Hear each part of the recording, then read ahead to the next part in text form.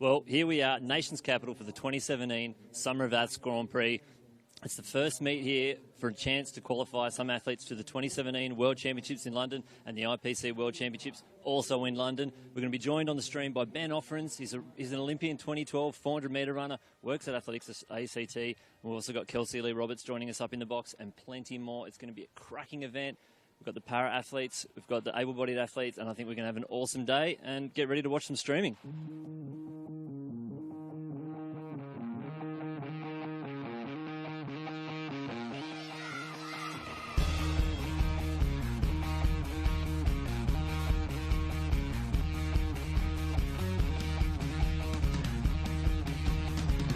The IAAF Nestle Healthy Active Kids Athletics program is fun, fast and awesome.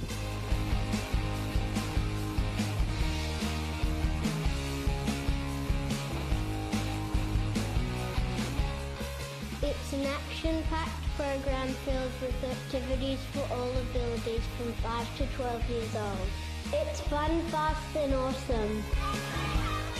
You can enjoy this program too now through the Sporting Schools program in primary schools across Australia. Come on, join us and sign up for athletics. For more information, check out athletics.com.au. Well, here we are at the nation's capital for the 2017 SUMMERofATHS Grand Prix. My name's Matt Lynch. Welcome all to the live stream. Whether you're watching on Live Athletics, there it is. Don't forget to use that hashtag SUMMERofATHS. Together we live in a nation of walkers, runners, jumpers and throwers, and we enjoy it together. We share athletics journeys with hashtag SUMMERofATHS. Don't forget to watch live.athletics.com.au, or you're watching YouTube or on Facebook Live. So let us know how you're watching. Don't forget to use that SUMMERofATHS hashtag. The weather's been pretty good all day. It is starting to cloud over a little bit, but the winds are blowing in the right direction, and we expect to see some excellent performances and here hopefully get ourselves a couple of World Champs qualifiers and IPC World Champs qualifiers as well from all our para and able-bodied athletes. We've got one of our first events up on the stream. It'll be the men's wheelchair 200 metres. Sorry, that is the girls. The women's in lane 5, Eliza Alt-Connell, and in lane 6, Angie Ballard.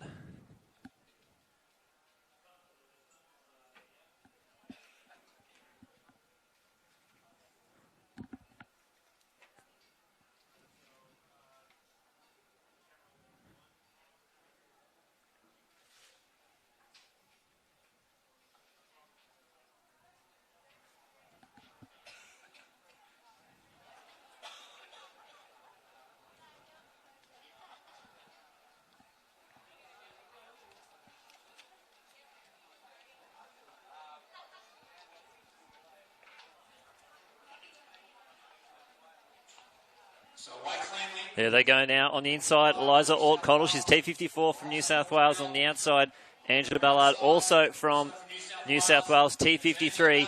And Angela Ballard on the outside, she's absolutely flying around this bend, and she's going to come into the straight with a very big lead. She's gone to 1, 2, 3, 4, 5 Olympics, starting from Sydney, Athens, Beijing, London, and Rio. But there she is, Angela Ballard taking it out, crossing the line, just a tick at the high 28s there. Eliza Alt-Connell finishing there in second place.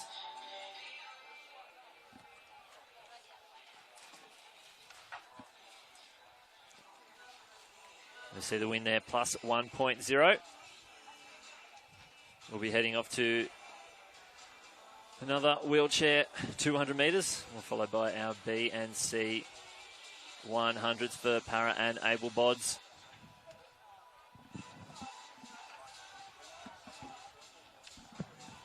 As we said earlier, we've got Ben Offerins trackside. He'll be around to get in the face of our athletes after they perform. Hopefully we get to see some athletes straight after their World Championship qualifiers. There's our results there. Ange Ballard taking it out 29.19. And Eliza Alt-Connell there in second place, 31.07. Wind plus 1.0. Let's hope that wind stays around that speed and that direction for the rest of the night. To help our sprinters and our jumpers as well go as best they can. It's also not a bad little win for the discus later on. They do mind throwing into a headwind, keeps the discus afloat. We've got the men's discus coming up at 5 o'clock. We'll see Matt Denny and Guy Henley in that later on. Matt Denny, 2016 Rio Olympian, 19th. And only 20 years old at the time, and the year before, second at the World University Games in 2015.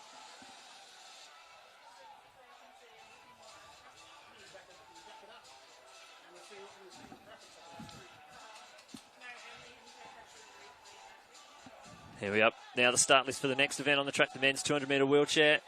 In lane 3, Gregory Luff. In 4, Sam Carter. In 5, Jason LaChance. And 6, Nathan Donaldson. So Luff, LaChance and Donaldson, they're all T34s. Sam Carter is T54.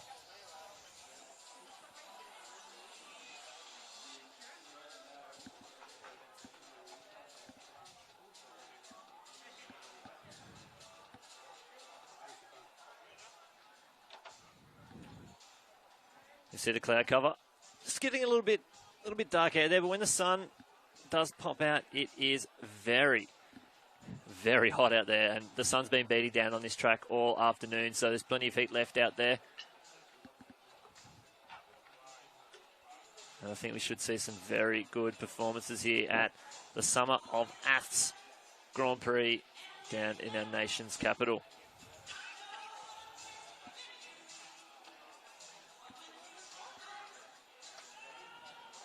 Now, live results can be found at athletics.com.au. They'll be available online there. The home of athletics, where you find your nearest club, coach and state support, and a full list of national events, merchandise, athletes' profiles, and all ticketing information for this year's domestic season, all in one place at athletics.com.au. This crowd starting to fill in now.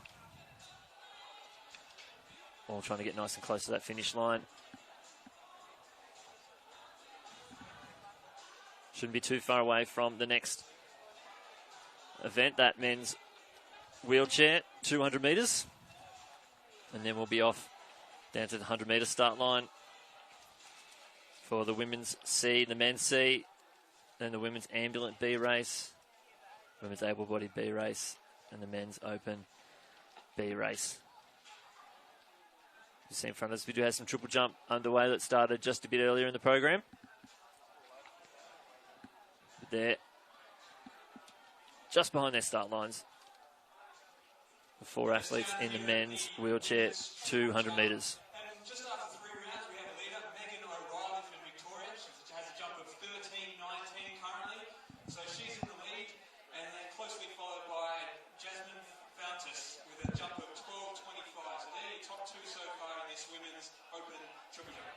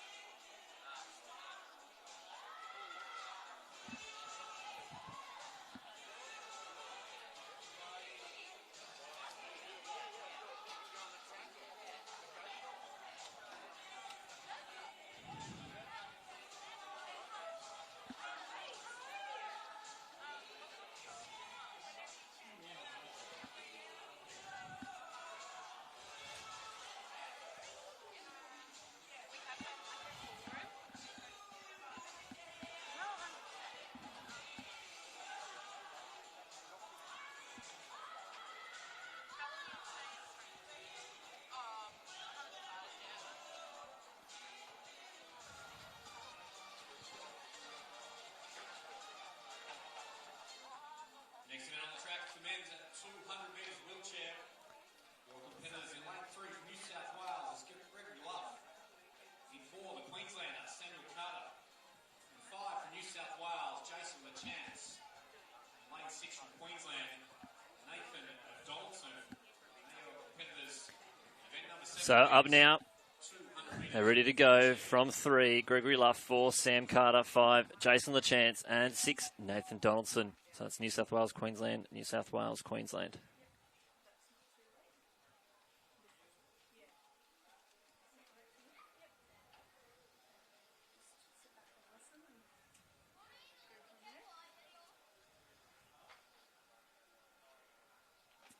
And a big, strong push there from Sam Carter, T54 athlete from Queensland, and he's definitely driving away from the rest of the athletes.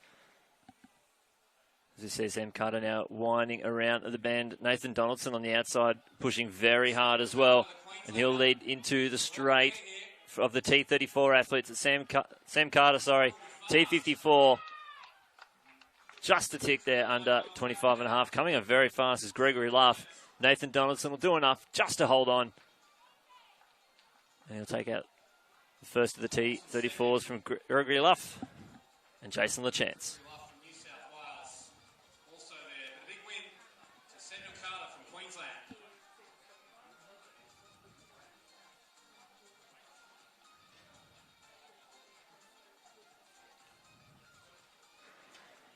Some very fast pushing there from our wheelchair athletes. We'll have to wait and see how those qualifiers go. If they've done enough to qualify themselves for the IPC World Champs, that'll be held in London just at the start of the able-bodied World Champs. It'll be the IPC World Champs in London, then following that straight away will be the able-bodied 2017 World Champs.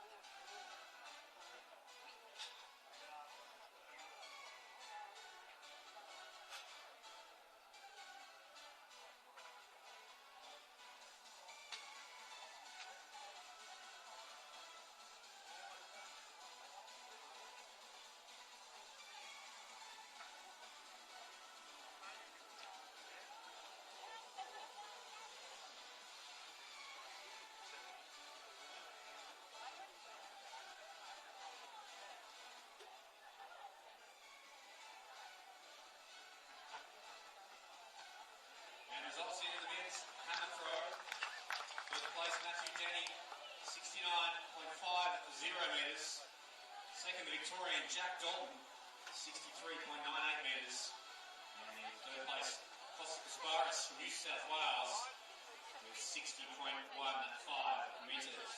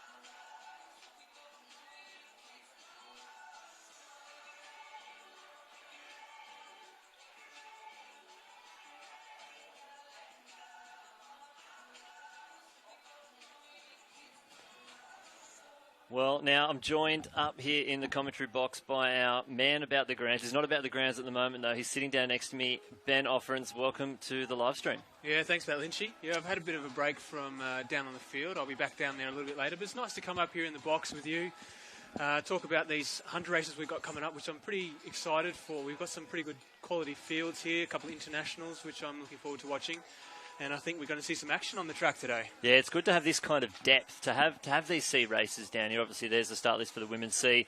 In lane 3, Stephanie Pollard. 4, Nicole Berridge. 5, Brooke Summerfield. And in 6, Sarah James. Now, we've already got our first international athlete, Brooke Summerfield from New Zealand. We'll see a lot of New Zealand athletes and a lot of Japanese athletes. Exactly. Obviously, we've got a couple of Olympians in these Japanese athletes. Yeah, Olympic medalists. Yeah, definitely. And they're obviously the quickest in the field over the men's list.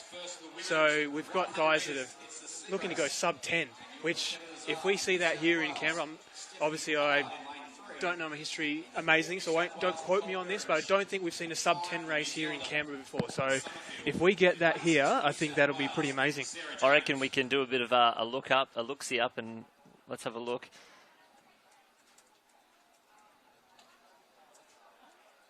And we'll be able to find out if there was a sub-10 in Canberra.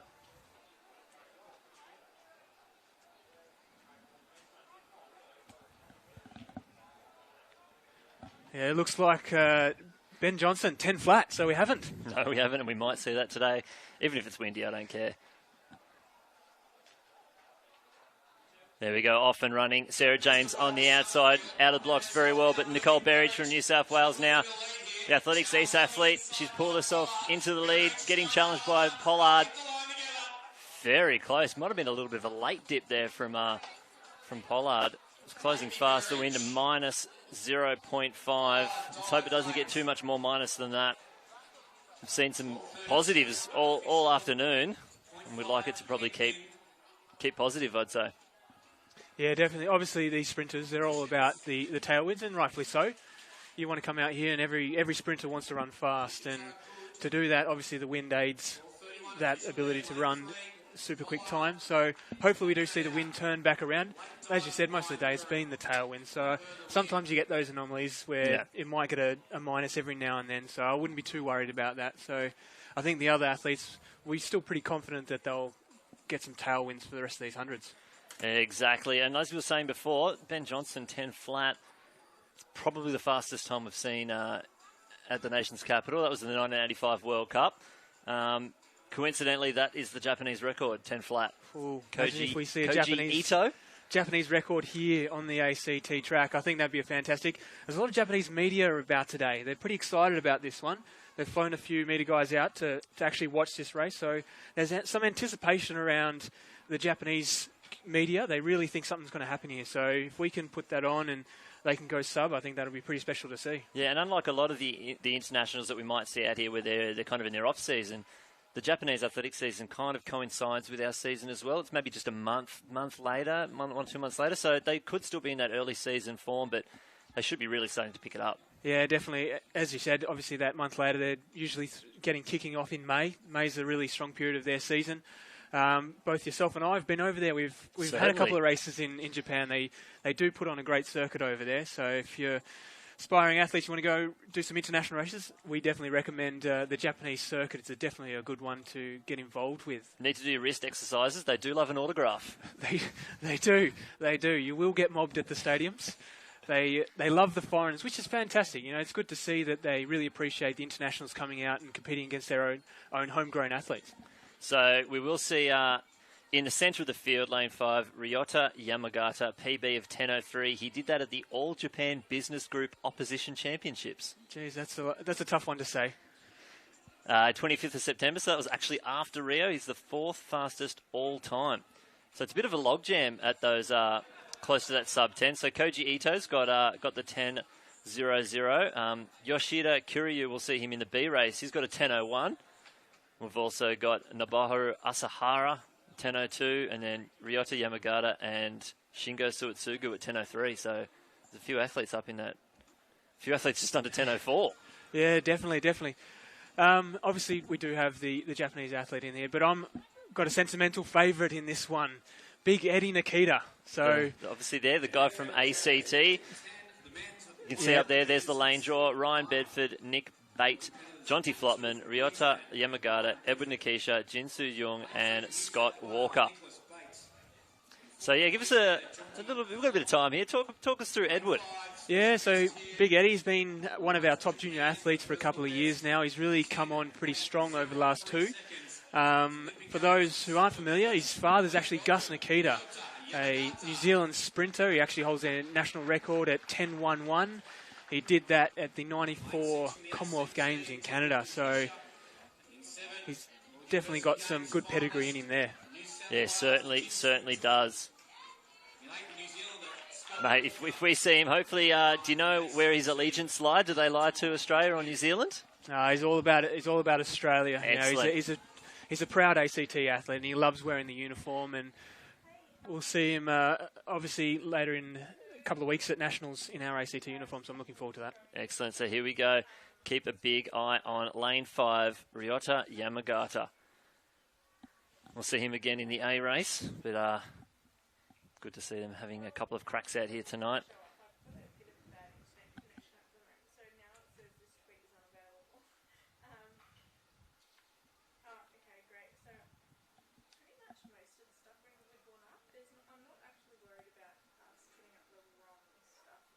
Fair start, Yamagata getting an absolute flyer, and he's tearing away from the rest of the field. Jinsu Jung also running well, but Yamagata taking it out. This is very, very fast. 10.06. The wind plus 1.3. We might see that come down a little bit, but very, his PB's 10.03. He's in good shape. He's in great shape, obviously, and it's showing 10.06, only 0.03 off your PB. You come here, so I think he's going to be pretty excited about this A race. He's come out here, look, we've got the tailwinds back, so obviously there was no issue with that one. 10.06, it's a fantastic time. It's probably one of the quickest times since Ben Johnson ran that 10 flat that we've seen here in the nation's capital. Oh, I would not be surprised if it was up there. Second in that race was 10.11, so... There you go. So there's a good chance that's probably the second fastest time we've ever seen here in the ACT.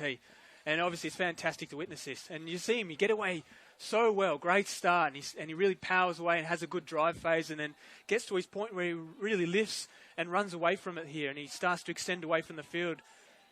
Nice form there. And strong all the way through the line. Jin there in second place actually probably ran pretty well. Yeah, it'd be interesting to see Jin's time. I think he'd be pretty happy with that one. Yeah, he actually did run earlier today too, in the pre-meet. Unfortunately, the clock didn't actually capture the race, so he was pretty happy with it. But I'm glad he got out there and ran again. He has got a PB of 10.27, so he's pretty handy. He's definitely a quality athlete. He's one of our top Australian sprinters here, and he's coming back pretty strong this season. So I'm looking forward to seeing what he can do leading into nationals, because it seems to be hitting his straps at this pointy end of the season, which is good to see. Yeah, he's working full-time currently as well, spending a lot of time sitting down, which he's not too much of a fan of. He doesn't like sitting down and then going out and sprinting. It does make it tough. But yeah, very, very handy running there from Yamagata. The next race up on the track will be the women's ambulant B race. And this is great for our athletics that we've got a B race in the ambulant 100 metres as well. We've got enough athletes out there to produce two races. Yeah, definitely. It's fantastic. And obviously the quality of athletes as well, especially with Jodie Elkington-Jones. She's a fantastic quality athlete that Australia's been proud to have over the years. She's had some amazing international performances, and I'm actually looking forward to seeing how she goes in this one. Yeah, exactly. So there's the start list from the inside. Alyssa Jordan, Taylor Doyle, Jodie Elkington-Jones, Erin Cleaver, Sarah Walsh, Holly Saunders, and Anna Stephen. And it's good to see a few of our long jumpers. So Jodie, Erin, and Sarah, all long jumpers, and obviously need a bit of speed in that long jump. It's obviously important on the run-up. You need that speed to be able to get that takeoff.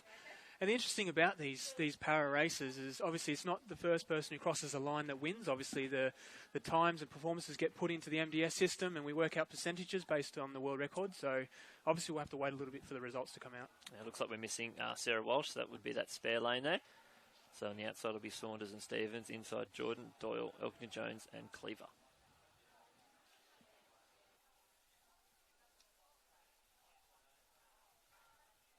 They're away on the inside. That is Alyssa Jordan, but Erin Cleaver from New South Wales starting to tear away now. Getting chased down by Taylor Doyle and Alyssa Jordan. But Erin Cleaver, too strong in the centre of the field. The T30 athlete from New South Wales, crossing there in 13.70. But like Ben said before, we will have to wait to see these that are off the percentage. So once they're in opens, it's a percentage off the world record, and we'll work out who takes the win in that race. But some very handy running, obviously using the conditions, plus 1.5. It's turning it on. There you go. It's good to see another positive wind. I think these open women and men are looking forward to getting out on the track. Obviously not long to go now for these B races, and then obviously we'll have to wait a little bit till we see the A.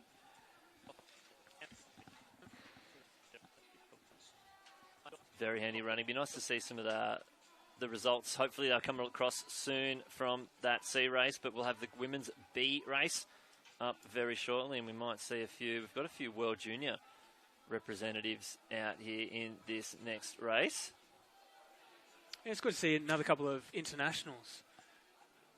That's one of those things where obviously our local athletes don't always get to the chance to run against these internationals, and it's good to see they've come over for this SUMMERofATHS Grand Prix. They've heard about the reputation that Canberra does have, being Australia's fastest track. I'm happy to put that out there and claim that. Well, Obviously, I'm a bit biased to that. I don't think many would dispute it. No, definitely not. And obviously... what about running reverse in an old Perry Lake Stadium in WA? Well, funny you say that. One of my fondest memories as a kid was back at the Perry Lake Stadium. They reversed the wind. It was back, I think it was 98. And I saw Patrick Johnson go 9.89. And as you said, it was windy. It was windy time. But doesn't matter. It's one of those things, just to see someone go 9.89 in person, it's actually pretty impressive. And that was obviously before he went on to break the national record and run 9.93 in Japan. So at the time, it was a massive deal, and people blew up about it. And you knew from that point that PJ was really going to go on and do something special. So there we go. Official results there. Gin, 10.32. So he'll be happy with that one. He's running himself into a bit of shape. Nick Bate there, 10.65. It's a PB for Nick Bate. Ryan Bedford, 10.69. It's an equal PB. And Gus's son, Ed. Yeah, he'll be stoked with that. He was obviously he did his PB last year at the end of the year in December at all schools. He ran that 10.75 at this exact track. So he's obviously maintained that form. He's still in shape, which is good. So I'm actually pretty confident about him going through to nationals, and I think he can really do something pretty special then. And he's done well. He was sandwiched by Jin and Yamagata. So he's got a 10.06 guy on one side and a 10.32 guy on his other side, and he still comes out. And he probably thought he had a bad start, but I'm sure it was a fine start. It probably would have been fine, and that's the thing. He's probably never been in this situation before.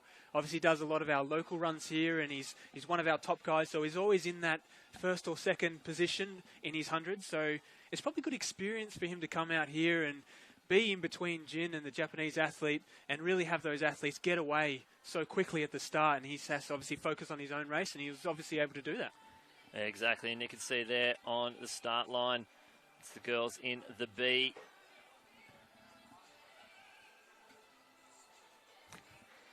We're losing a couple of athletes out there at the moment. Some of them are moving up into the A races later on, but it looks like we've got Jessie Andrew out there, Jasmine Everett, Abby Goldie, and Sarah Blizzard. Yeah, it's one of those things. Obviously, we have a few athletes moving up into the A race, but I like what the Japanese did.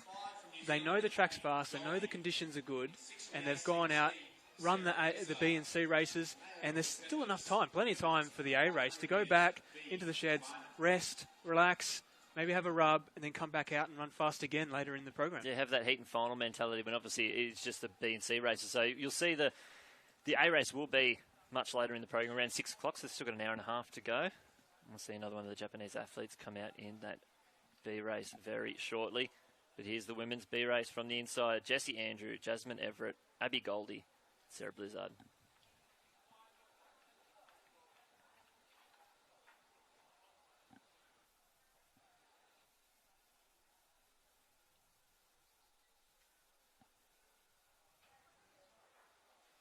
Pretty even start there. Jasmine Everett coming out, probably the best out of that transition. She got a bronze at the New South Wales Champs. She's getting pushed here by Abby Goldie. They might start swamping her in the later stages. Blizzard closing fast. Very, very tight there. I think Everett may have just held on from Goldie, and a fast finishing ACT athlete Sarah Blizzard. Yeah, it's a good time there, 11.97. Anytime the women go under 12 seconds, it's obviously a fantastic performance. So I think she'll be pretty happy with that one. Yeah, she's got a PB of 11.99, so it looks like official 11.97, wind plus 1.5. Done very, very well. So she might have sorted herself out a new PB. Depending on how close they were, Sarah Blizzard 11.98, a PB. That's her PB, so she might have gotten close. I don't know if it was that close, though. It's always good to see people running PBs. They come out here. Obviously, Everett's travelled down from New South Wales. She's come here, obviously, expecting to hopefully put in a good performances. And it's nice. It's rewarding for the athletes to be able to make the trip here and come away with a PB. As you know, athlete yourself, anytime you ran a PB, you were pretty happy that day. And it's what the sport's about. We're out here to try and obviously better ourselves and see how well we can do and push ourselves to strive for more. And I'm obviously happy for her, and it's fantastic to see. And I think we're going to see more of that over this weekend. I don't think that's going to be a first and only. No, I definitely think we'll see a fair few PBs. If not, I wouldn't be surprised if we see 90% season bests. Yeah, I won't disagree with that one. Obviously, I was here a couple of weeks ago for our ACT champs, and you'd almost go as far as saying 75% of the winners were almost doing PBs or season's best at least. So it was fantastic to see. And even though going back that far, even though on one of the days there was a little bit of rain earlier in the day, so the track was still a little bit damp, but we saw people like Josh Clark coming out in the 10.22 on a wet track, just eases up, no issue at all. We had Huff come out when it was still raining and run a 13.59 in the hurdles. That was ridiculous. You know, that's only 0.03 off his PB, which he did to qualify for the Rio Olympics. And he's done that on a wet track in the rain. So I'm excited, the fact that there's no forecast rain. He's going to come out here and hopefully put out a good one. So there's the start list there for the B race. From the inside, Zach Topping, Zach Holdsworth, Yoshida Kiryu, Aaron Stubbs, Shotahara, Jordan Shelley, and Michael James. So you might have thought that Nick Andrews was maybe going to be in the B race. He's actually moved up now into the A race. We'll see him a little bit later in this evening.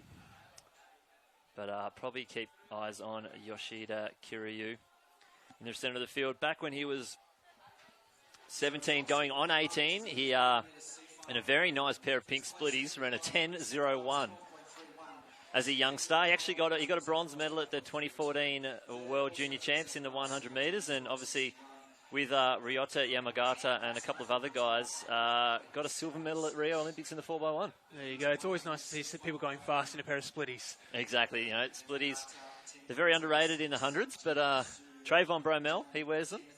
It was a common theme back in the day, back in the 80s, obviously. So Carl Lewis rocked the splitties every single time. But one of my favourite athletes going back to 2004 was Crawford in the 100 metres. Yep. He came out in a quarter-final in a pair of splitties, and he wore his hat backwards as well. And still post a quality time. So obviously it's not really the splitties that are slowing you down. So it's nice to see some of these athletes still rocking the splitties every now and then.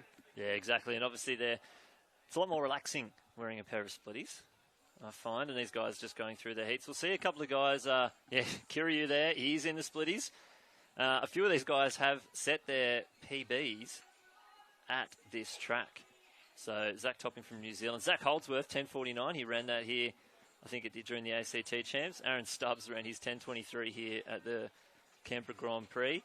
Jordan Shelley ran his 10.49 PB here at the ACT Champs as well. So I think Michael James on the outside, he ran his PB out here as well. So, you know, well, like we said, it's a PB track. There you go. And obviously, as you said, from our ACT Champs, we've already got 2 or 3 people in this race who have had PBs from that. Yeah. So, and I'd almost say that the conditions today are better than then. So if they've come here in good form, I think they could go quicker for sure. Obviously, Shelley, he's moved down from Sydney. He's now based here I thought he might be. He still runs for New South Wales. He's pretty loyal to his old club, which is fantastic to see. It's always good to see that. But he's now based here, and we call him the Shellycopter. He definitely takes flight once he gets going. So I'm actually rooting for him here to see if he can go quicker than that 10.49 he did a couple of weeks ago. Yeah, 2015 World Youth Representative. Qualified in the 1 and the 2, but only ran the 2 over there. Very handy. And he's in his Cherrybrook garb.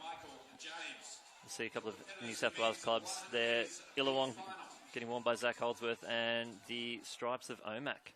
Yeah, I'll be interested to see how Stubbs goes here. He's already run 200s today. He ran in the earlier ACT Summer Series pre-program.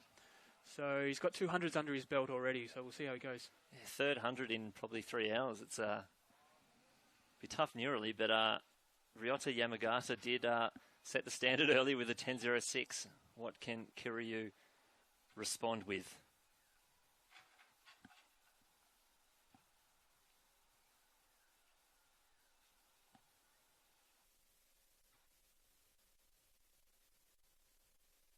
There we go, fair start. Well done from Holdsworth, but now here comes Kiryu. He's into his stride, and he's starting to wind up. Look at that turnover. He's tearing away from the rest of the field. This is very fast, 10.05. Oh, I see your 10.06, and I beat that with a 10.05. Fantastic to see. These Japanese athletes have obviously come in here in shape. It's starting to get to that point where they're leading into their season, so it's at that point in the season where they want to run fast. But 10.05... We've just got a new second fastest, 10.04 it's gone down to. So we've had it round down to 10.04. So there you go. Wind plus 1.4, and, well, that is some excellent running there. Shotahara coming up for second place from a fast-finishing Jordan Shelley and Holdsworth. But, whoo! A-race later on. Stick around at 6. Should be right now. I want it to be right now, but we'll see it at 6 o'clock. I think it's around 6 o'clock. There we go. We've had two of the fastest times ever run here in the ACT in the space of 20 minutes. Excellent. And I feel like it's going to get done again and again and again. And you know, I don't want to be controversial or anything, but obviously that athlete that did have the fastest time was Ben Johnson, who was later found with drugs and was banned. I don't think that's controversial. So I don't want to get into it too much. But compete clean, that's what we aim for. Exactly, and I'm all for that. So, to me, I'm putting these two Japanese athletes down as 1 and 2. In the final later on? Yeah, I reckon. You don't think they might be able to pull a long-haired New South Wales sprinter? Funny you say that. I'm really looking forward to Josh Clark because I think he's going to do something pretty special today. Obviously, in his races previously, he's come down here to Canberra to run. He's been a clear leader. He's been out in front. He's had it all to do himself. Now he's going to have two Japanese athletes in the race with him, probably getting, because obviously great starters. They get away really, really well. So they're going to put the pressure on Josh Clark, and it's going to be up to him whether he can respond with that and obviously take off with him, either get dragged through him or even come over the top of him, and we could see something pretty good from him. Well, I think he's actually raced Kiryu. I think they were in the semi-final together at the World Juniors there in Eugene. Fortunately, Josh ran around 10.7, so didn't get through like that, but we should hopefully see 10.12's the time. And obviously, I did speak to the Japanese coach last week. 10.12 is their World Champs qualifiers, so we've just seen two World Champs qualifiers for the Japanese athletes. It's fantastic to see, obviously, from the athlete point of view, but obviously we want to see some Aussie qualifiers. So we want to get Aussies qualified here in the ACT, and I think we will. I think we're going to see some pretty good things. We've got a lot of quality athletes here over the weekend. So these boys are very, very close. But I think we might have to say goodbye to Mr. Offerins. You'll be going down trackside, but you'll be getting into the thick of the action when you're out there. Yeah, definitely. I'm going to go and keep an eye on the field. Obviously, we've got some top athletes out there. Going to go and see one of my favourites, Matt Denny. He's in the discus a little bit later. So hopefully we can get down there and have a chat to him. He'll be pretty... He's always one to get on the mic. He's not shy at all. So we'll see what's going on down there. And another one is Danny. Danny Stevens. Danny Stevens. Not Danny Samuels anymore. She's recently married. It's obviously nice that she's taken a name that's fairly similar. It does help. It does help. Does help in the commentary box. But there's the results there as Ben Offerins says goodbye. He'll be back on later on, and we might hear from him from the field. But there we go. Yoshida Kiryu, 10.04. Very close to his PB there of 10.01. As we see the start team walking their way over to the 400 metres. We'll see the 400 metre B race up very soon. And the athletes just going through their final warm-up throws in the discus.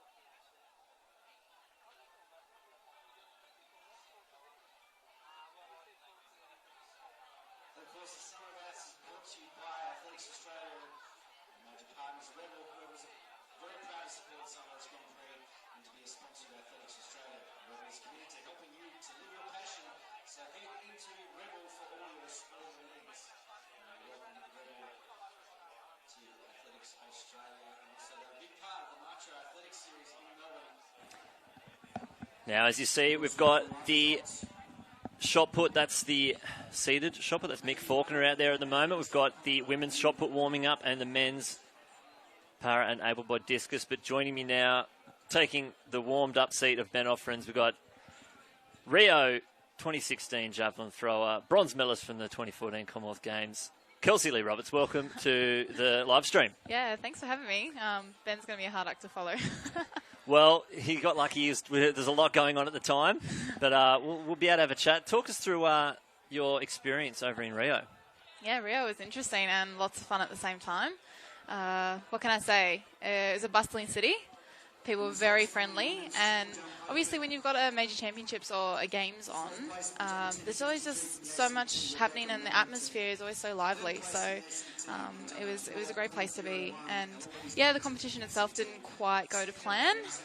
Definitely would have liked to have performed a little bit better and put a better throw out on the field. But at the end of the day, what can I say? I've been to an Olympic Games. That's ticked off. Obviously, had a pretty exciting international debut in 2014.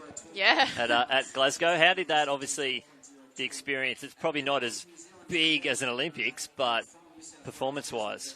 Yeah, I had nothing to compare it to, so every part of that was kind of new and exciting and big for me. And competing in Hampden Park is just an incredible stadium, and it was packed the night that I was there, so 40,000 people cheering. I think they refer to it as the Hampden Roar. It really was like that. I remember having a moment down in the field with the women's 800-metre HEP final on, or finishing their event, and I had to block my ears. It was so loud to try and stay in the zone. So definitely that was, yeah, one I'm never going to forget. And to finish the way I did in that competition, wow. It's not a bad way to debut on the international scene. And does it help having I don't know if they'd enjoy the, say, old heads out there with Kath and Kim out there. Usually they're going to be out there when there's an international javelin meet on. Does it help having them out there with their so much more experience at the international level? Yes, definitely. I think I looked up to Kim as a young athlete and saw her competing, kind of like, wow, like Kim Mickle, I want to aspire to be just like her. So when I actually started competing against her, I was very nervous. And kind of as I got to know her, she was very open to having a chat and giving out advice and help me out. So having both her and Catherine there at Com Games actually really helped settle me. I'd competed against them domestically, so I kind of knew their faces, knew what they were like in competition, and it made it more familiar and definitely helped settle the competition. Yeah, it's got to help knowing that it's almost like having a home comp. You know you're going to have two people that are always there, who've been through it before, and they're going to be able to help you through. So obviously we're going to look forward into 2017 to the London World Champs. Yep. How's your preparation been going? You've had a throw already this year? Yeah, I've had a couple of throws. First one was at ACT Championships a few weeks ago now, and really happy with the opener through 59.20, and then backed up a week later at New South Wales Champs and through 59.18. So I've had two really good hit-outs. The first one's always a bit of a, blow the cobwebs out, kind of get a feel for it. And then the second one was just a good competition. And I'm ready to kind of launch one tomorrow here in Canberra. We see maybe a plus, is it 61.40? That is the one, yep. I'm definitely looking beyond that number tomorrow. So with the wind conditions here, obviously you might be throwing from, say, the finish line end, or are we going to set it up? Do you like a headwind jab or a tailwind jab? Well, at the moment, I'd probably go the start line end. With a little bit of a right-hand tailwind. I think that's going to be perfect for a sit in the wind kind of like slight carry javelin. That jab to, you only need 61.40. You don't need to go any further than that. I'll be pretty happy with that. So we'll see you back here tomorrow. That's going to be excellent. Obviously, very shortly, we'll have the discus and shot put underway. Got a few athletes out there in the shot put. Brianna Bordelanza, Alicia Burnett, Yasenica Denethauthau, Chelsea Lenarduzzi and Christina Moore. And not too far away as well, some athletes in the men's discus. 2016 Rio Olympian Matt Denny out there as well. He needs to try and get that 65-metre mark to qualify himself for the London 2017. Nearly said 2012. It must be good having that obviously for the City of London, it's excellent too. Their stadium, giant stadium, it gets used, but it must be great to try and get into an it's just another Olympic stadium. Yep, and to be fair, we're pretty lucky. This will be the third Olympic stadium we get to compete in, because Beijing was in the Olympic stadium. We got Rio last year, and now we get London. So they just relayed the track last year before the London Diamond League. So it's going to be absolutely perfect.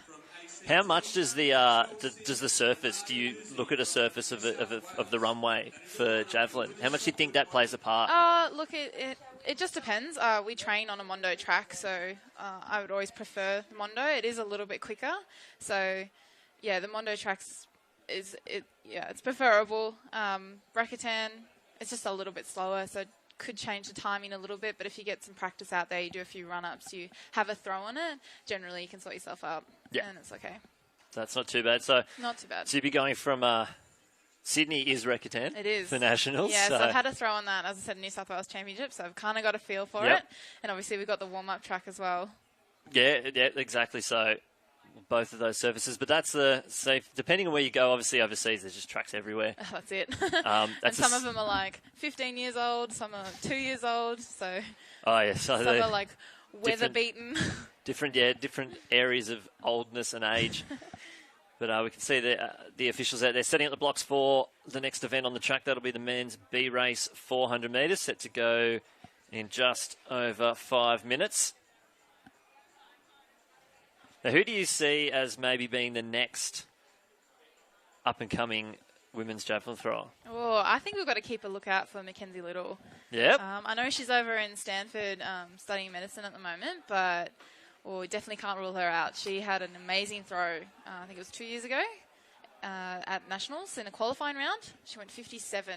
Oh, yeah. That was, I think, down in Melbourne. That was in Melbourne. Yep. It was an early morning qualifying as well. So for her to throw 57, I think it shocked a few of us. Well, yeah, especially when that would have been the first year she had to throw the big weight, because she obviously won the World Youths in 2013 and throwing a 500. And then came through the following year with the 600 gram, and boom, here I am. Exactly, it's a big step up, but I suppose it is that next one again, that throwing high 50s, but then trying to crack that 60. Yeah, that's it. But I tell you what, Catherine Brooks, a couple of weeks ago, Victorian champs, threw a PB of 54. So she's out here tomorrow as well competing, and I think we can expect some good things from her as well.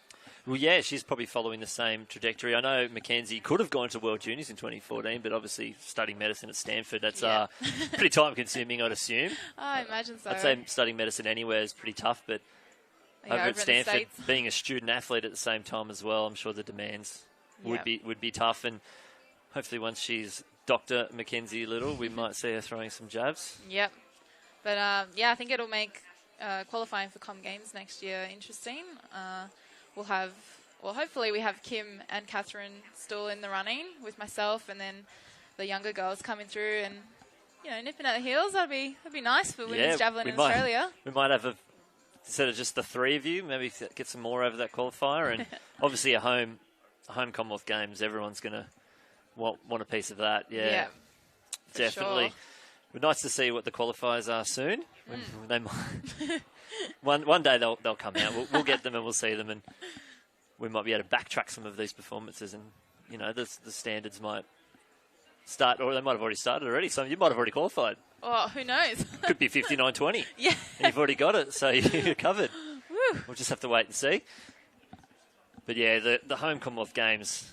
That's going to be pretty spectacular, isn't it? Hopefully Kim can get her knee sorted. Yeah, and then as she said, I don't know if you saw her interview post knee op, but gives her time for her shoulder to heal as well and get that sorted for Jav. So hopefully all goes well. Otherwise she may have to change hands. Yeah. And, might have to look. Kim Mickle has proven she could us do all. it. Yeah, she could. That would be a bit of a turn-up if she qualified throwing lefty, but... I don't know if you've ever seen some opposite-handed throwers, but we can certainly make things look entertaining at times. Yeah, I'm sure it's almost like just picking it up for the first time and going back to being a baby again. It's just like talking to people and saying, oh, I remember throwing that back in high school and used to hit myself on the back of the head, or it never landed flat. So I imagine that's what we would be like throwing opposite hand. Yeah, it'd be tough to, considering everything's just been one side all your life. Yeah. Would not be easy at all. I'd say it'd be the same as telling these 400 guys to run a 400 backwards. I'm sure that would be pretty tough. I've tried turning right. No, doesn't work. It's not good. You either turn yourself to 45 degrees or you do little hexagons on the outside, and it's not very good. So I assume throwing a javelin there would be much the same.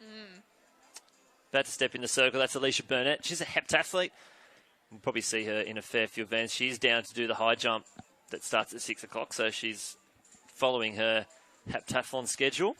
She went to the 2013 World Youth and 2014 and 16 World Junior Champs in the HEP, and in 2016 she did the high jump as well. So she's a pretty handy athlete.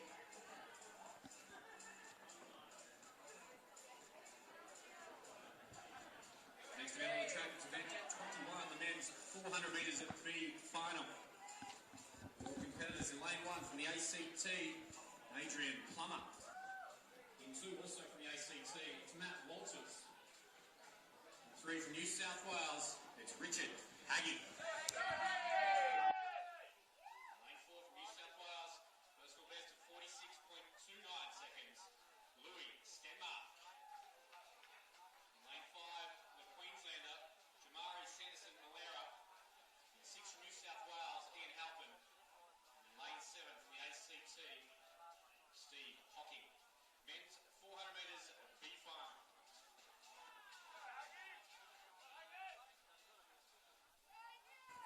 They're on the start list now. The athletes in the 400 metre B final from the inside: Plummer, Walters, Haggie, Stenmark, Sanderson-Malera, Halpin, Hockey, and Agnew.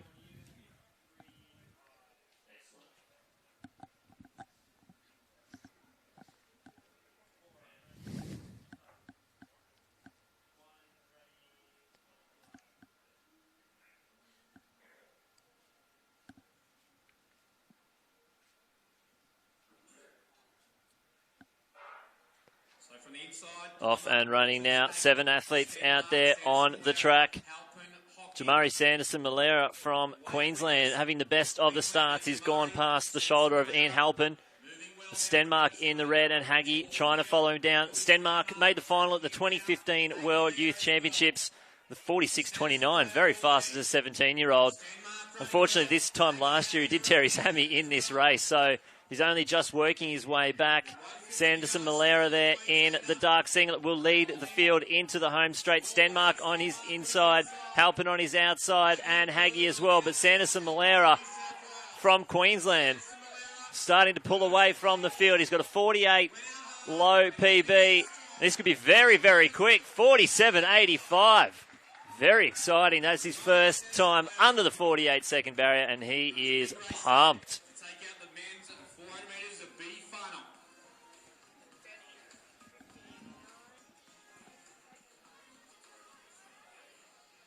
As you see Jamari there, obviously feeling the heavy lactic of the 400 metres. Denny over in the discus, throwing around 59 on his first throws. So obviously this season he's thrown 62.06. As you see the final stages there. Stenmark just tying up a little bit in those final strides. But Sanderson-Malera just too strong. Just getting underway in the field, we have the men's discus throw, as well as the men's discus ambient. How much lactic do you get in a javelin, Kelsey? None. None at all? 0. Do you have to do any kind of that kind of I work was in just training? about to say, or- it's probably been a few years since I felt lactic. That's a good thing. Definitely all power. All power. Let's stick to that. And rounding out the field for the open men's is William Brown from I'm sure there's no speed jav. You don't have to do a 400 metre run up for you. No. Stick to like 30 metres. 30? Yeah, that's good. That's the perfect distance. Have you ever had to come to a track that might have had, say, a shorter runway and had to, shorten the run up? Oh, look, I'm probably pretty lucky because my run-up's not overly long. Yep. But definitely some of the guys, you see them get a bit stuck right at the end of the runway, and you got javelins sticking over the fence because they're trying to use all of the run-up. So you sometimes wonder about them. and just stay out of the way. If you're at the back watching. Oh, man. I do remember here at All Schools, one of our young Queensland javelin throwers, Nash Lois, he was standing actually past outside the fence. There's a little gap there at the javelin, Yeah. and an old lady did walk in front of him while he did let her go. Just come on through, but Yeah, he you was kind standing of- so far back, she just thought he was part of the crowd. Yeah, it is actually just like a small extension, and people just kind of don't even notice it and just like walk on through. And you got someone on the runway. Probably the most dangerous of the field events to walk in front of when you're that close. Yes, maybe you don't even have to stand that close. One of the officials at Nationals last year copped one in the hand. I heard she tried to catch it. Oh. What was her Is reaction? that the story that's going She's, around? you know, when something gets thrown at you and you just put your hands up to try and stop it, Yeah. it's not going to stop a javelin. No. Yeah, I think it was while the women's heptathlon was on, and maybe just got a little bit distracted by something on the track, and Yeah, one of the girls accidentally hooked it right. well, you've seen it a few times. Cedric Dubler nearly took out a cameraman yes. at. If you just hold on to it just a little bit too long, you might take someone out, and he nearly did spear a cameraman over in Yes. Rio during the decaf. I think he responded quite well from that, actually. That can shake a few people. Well, I know. nearly killing someone on the field of play, I think might, yeah. I know the story goes back years, or quite a few years now, but Tero Pikamaki pulling one off to the side and accidentally skewering one of the long jumpers. Yeah, I think that's probably why we don't see many long jumps on the infield. Yeah, well, I think it's probably a smart move. Yeah.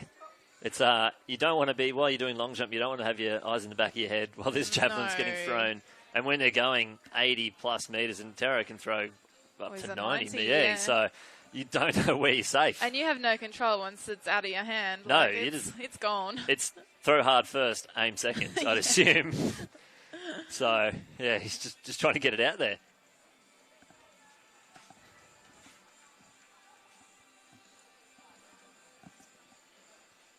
You see there, in the discus, that's Marty Jackson. He came away with us, Marty, to the 2016 Oceania Champs. He used to play American football. Unfortunately, an injury severed a nerve in his leg. So, and we did name, he was named captain. He was actually named captain, I think it was on the 2-year anniversary of his injury. So he's pretty stoked to Wow. to be named team captain along with Hannah Joy out there. So That's a great effort. it's good to see him still involved in the sport. Obviously, I don't think I think shot put's his main event, but I don't think he picked up a shot put until the injury, and obviously trying to continue on with his career now. And He's got a perfect build for shot put. yeah, And low if you center got- of gravity, and Yeah, I mean, even all that training would have transferred well, and just needs to be able to push a shot hard, and that's he's it. sorted. You might see him later on in maybe he might do the open men's shot against Damien Birkenhead. Yeah. He's been throwing very well. Yeah, give Damo a shout out. Get him across the line, and also get a qualifier out there this weekend. Yeah, That'd be good. he's got a fair few under his belt at the moment, but I'm sure he wants to get that I'm sure he's Australian looking after, record. yeah, I was going to say, I'm sure he's looking for Scotty's record. It'd be nice to. It's good to see we've got this Trans-Tasman rivalry with a shot put. New Zealand's got Tom Walsh and Jack O'Gill. We've got Birkenhead, and hopefully those guys can continue to push each other. And Tom Walsh has just gone leaps and bounds ever since he came through Yep. that World Indoor medal, and he just keeps going further and further. And I know Jack O'Gill's got some very entertaining training videos on his Instagram. Yeah. If you guys haven't checked it out, you gotta. This is a good laugh. I did see him do a scooter shot put record, rolling down the hill Yep. of the velodrome on a scooter into a shot put. So I'm I sure saw that one recently that as was well. probably the first time, so that's probably why it was a world record. But next event on the track, the women's 800-metre wheelchair from the inside. Jemima Moore, Ange Ballard, we'll see her again out here. She's already done the 2 in 5. Maddie De Rosario and lane 6 did the 2 as well before. Eliza Alt-McConnell. It's Jemima Moore. In lane 4, she's been a world champion, a world record holder, an 8-time Paralympic medalist. Please welcome Angie Ballard. In lane 5, silver medalist from Rio, Madison De Rosario. And in lane 6, from the World Championships, Paralympics, Commonwealth Games medalists from New South Wales. It's Eliza Canal. They are competitors in the women's 800 metres. So in this event at the 2016 Rio Paralympics, Maddie De Rosario finished with the silver in this 800. Ange Ballard, a bit more suited to those shorter distances. She was bronze in Rio in the 1 and the 4. So we may see Maddie come home strong in those final stages. We see Ange Ballard now really pushing hard early. Her and Alt McConnell, they've already done the 200. We see Ballard going very hard early. These girls also trying to qualify for the IPC World Champs, which normally at Olympics it'll go able-bodied, then the Paralympics, and this time for the World Champs it's reversed. So the para-athletes will be first, and that'll lead up into the able-bodies. And I'm sure it's just going to be a festival of athletics. No doubt. Exciting to be involved in it, and just being in that hub of athletics in Europe is just another level. It really is. Yeah, even the smaller meets or the lower tiered meets, they still pull such great crowds, and people just love athletics. They love the sport, and it's so good to be a part of. Yeah, it's exciting. I'm sure those javelin-centric countries like Finland and all those Scandinavian countries, they just must. Yeah, I love travelling to Finland. Been for the last 2 years now, and yeah, always big fields of throwers and people. Well, I mean, I competed in a Jav Carnival the last 2 years, which is just javelin on its own, and they'll draw thousands of people to come and watch. So just javelin. Yep, just javelin, and you've got like 3 rounds of competitions. You've got like a men's A, B, and C, and a women's A, B, and C, and you've got javelin all day, and then they run like a 4-day javelin carnival for the kids to come and learn how to throw. They just love it. It's probably their national sport. Yeah, it probably is. We see now Maddie De Rosario tucked in behind Ballard the whole way, but just too strong at the end. 1:47. Very handy. Just working off Ballard, breaking the wind in those first 600 metres. Looks like these athletes are out here helping each other out.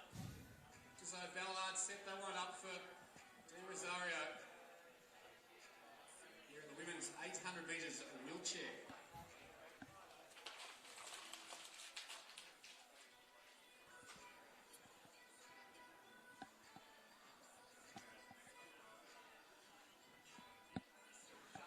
Oh, Matt Denny.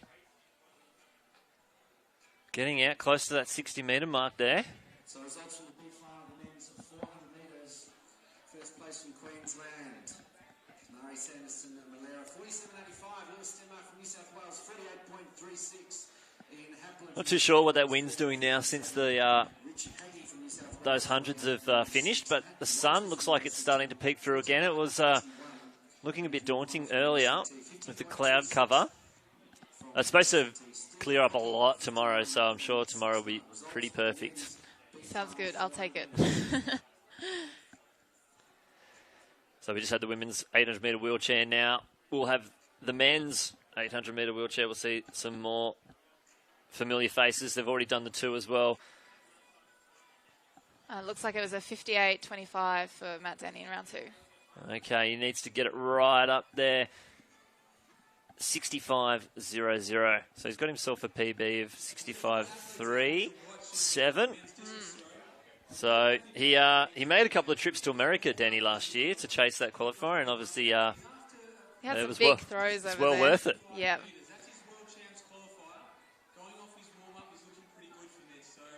But he's in good form. He's 62 in Brisbane. Yeah, 62.06. So he's and I think that might have been on he calls it a slow circle. So he's very particular about his circles, Denny. Arnold discus throwers. They are. Which cage they want to throw out of. I'm surprised he hasn't asked already today which cage. I think he may have got them to line up both cages, actually. Yeah, I'm not surprised. That does not surprise me. It's a bit like us javelin throwers and javelins and wind directions. So Well, I guess each event has... Yeah, the 100 runners are now starting to get their races turned around. So Yeah. the only one yet to perfect it is the 200. It's really hard to turn a 200 metres around. But there's your start. Looks like we've only got 3 athletes out there at the moment, so no Josh George. And from lane 4, Nathan Donaldson, lane 5, Gregory Luff, and in 6, Jake Lappin.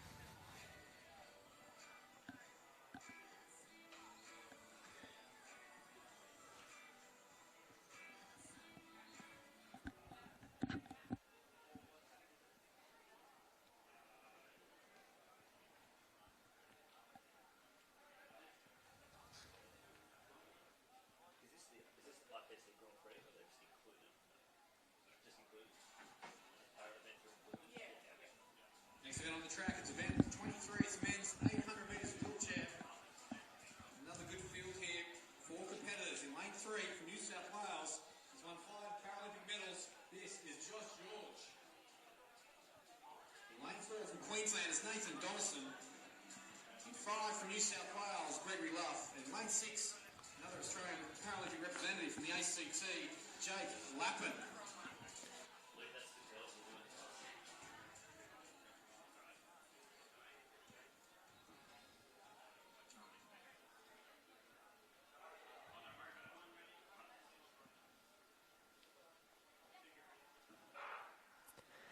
And again, from the inside, Nathan Donaldson in 4, Gregory Luff in 5, and Jake Lappin in 6. The Lappin's a T54, with Donaldson and Luff both T34. So T54 is, they've got a lot more movement in their upper body. So that would be more of a paraplegic, whereas the 34s have a little bit less movement in their upper body as well as their lower body, so that's why they're classed differently. So it won't necessarily be the first to cross the line to take it out. They will compare it to the T54 and T34 world records. But some very, very fast pushing here from Jake Lappin. Looks like he's got his Rio Paralympic bodysuit on as well. He's looking good. He's going very, very hard. He's going through just a tick over 50 seconds. You'll probably see the able-bodies go through that, but they won't finish as hard as Jake will. We might see him go around that low 140s, maybe in the high 139s. That's Greg Luff, just a close, followed by Donaldson. And Lappin still pushing hard, 250 to go. Looks like he's starting to feel it a little bit there. I'm sure the lactic is starting to build up in these final 150.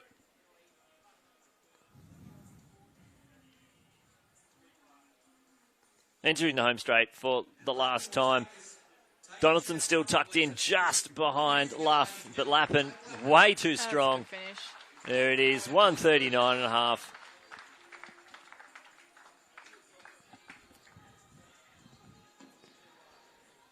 There we go now. Donaldson, very tough to pass on a bend. Obviously going a little bit wider than normal. This should be a good little battle here between Luff and Donaldson. Donaldson obviously having to go a little bit further around the bend, but Luff just having probably a little bit more in the tank there to hold off Donaldson, and he'll finish second across the line, followed by Donaldson. Luff and Donaldson go across the line and complete their race. 139.70 seconds. So a big win there. The Australian Paralympic representative in the men's 800 metres wheelchair.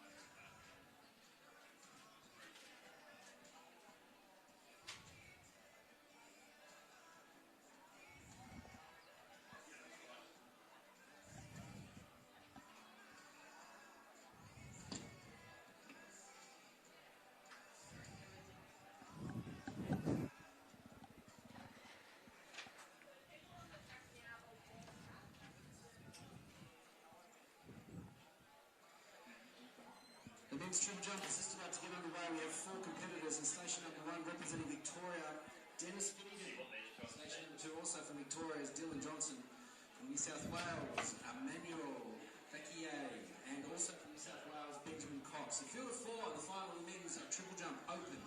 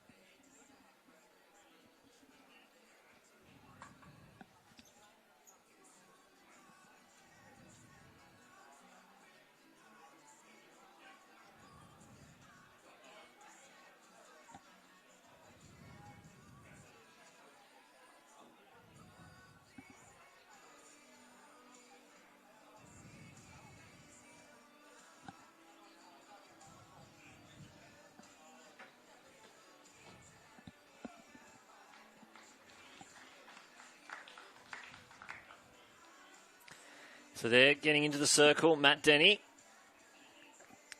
trying to hunt down that 65.00. I know we're inside at the moment, but it looks like the wind has sort of settled down a little bit. It doesn't look as blustery as it was before. Yeah, certainly if you look at the flags, they're not pumping. So I think the guys often look for a headwind, so not sure that these are ideal conditions for Matt. No, just unfortunately not getting it out there as far as he wanted. Looks like it's just short of the 60-metre mark. But yeah, they definitely do enjoy a good headwind just to keep it up in the air. Yeah, just float it.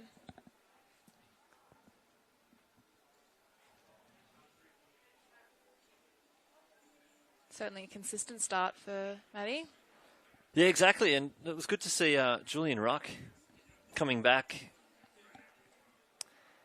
But we've got Ben Olferens. He is discus side. And Ben, what is happening out there in the circle? Yeah, thanks for that, Lynchy. I'm down here at the discus throw.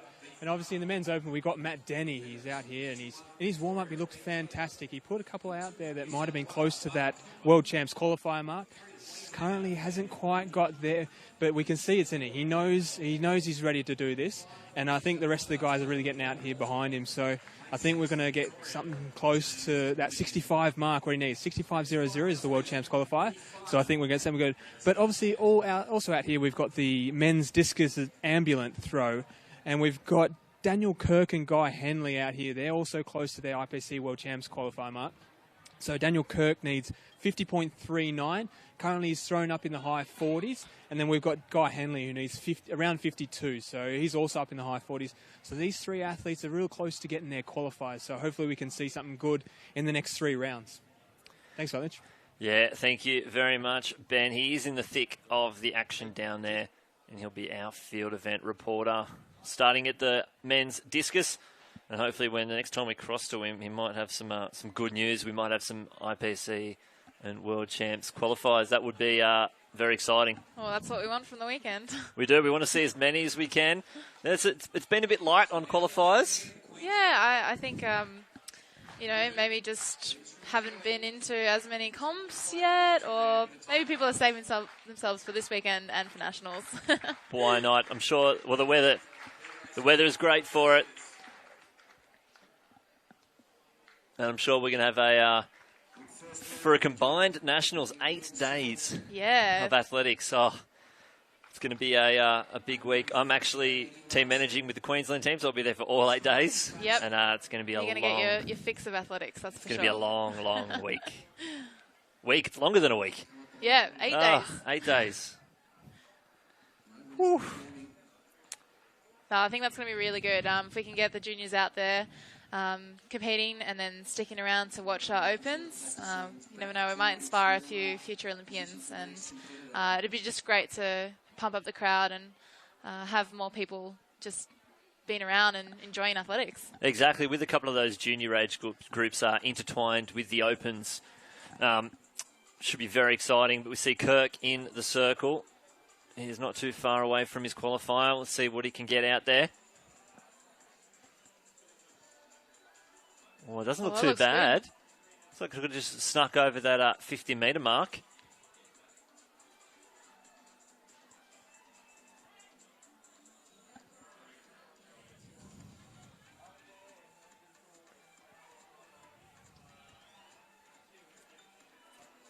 Keep an eye on his reaction to the distance. That might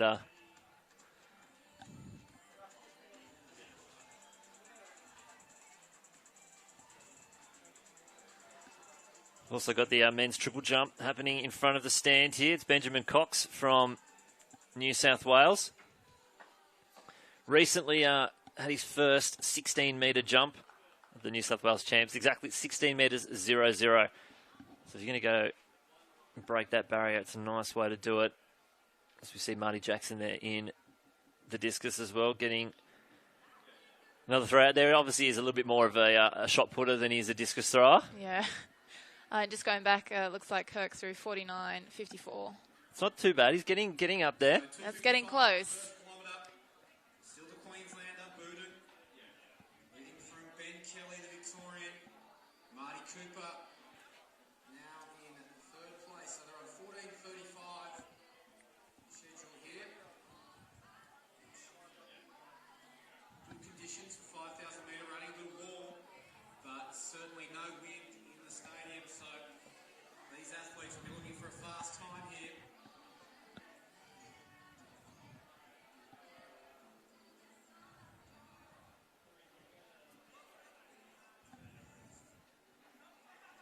So results from event 22, the women's 800-metre wheelchair race. Madison de Rosario, 1:47.50 from New South Wales. Angela Ballard, also from New South Wales, 1:49.67. Jemima Moore from Victoria, 1:49. We'll keep an eye on Guy Henley's last throw. Looks about the same as maybe what Kirk threw. Henley fourth at the 2016 Rio Olympics, and he grabbed a silver at the IPC World Champs in Doha. So I'm sure he wants to improve on that and take out the gold. Oh, I'm sure he's looking for a gold to complete the series. Yeah, exactly. You got a bronze in Lyon in 2013, silver in 2015. Maybe we'll see a gold there. But I think 49.06 for Henley.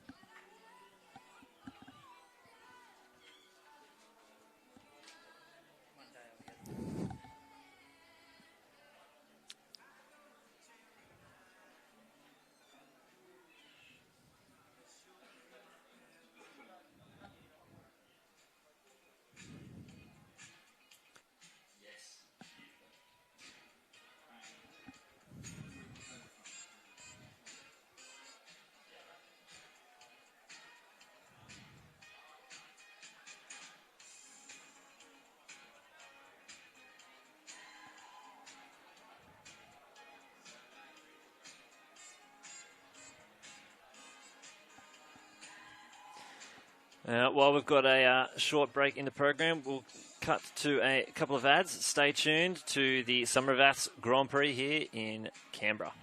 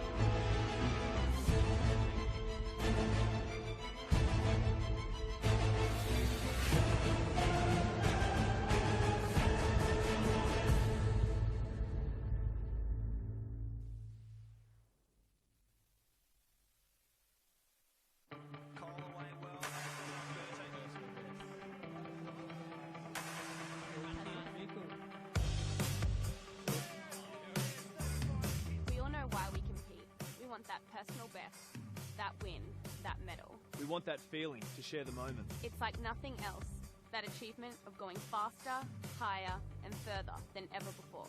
The joy as you surprise your friends, your family and yourself. The pride in overcoming all obstacles and reaching your goal. And you know you deserve it too. You were there at every session doing the hard slog. You pushed yourself when you were tired, when you hurt, and when you thought you couldn't go on. You didn't know if it was worth all the sacrifice. You didn't let rain stop you, and you wouldn't let injury keep you down. Along the way, we had some successes and some failures. You experienced all the highs and all the lows. But you refused to let anything get between you and your goals. All you ever asked was a fair go, a level playing field. That way, the rest is up to you. And you did it. You did it. You don't need drugs to win. You don't need to cheat. You can do it on your own. Make the right decisions for you. For all of us competing side by side. And now you are a better you, both physically and mentally.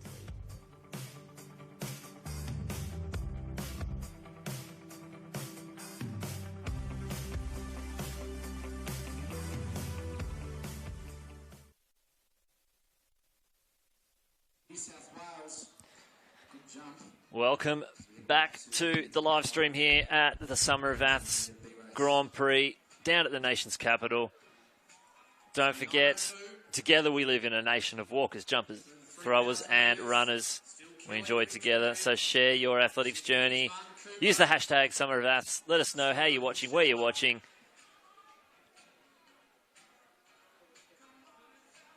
And Ward, the Queenslander now in third. Denny back in the circle. Round 4. Slightly dropping off there back to fourth place. Fortunately, just getting caught a little bit in the wind. Did slow. I did spend a bit of time one Hunter Track Classic with Denny and Ruck, and they ran me through the names of the different kind of discus throws. There's the flappy duck, where it does wobble out of the hand. The high five, where it just sits up flat into the wind. The tombstone, when it hits and stays in the ground. Chops the grass. Chops the grass. That's my favourite. Obviously, it's awesome when it happens, but it's not awesome when it happens to the thrower, because obviously it's been not a good throw. Yeah. No. Don't you love the language that everyone comes up with? It's good for the officials, because I've had to spike a few discuses a couple of times, and honestly, I don't know if I've ever got it right. It's so hard to, when a discus is skimming along the ground and you have to find the blade of grass that it touched. The blade of grass, and then don't lose that point. No, yeah, especially when you're 20 metres, or even if you're 5 metres away, you need to find that. Javelin, a little bit easier. Yeah. Except when it doesn't stick in. And you got to make a judgment call. Yeah. I have seen a few jabs being called flat a couple of times, where I don't know how they've made that decision. Some of them look controversial, to say the least. It can go either way as well. Some of them they call legal, and you're like, how does that right? So yeah, all up to the officials and to make that hard call. I don't envy it. No, lucky there's a lot of officials out there. Yeah. And there's always one senior official out there who gets to make the final overriding call. So is it for a flat to be called? Is it the tip, the whole silver bit at the end, or? So I think they kind of clarified it a couple of years ago. It's like from the handle, like the bottom end of the Okay, so javelin. anything from the handle down has to touch first. Doesn't have to stick in. Okay, yeah. Yeah. So that's why I say it can be controversial at times. Yeah. Do you just move your handle back further? Obviously, you want to throw from the middle of the jab. I understand that, or not wherever the grip is. Yeah. I don't know that much about jab enough to know the distances of grip from front and back. Well, yeah, our handle was actually brought forward to make our javelins land. So first. that's when so instead That's of when the old the spec change? jab and new spec, yeah. So actually some physical changes to the javelin, and if you put them side by side, the handle is in a different spot, or the So grip. that's how they've moved so the centre of gravity has been shifted It's a little been bit moved forward. Yeah. So did they change that at the same? Obviously, when the guys were throwing over 100 metres, they kind of had to change the specs. No, the women's was later. Later. Yeah. So not sure of the exact year. I can probably look that up. But yeah, it was later. So I know we've got in Queensland we do have the Joanna Stone Shield. Yeah. And I think she's thrown 68 or 69 with the old spec. So that sounds about right. So it might have been maybe around 69, the 2000s. That was I think it was 99 that was from late memory, 90s when she threw that. So I'd say obviously sometime after that. Yeah. Bullet, moving past. Making his charge for home with 800 metres remaining. Yeah, it looks like 99 is the new spec. 99. Yeah, that's the one. That was for the women. So what was the reason for the weight change or the specs changes for the women? I think just to follow the way that the javelins had developed for the men as well. And again, to take out some of that controversy with how they were landing. I think the old spec javs fly very flat and land very flat. So It does make a tougher job on the officials, yeah. yeah, so you not too often in women's open jav do you see the javelins land flat. You'll often see them land in the ground, point first. You know where the mark is. Making life very, very easy there for the officials, yeah. Yep.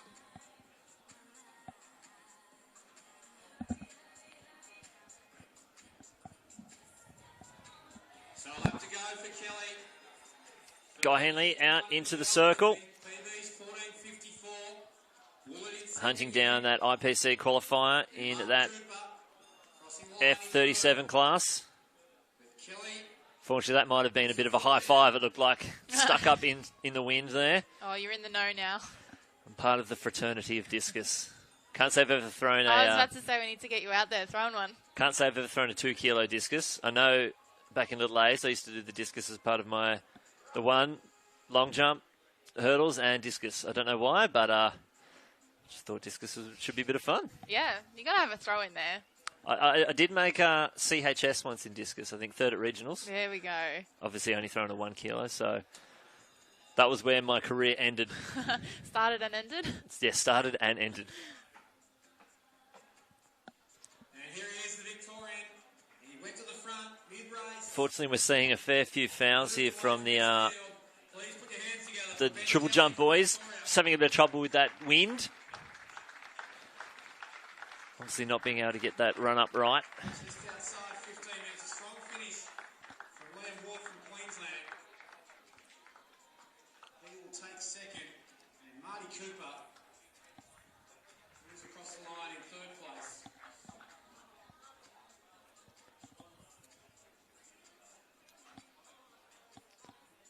And Liam Booten, the Queenslander, in fourth.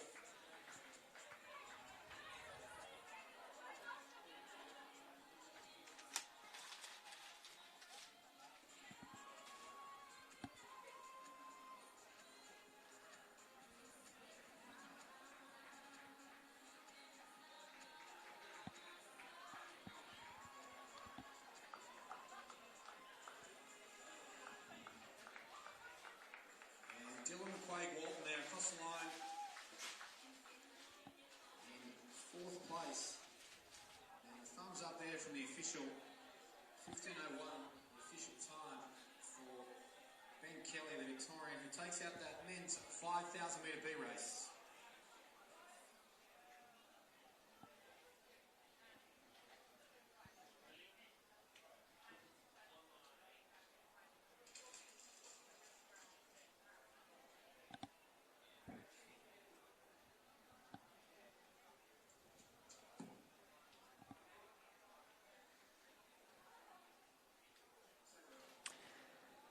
So I know a lot of these throwers do bring their own implements to the event. How many javelins would you own? Oh, own. Quite a few now. I've put together a bit of a collection over the years. But yes, most throwers will put in their own implements. I guess you either have a favourite or for different conditions. So I've actually entered 4 in for tomorrow. It's probably the most I've ever entered for a competition. Okay.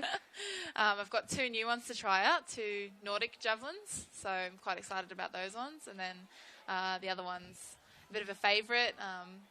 Had some great throws with it in the past, so that always just goes in. And then another one it's called a tailwind javelin. So the end or the tip of the jab is just a little bit fatter and specified for tailwind. So if we get a good tailwind tomorrow, I might have a throw of that one as well. And obviously, once you check your implements in, any athlete can use them in the competition, can't they? Yeah, that is correct. So it's normally courtesy to check with the athlete if you're going to borrow someone else's. If you can have a throw, it's kind of unspoken rule, but you don't always get that happening. No, so just say you're holding down first place, so someone's about to throw, and maybe you just go and get their jab and just chuck it. Oh, I fouled. It's on the track. Whoops. Oh, it's normally the other way around. You normally try and like squirrel your javelins away so no one else grabs them. See Denny in the circle, round 5, trying to get that 65 metres. That one looks a bit better. Looks like he might have got. I would have been just over that 60-metre mark, I think. We'll wait to see those numbers come up. Obviously, the angles of those cameras there are a little bit hard to judge. He doesn't look pumped. No. He's obviously, like we spoke to Ben before, all his warm-up throws were well over the mark, and he's just not getting it right during the actual competition. We're just waiting. It looks like at 58. Oh, he's just so not getting it out there. Yeah. It's funny, like, you walk away from that and you probably wouldn't be disappointed with it. It's a great series, but when you're looking for a qualifier, obviously you want to hit those bigger distances and get that number on the board. Yeah, exactly. And Danny's already thrown the hammer this morning through 69.50. When I say this morning, I mean this afternoon. So he's getting it out there. The World Uni qualifier, I think, is 70-20. Oh. And he did throw 70 on the dot at Queensland Champs. So, Yikes. and I know he said before the hammer does wear the body down, and doing it so close to the discus, it could be affecting him as he gets through. He's had 6 throws plus his warm ups of the hammer. Now he's had his warm ups of the discus, and he's had 5 throws. So I don't know how the body's coping with so many throws. Yeah, it is a quick turnaround and obviously a condensed program this weekend. So I think it's great that they've managed to put all the throws on the program, but it does mean that for someone like Matty, it's a quick turnaround between both events. But, I mean, hopefully I'm sure he does plenty of throws in training, so, I mean, hopefully that hasn't affected him too much. Yeah, well, that's the tough thing about hammer throw. You can't really have much else going on in the track, just for safety concerns. Yeah. You see Dylan Johnson there wearing the yellow of St. Kevin's from Victoria. He's got a 15.51 season best. It's also his PB. Wait and see what he's jumped in the 4th round down there. He was 9th last year at the Open Championships. He won the under-20s in 2014. He's a very handy triple jumper.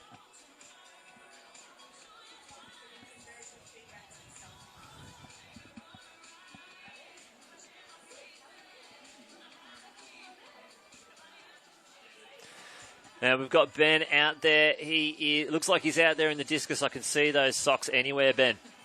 Yeah, that's right, Lynch. I'm out here at the discus. So I just sat down and had a quick chat with Matt Denny before, and he said these conditions here are a little tough for the discus throwers. It's not quite ideal for them. Obviously, they prefer strong headwinds. Matt said if he could get headwinds up to around the 30 k's mark, he'd probably add close to 5 metres on his distance. So it's not much wind out here. It's fairly still, so these discus throwers are finding it a little tough, but they're working through it, and obviously Matt's still fairly happy with his throws, but obviously he's going to look forward to the next couple of weeks, and hopefully he can get some better conditions then. Thank you, Benny. 30 k's an hour wind. That's I certainly wouldn't want to throw a 30k winds. No, I don't.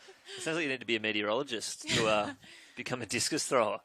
Study the wind patterns, work out where to throw. Well, I do remember chatting to Denny last year when he was, I think he threw his qualifier in Salinas, somewhere in America, and he's like, oh, mate, the winds are always crazy. They're always 40 or 50 k's an hour. And he went there and he threw the qualifier. So study the wind patterns, build a circle in the right spot, and you might get yourself a qualifier. I think that's the thing with the States is they've got lots of opportunities with different wind conditions to kind of orientate the throw in the right direction. Just the sheer amount of tracks that are in America. Very much spoilt for choice. Oh, I would say so. Henley now into the circle. Round 5 in the men's able-bodied and ambulant discus.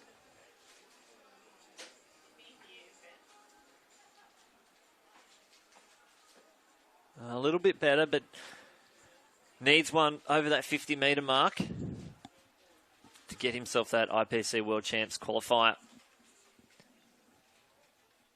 Yeah, it's quite funny talking about wind and weather and stuff, how precious we can get about it at times.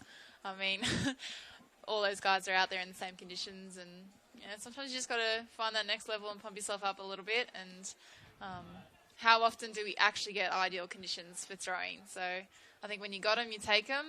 Other times you just got to ride it out. Yeah, exactly. Like everyone's throwing at the same time. Well, they're not throwing at the same time, but they're all out there, and obviously winds can change. I say the only issue, I think it happened to Danny in Rio, where it absolutely poured down during her qualifying. I have never seen anything like that. It was crazy. That's got to be tough, especially when you're in the other qualifying group. Yeah, I mean, I think that just rocked everyone's boat that night, because they obviously had their first round where torrential rain, and then delayed, and then had to come back out and finish their round, and then yet the other girls are at the back, the second pool, and they've also been delayed because the first round. So I mean, it just affected everyone, and then those girls had to back up the next morning for their final. So, yeah, a morning final. Yeah, from the night before qualifying. Yeah, it's very tough. I've seen some rain. We do say they're all weather tracks, but Whoa. Yeah, I've seen some rain push some high jump in a decath indoors. Wow. So in 2013 at the World Uni Games, they had a full 400-metre indoor track as the warm-up track. Yep. And it was so torrential that they just decided to move the high jump indoors. Oh, good on them for taking some initiative. I guess they didn't get a delay. It made warming up difficult with an actual proper comp going on in the middle of it, but... Yeah. I think they had to... they reran some of the 100 hurdles, or 110 hurdles in Rio as well, because of the weather. It does make it very, very difficult for the athletes. But, yeah, like we said, it does affect everyone. It's just whether you can obviously maybe switch off the focus for the time when you're not out there and turn it back on, and probably becomes more of a mental game when you're out there.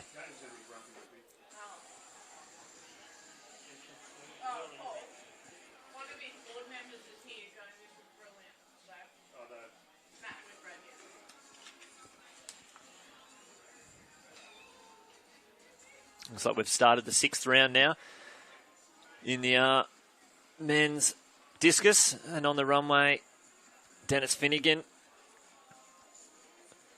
Irish athlete competing in Victoria. He was 8th last year at the Open National Champs.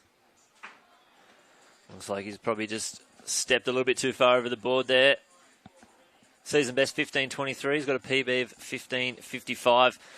And in the circle now, this is Alec Diamond, multi-eventer. So we saw Alicia Burnett before. Now this is Alec Diamond. Alec went to the 2016 World Junior Champs for the decaf. And this will be his first year in the using the open implements. So I'm sure it's a big change. The javelin doesn't change, but the shot, the disc, and the high hurdles, they all change. So I'm sure it's That's a tough event. Little tricky to get used to those. The newer implements. I'm sure the hurdles look high enough at 99 centimetres. I don't think I'd want them to go any higher than that. Especially for decaf. Oh, exactly. Wow.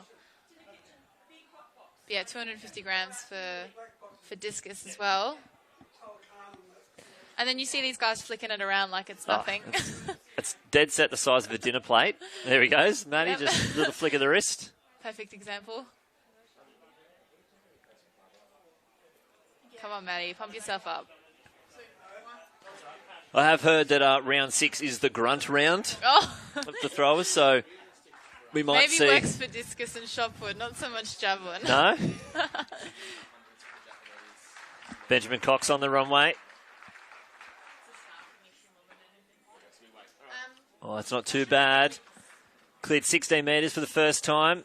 New South Wales champs.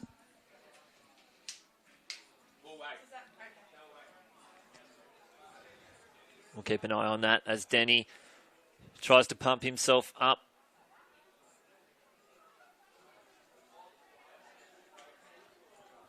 Last throw.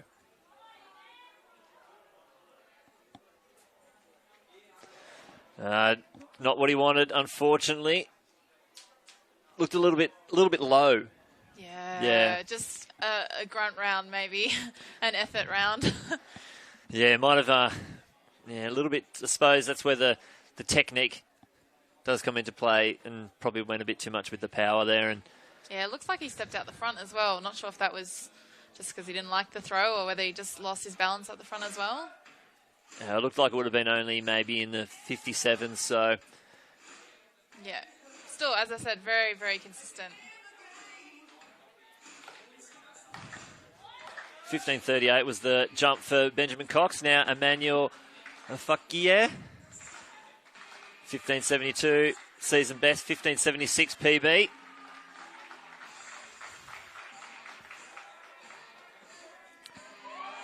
Not a bad jump. Good to see him not foul one. He's been fouling a fair few, and he's got that one out there. The right flag goes up in the men's triple jump. Of course, a special request from Matt Denny, the stroke by Billy Squire.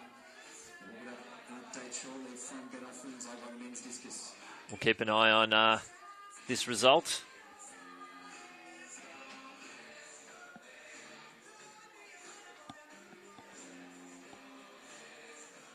It's like a 15:43 for Emmanuel in round 6, I think, the start of round 6.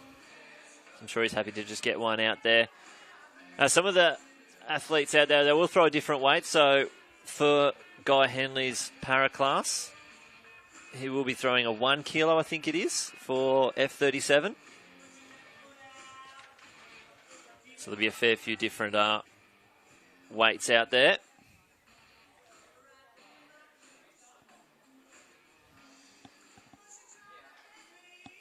And Kirk now out into the circle.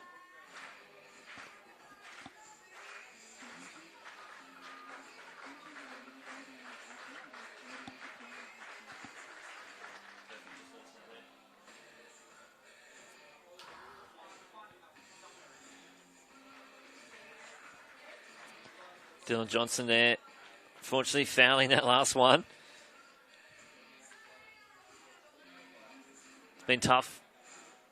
Not enough wind for Matt Denny in the discus, but too much wind for the triple jump, as it seems. We can't have everyone. The sprinters seem to enjoy it, so someone's going to find the wind conditions, I suppose, beneficial. Right. Yep. You're going to win some, you're going to lose some.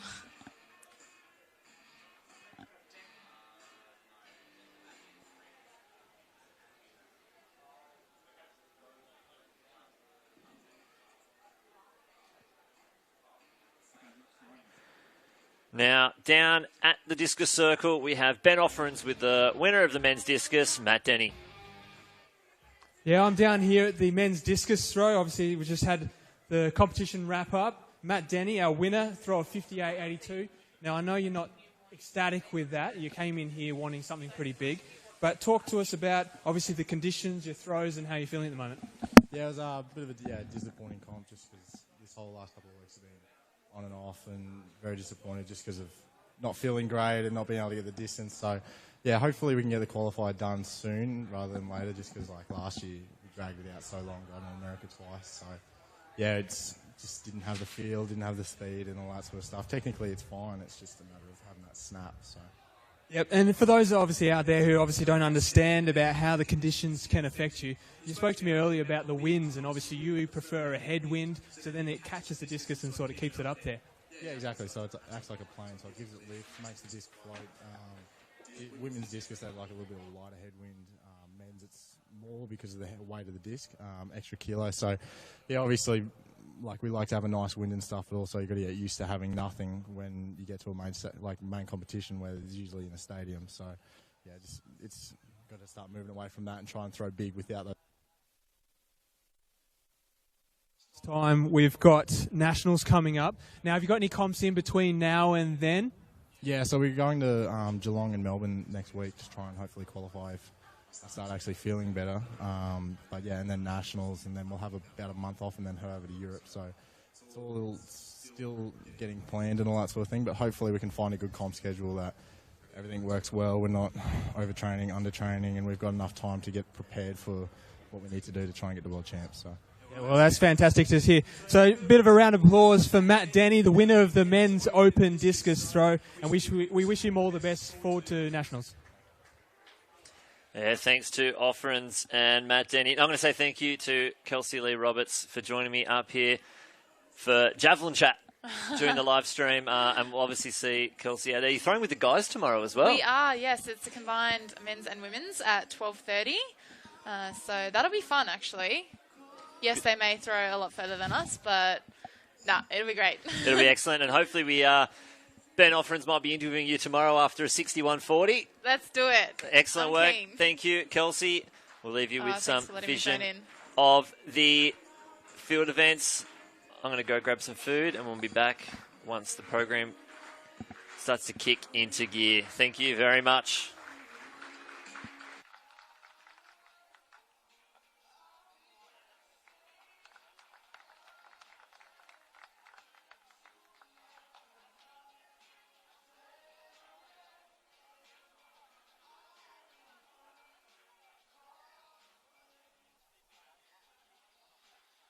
Results of the men's 5,000 metres in the B race. Ben Kelly from Victoria, 15:01.31. Liam Willett from Queensland, 15:05.91. Martin Cooper from New South Wales, 15:12.84. Liam Bowden from Queensland, 15:25.19. And Dylan McCord-Walton from New South Wales, 15:50.87. These are the results from event 24 of the men's 5,000 metre B final.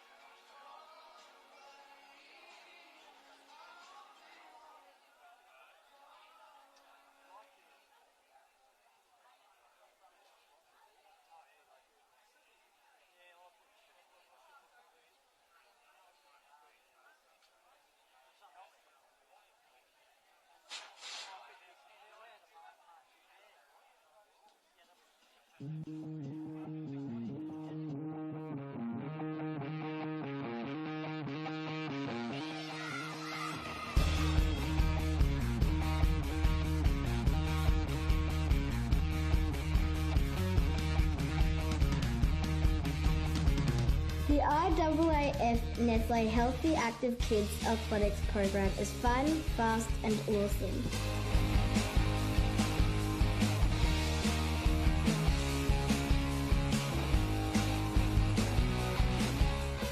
It's an action-packed program filled with activities for all abilities from 5 to 12 years old. It's fun, fast and awesome. You can enjoy this program too now through the Sporting Schools program in primary schools across Australia. Come on, join us and sign up for athletics. For more information, check out athletics.com.au.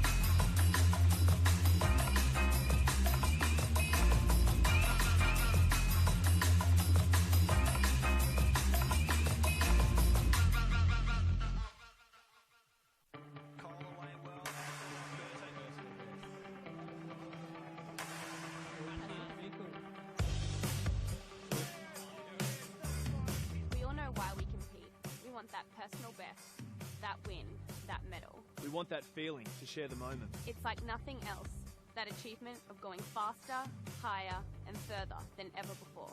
The joy as you surprise your friends, your family and yourself.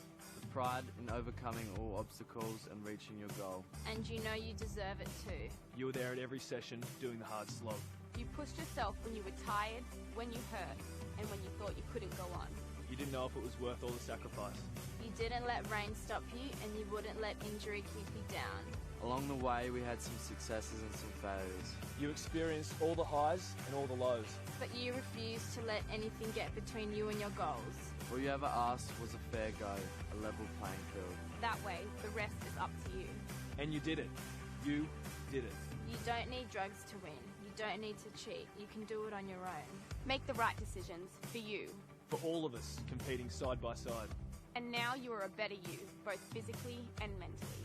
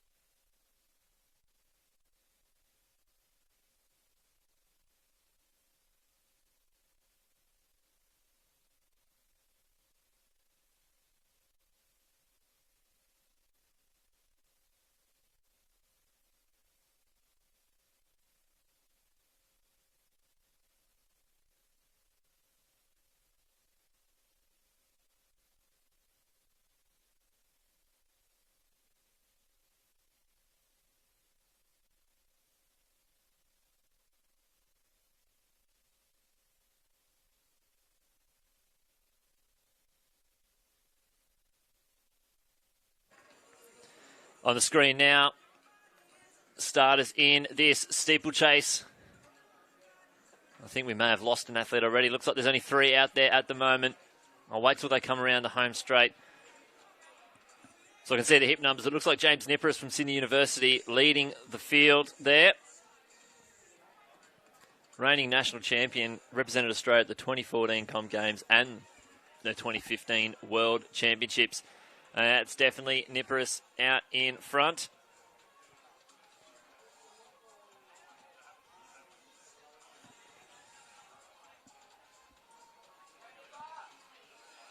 Looks like Toby O'Brien and Ed Trippus. Niparis already with an 8:54.94.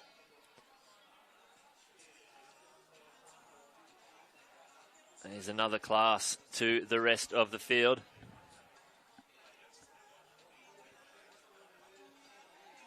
We've got the women's high jump just getting underway as well. We could see some very big jumping in that event.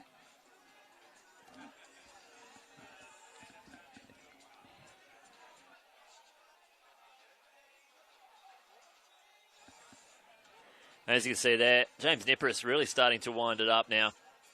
Pull away from the field, and they're only in these early stages of this 3,000 metre steeple.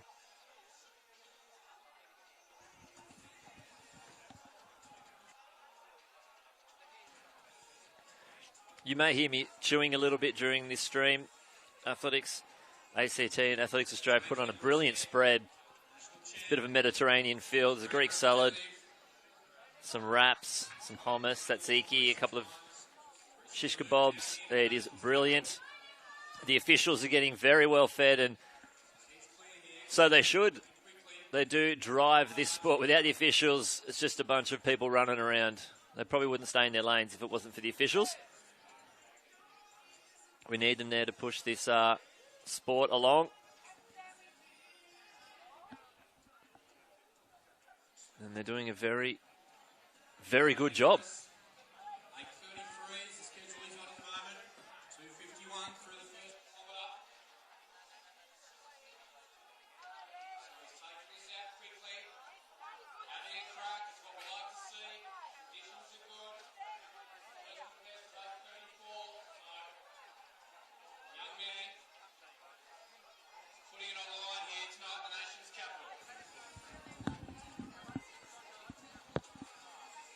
As you can see there, the sky continues to shine down, some beautiful sun here at the Australian Institute of Sport.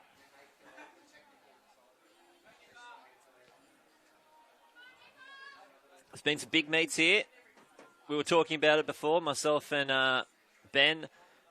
The 1985 IAAF World Cup was held here, and a couple of records were set. The East Germany set the 4x1 world record. That was broken by the female USA team in 2012, so that stood for quite some time.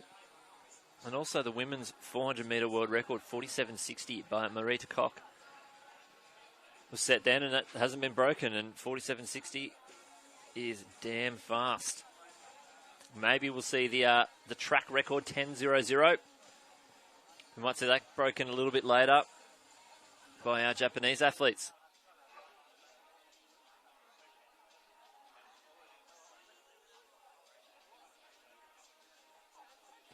You can see our pole vaulters also warming up in front of the stand. That's going to be an exciting competition as well. They're still a while away, but the pole vaulters don't mind a long warm-up. 3 laps for Niparis to go. He's got a very handy lead. He's got about a steeple's length. And I'm not talking about the width of the steeple, the distance between one steeple to another. And he is just grinding out this win. Toby O'Brien, season best of 9:23.58. And then Trippus 9:13. Both have run faster previously. Trippus has gone to 9:04 O'Brien a 9.16. But at the moment, Tripper's just sitting on the back of O'Brien.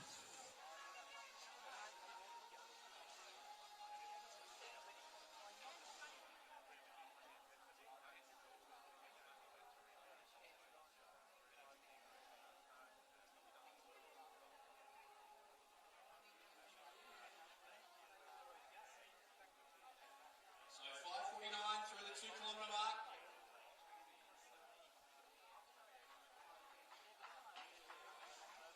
Sitting in that 8:40 type bracket, if you can finish it off. Could be something in the works here for Nippers.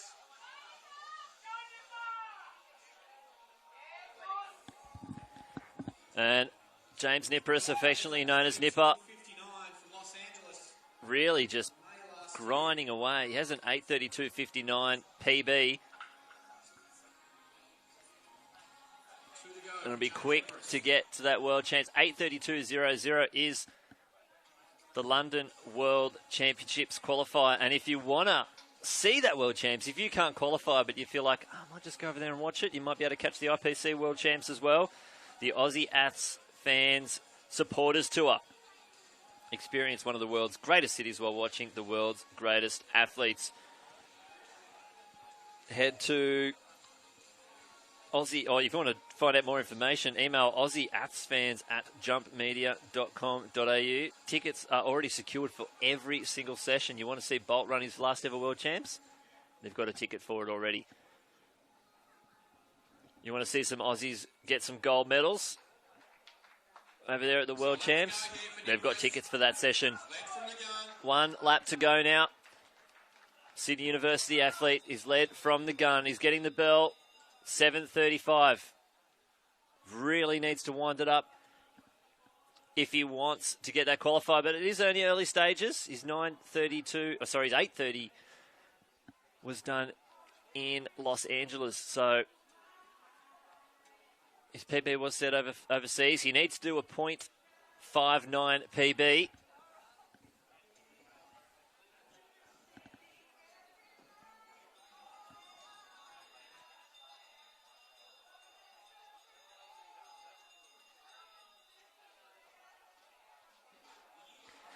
Just the water jump to clear, and one more steeple. Remains for the national champ, James Nipperis.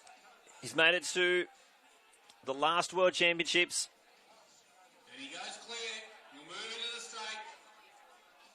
He'll unfortunately see that qualifier just roll past, but it'll still be a season best. 8:54.94 was what he's done so far this year. And he'll run this in nice and easy. He should see himself get a season best.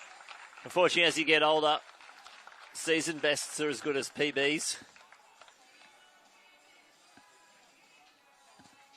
And there it is. He's taken it out.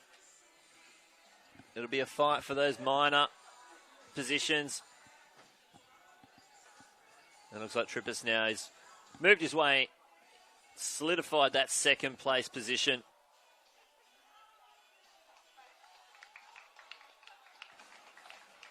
He's looking very comfortable. Heads towards the line. 9:23. And O'Brien there. 9:31. We've seen that event wrapped up. And up next, only a few short minutes away, we'll see some hurdles set up. We'll have the men's and women's 400-metre hurdles.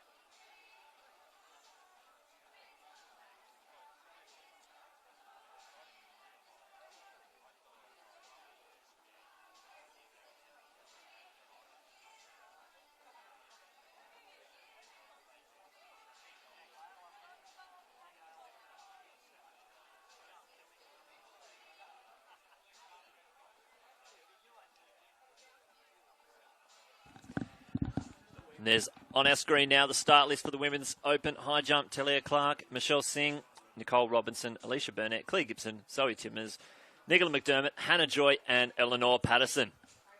Some very handy high jumpers and young high jumpers, so could have these girls jumping together for the future for a very long time. Eleanor Patterson's already gone 190 so far this year. World Champs qualifier, 1 metre 94. She's very capable of that. We see Claire Gibson from WA having a crack at 185, unfortunately not going clear.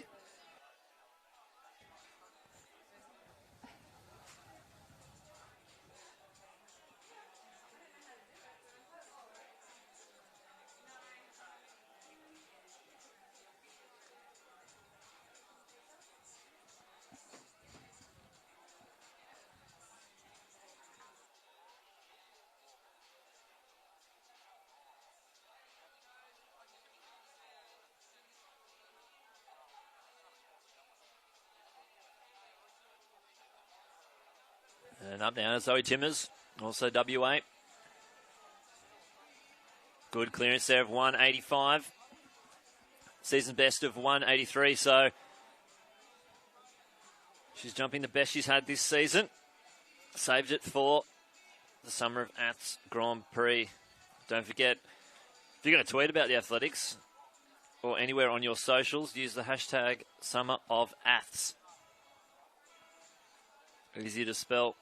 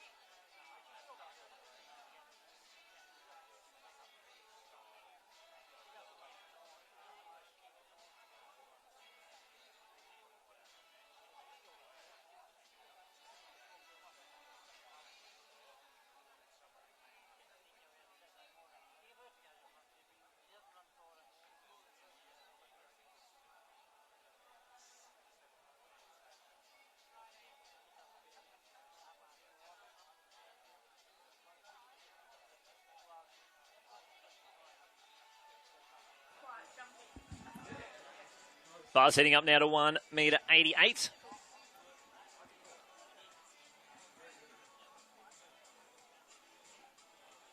Just make sure that sitting right there. Got a couple of officials with eyes on. David Tarbotton in the background. Probably getting us some pretty awesome images. The bar is really shooting up now to these higher heights. Still another 6 centimetres though before it hits that World Championship qualifier.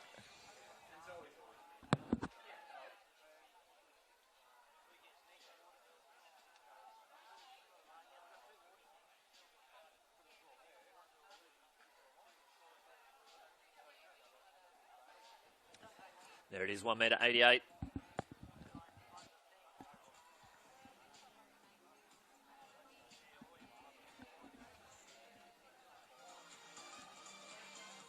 Looks like Timmers, WA athlete, next up. And Claire, excellent work. By that reaction, that is a new PB. I think she's been on 187 for quite some time, but 188, a brand new PB. She's absolutely pumped. Timmers has been high jumping for a long time. Made a couple of teams, but to finish with a PB in 2017, she's heading over to the Western Australian high jump fraternity over there on the fence.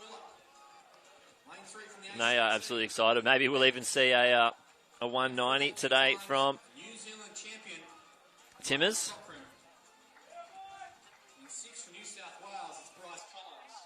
Lane 7 from the ACT, it's Angus Proudfoot. Now we see on the start line the men's 400-metre hurdles.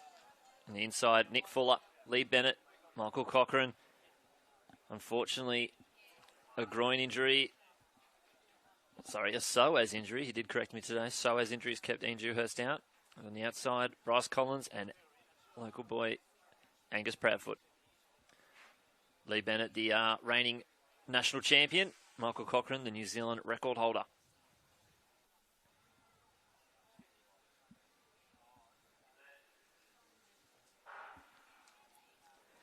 Off and racing again from the inside, Fuller, Bennett, Cochrane, blank lane there in 5, and then on the outside, Collins and Proudfoot.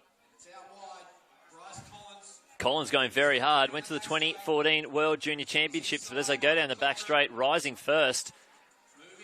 Very close there between Bennett and Cochrane. 200 metres, it's still Bennett and Cochrane. Cochrane's got a 50-57 to his name so far. Lee a 51-81 as their season best. It looks like Lee now slightly into the lead. Cochrane's been running well over in Perth, but Lee, he trains down here. The Newcastle boy moved down to ACT, and this is very quick. He's pulling away from the field. And I'm sure I'd be pumped to get a sub 51 to his name this season. 50-93 and the win for Lee Bennett, the reigning national champion.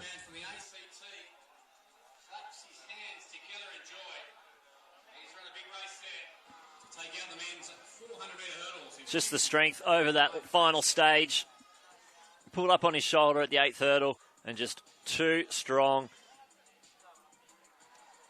And we could see a Matty B 1-2 here as the women's race are about to line up. Lee coached by Matty B, and now up next, Lauren Wells. And we've got Ben. He's found himself a field event down there. Ben, what have you got for us? Yeah, Lynchy, just before we go down to the field events, we're going to have a chat about that 4 hurdles, because I'm down here on this bottom bend, and Lee Bennett really made his move around this. It was probably about the hurdle 6 point that he really got going, and he was strong over 7, and then by the time he got to 8, he had taken Cochrane, and then it sort of lifted him off into the straight and really sort of catapulted him down, and he's obviously progressed, pulled away from Cochrane and taken the win. So I reckon this is probably the point where he's made his move and gone on for the win. It must have been very handy for Lee to have that inside lane where he could watch Cochrane the whole race. Yeah, definitely. Obviously, it's an advantage if you can sit off your main competitor and just trail him and just watch him as he goes, and you let him dictate the pace, because you know he's going to run fast. You know he's out there trying to run a good time. So you can sort of sit back and relax and just go through your motions, make sure you get your stride patterns right, and then when you're ready, you pounce. I'm sure he'd be looking forward to racing Ian Dewhurst when they meet again at Nationals. Unfortunately, Dewey just injuring himself. Only slightly, though. He'll be good to go by Nationals, and maybe we'll see a couple of guys go under 50 seconds. Yeah, I definitely think so. Yeah, I spoke to Dewey.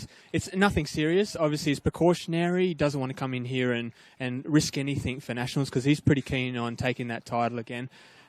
He's a proud New South Wales athlete, and he's one of our best 4 hurdlers over the last couple of years. He had a good little stint in Europe, just missed the qualifier for Rio, so he was awfully close, but he's starting to run on really well here. He's over in Perth at Mervyn, and he's doing some great work over there, and I think he's going to come on pretty strong for Nationals, and I'm looking forward to it. Yeah, I think it'd be awesome. He even did a pretty handy long jump when he was over in Europe, so maybe a multi-talented athlete there. He did. Yeah, it was interesting. I think he jumped about 7:20, which isn't bad at all. You know, that gets into a field at Nationals, so maybe we might see him after he's finished his 4 hurdles on the long jump run-up. Yeah, if only that long jump, 400 hurdles is in the decaf. But as we see on the screen now, the start list for the women's 400-metre hurdles. From the inside, Ashley Horrobin, Riley Proudfoot, Lauren Wells, Sarah Klein, Ella Solon, Genevieve Cowie, and Mackenzie Keenan.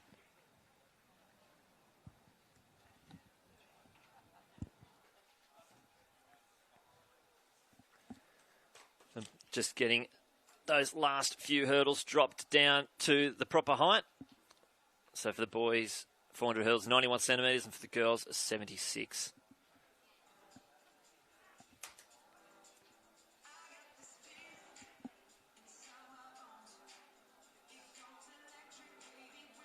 Time we're looking for, 56.10. Wells already with the season best of 56.61. I'm seeing some excellent running from Genevieve Cowie and Sarah Klein. Cowie going 58.85 and Klein 58.38 at the New South Wales Championships. And Ella Solon from WA, 58.47. She did the 4 hurdles at the 2014 World Juniors. I think she tried a hand at heptathlons and looks like she's back at the 400 hurdles and running very, very well. So might see a couple of these girls go into those low 58s and maybe hunting that World University Games qualifier, but it's good to see a field of 400 hurdles for the girls. Only Riley Proudfoot, the only one not to go under 60, but maybe in a field like this it might be enough to spur her down to those 59.9s.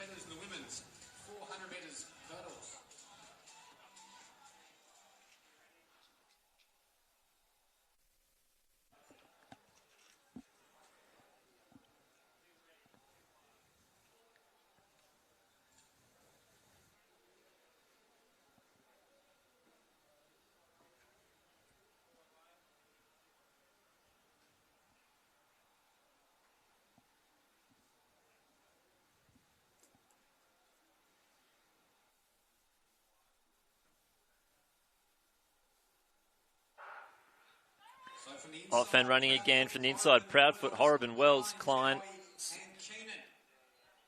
They're out there. Looks like we're missing Ella Solon. And as I go down the back straight, Lauren Wells. She's got a 2-second fastest season best, and she's hunting that 56.10. She's going to want that qualifier as early as possible. Like Matt Denny said before, it's good to get it out early instead of trying to chase it. And she's very, very strong here.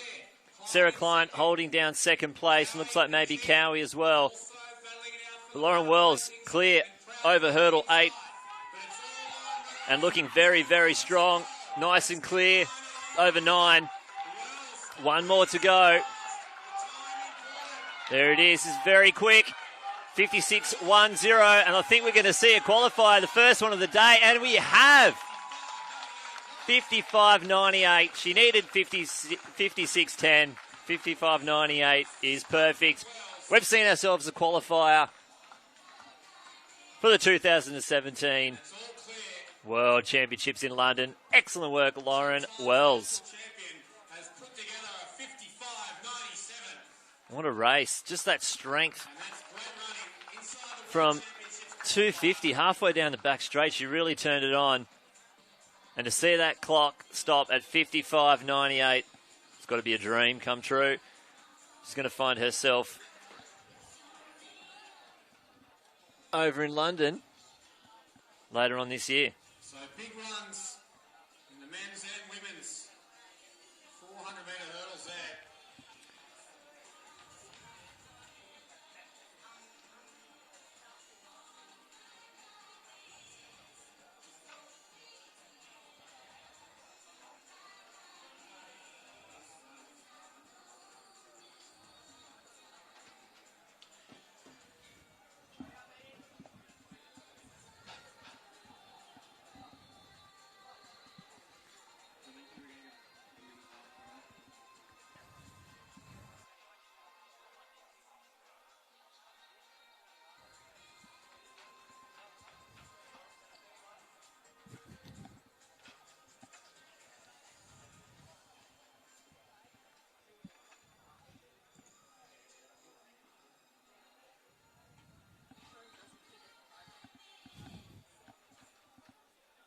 Trackside now. Yeah, I'm down here with the winner of the women's 400-metre hurdle final. Lauren Wells, fantastic. I saw you cross the line from down at the 100 start.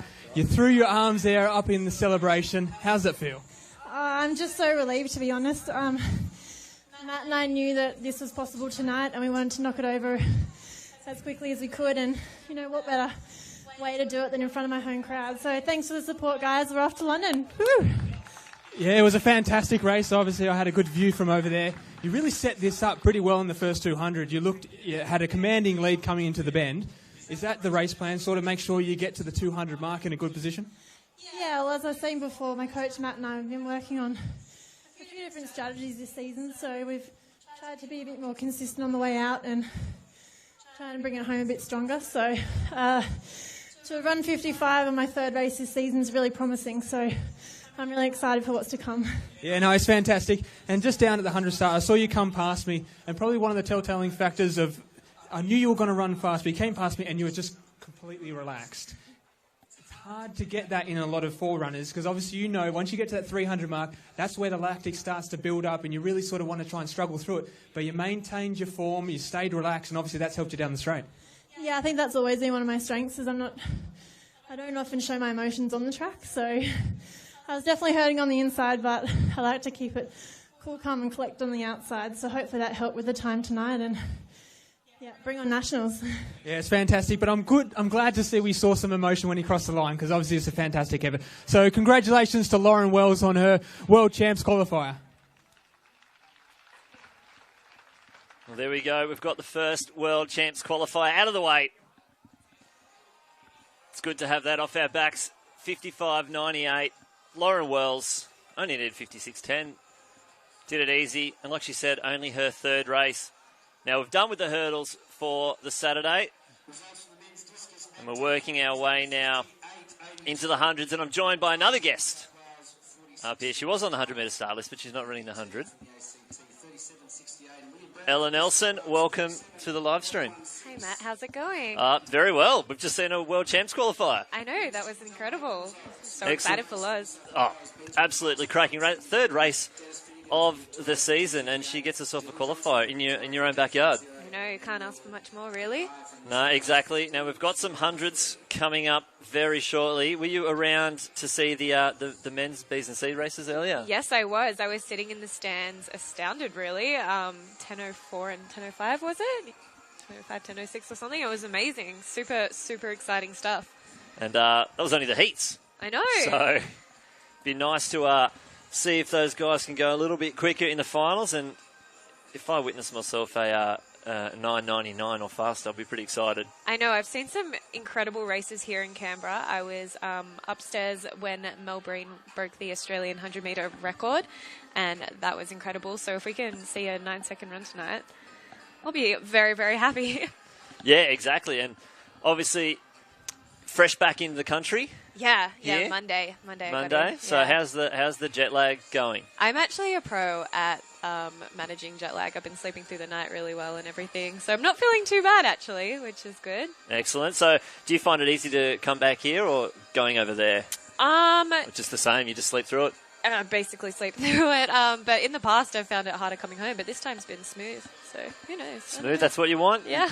When you're coming home to race especially, yeah? Yeah, I think that has a lot to do with it actually, when you're coming home with a specific date in mind to be ready for. I think kind of put some pressure on your body to just snap back into it kind of thing. Yeah, exactly, and I think we've seen some pretty good conditions here during the day. The clouds seem to have dissipated, and still with some high jump going on. Looks like the bar might have been sneaking up to 1.90 m. There's been a few other Aussies over in Arizona.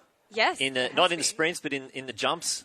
Yeah, group. So we're getting a little contingent over there, which is cool. well, they've seen the success that's come through yourself as well, yeah. and obviously Fabrice, Taylor Clark's over there now as well, and who knows, we may see some more filter over there. Yeah, I think Tay's going to have a really good year or next year. I think she's going to really come into her own as an open athlete and dominate. I'm pretty excited, really. I've seen she's jumped a 6:04 indoors already, and obviously it's not an opportunity that many Australians get to do. I know you've dabbled in a 60. Oh, my goodness. That was so fun. Yeah, I had just had a really good training week one week, and we knew that there was a race up at Flagstaff, Flaggy as I call it, on the Friday or Saturday. And Coach Stu was just like, yeah, you've had a good week. Like, let's go up and just have some fun. There was no pressure. It was my first indoor meet ever. It was a completely new environment. So I was like, why not? Let's just go out and have a hit out. I'm sure if you're going to debut in an indoor meet, it's probably nice to do a 60 instead of a 200 or a 400 or something around those bends. Yeah, those bends are insane. The Flagstaff track was actually at NAU. It was a flat track. So you run 50 straight and then go into the bend. So no banks? No banks, but I don't know what I'd rather. Like, both sound pretty dangerous to me. I was too scared to hurt myself. You'd almost have to... I remember hearing Sean Rowe after doing a World Indoors, he was almost like, so we just sprinted the straights and then hope you were in front, and then you had to jog the bends because you couldn't go fast enough. Yeah. And there's just like a surge back and forth. It's a really, really interesting concept, the whole indoor thing. It's kind of a shame we don't have it down here, but maybe one day. Mel Gainsford won the World Indoors. Yeah. And we don't...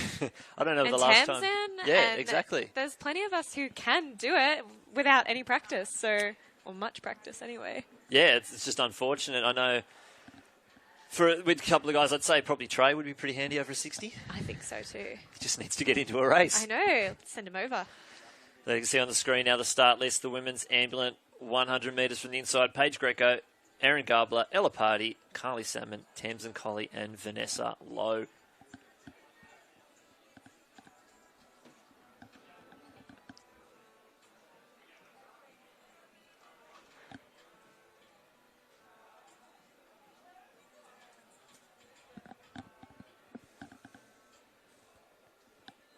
It looks like we might be missing Paige Greco out there.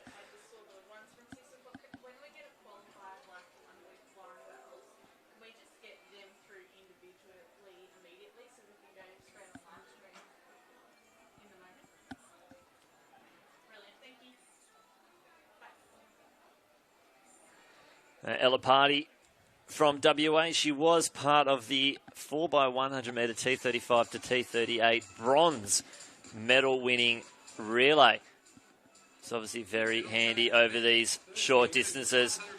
It looks like we might be also missing Vanessa Lowe as well. So we've got 4 out there.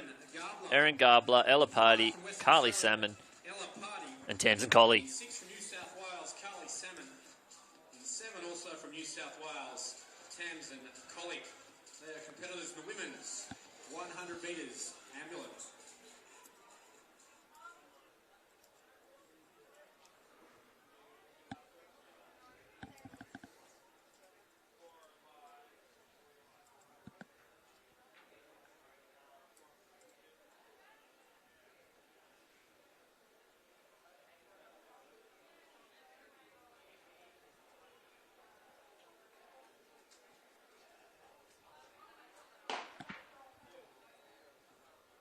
It just looks like a bit of unsteadiness there at the start line. They'll get another shot in a second.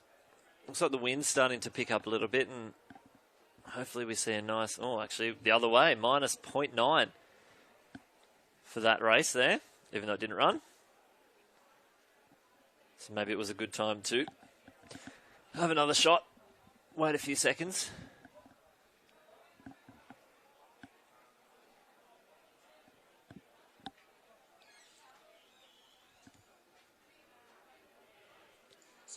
There's an even start there. Party, bronze medalist in the 4x1 from the Rio Paralympics.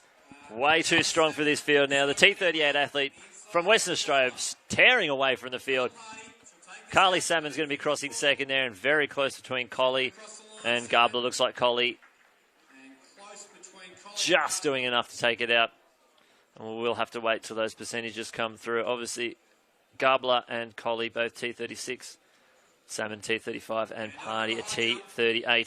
Big Bad Benny Offerings. Yeah, thanks, Dino. Now I'm down here with the winner of our women's open high jump. Fortunate that win there, minus 1.3. That's not good. Not good if we want to see a sub 10 second. Have faith, Matt. Oh, I'll be even more impressed if it comes up 1.3 and there's a 9.99. Whew. And it's also by Josh Clark. That'll be very exciting. That will be a super successful evening.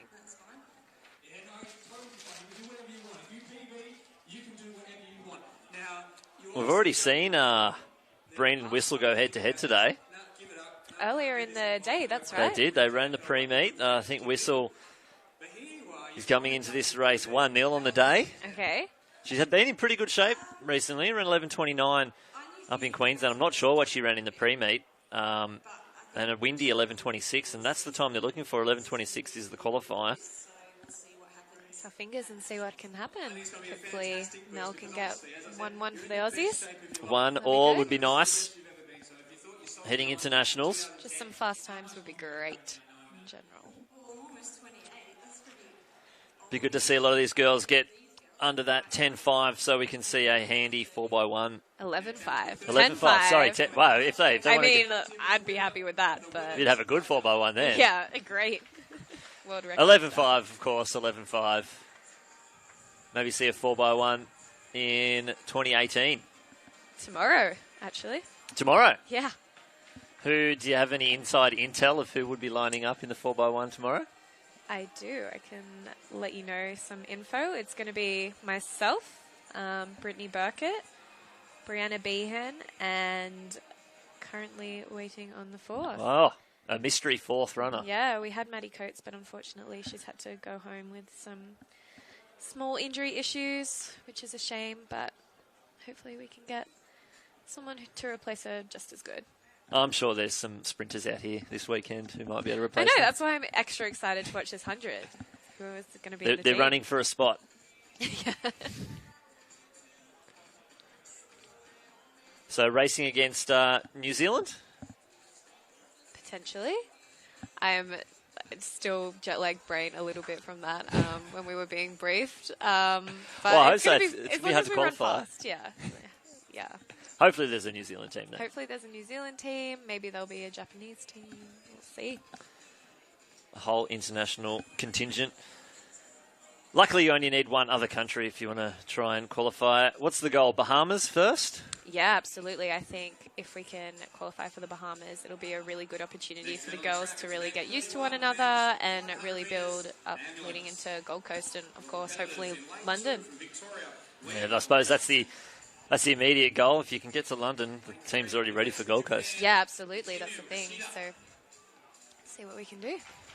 As you can see now on the start line, the athletes in the men's ambulant 100 metres. Inside Liam Richardson, Hajimu Ashida, Ari Gassini, Scott Reardon, Chad Paris, Lachlan Foote, William O'Neill and Blake Carr. I'm sure there's been a bit of a chat between Chad Paris and Scott Reardon. Oh, absolutely. Isn't there always? They don't mind challenging each other. Chad Paris actually turned up for competed for China at Nitro. What? He was the para sprinter for China in Nitro, so he would have raced Scott, and Scott was running for Australia. There would have been some great banter between the two in that case. So we'll see these two line up. Chad's been actually doing a bit of commentary for ACT Athletics. I heard him on the mic during the ACT Champs. Man of many talents. And now he's out there on the track, ready to race 100 metres.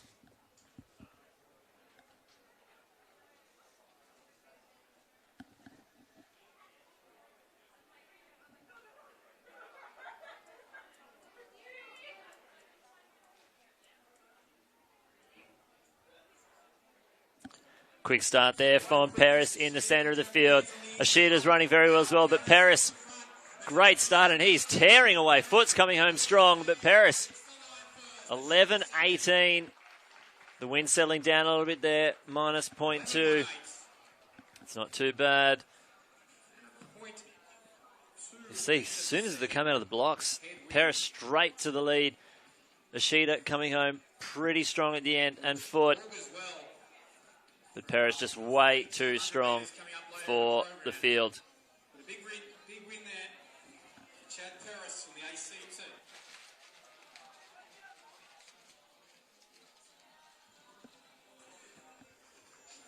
So, results of the men's 400 metre hurdles. First was Lee Bennett from the ACT, 50.92. Michael Cochran from WA, 51.64. Bryce Collins from New South Wales, 52.26. Angus Proudfoot from the ACT, 54.42. Nick Fuller from New South Wales, 55. There on the screen, the results as they cross the line. Ella Party 13.54, Carly Salmon 16.12. And Colley just getting it over. Gabler, 16.63 to 16.72. Mackenzie Keenan from Victoria, 59.23. Ashley Hobman from Victoria, 59.47. And Riley Padford from the ACT, 61.93.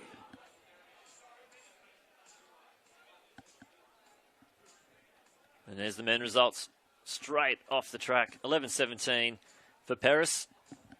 11.70 for Ashida. Hopefully some of those guys, once they do their percentages, we will see if we've seen some IPC qualifiers. Now, the time we're looking for, 11.26. Just gets faster and faster and harder to get to the World Champs each year, doesn't it? It really does. It's always a big guessing game when it comes to when the qualifiers come out. 26. What was it last year? 30? I think it was 30 or 30. 35. Yeah. 35. It was So, 35. What's the 200 now? Has it gone down much? Yeah, 23.10. 1-0, Yeah, okay.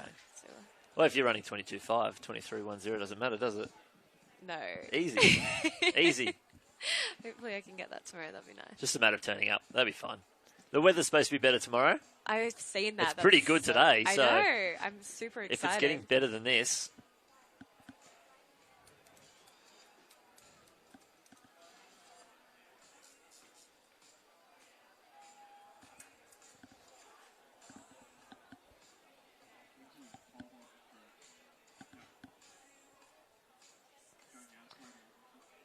Now we've got down trackside. The pole vault men's about to get underway. Very shortly we will have the intro. Down here at the men's pole vault, another start list for you. So from Victoria we have Anthony Simmons. From New South Wales, Jack Hicking. From Victoria, Maximum Mishenko. From New South Wales, Angus Armstrong. From New Zealand, the international competitor, Nick Southgate.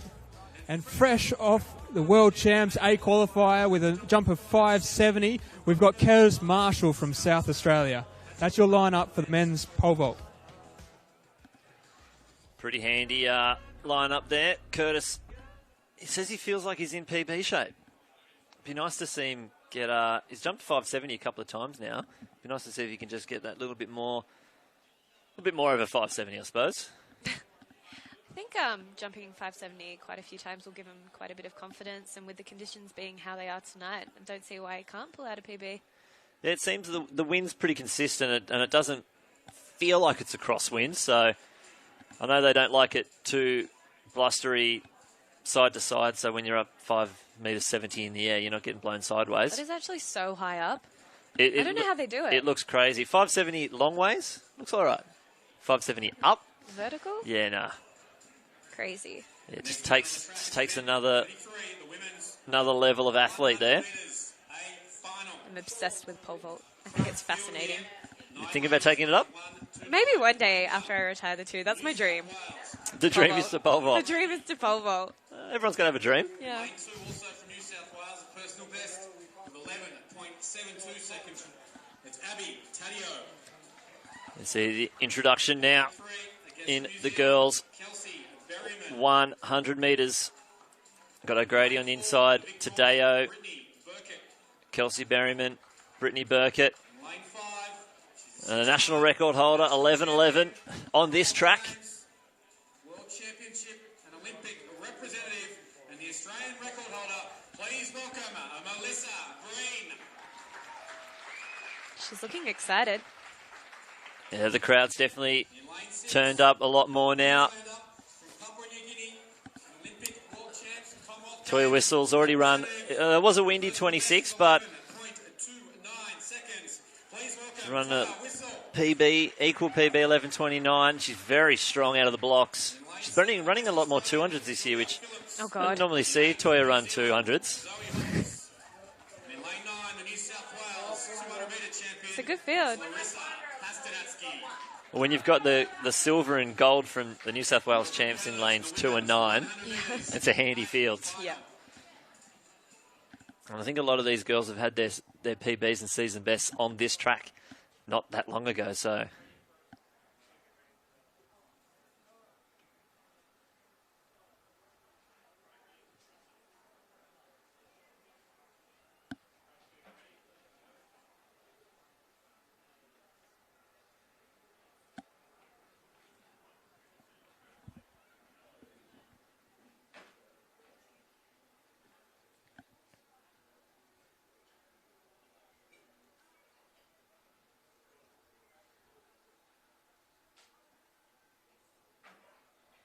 Off and running. Mel Breen getting a good start, but Whistle into her transition, and now she's starting to gap the field. Breen's trying to chase it down. Zoe Hobbs running well on the outside, but Whistle's very strong here. 11:38. Breen and Whistle come out the blocks together, but just that transition from Whistle was just too good. It was super smooth. She is looking absolutely incredible at the moment. Fast finish there on the outside from Hobbs. But Whistle taking it out, official 11:37. Plus 0.6 wind. Well, it's the right direction.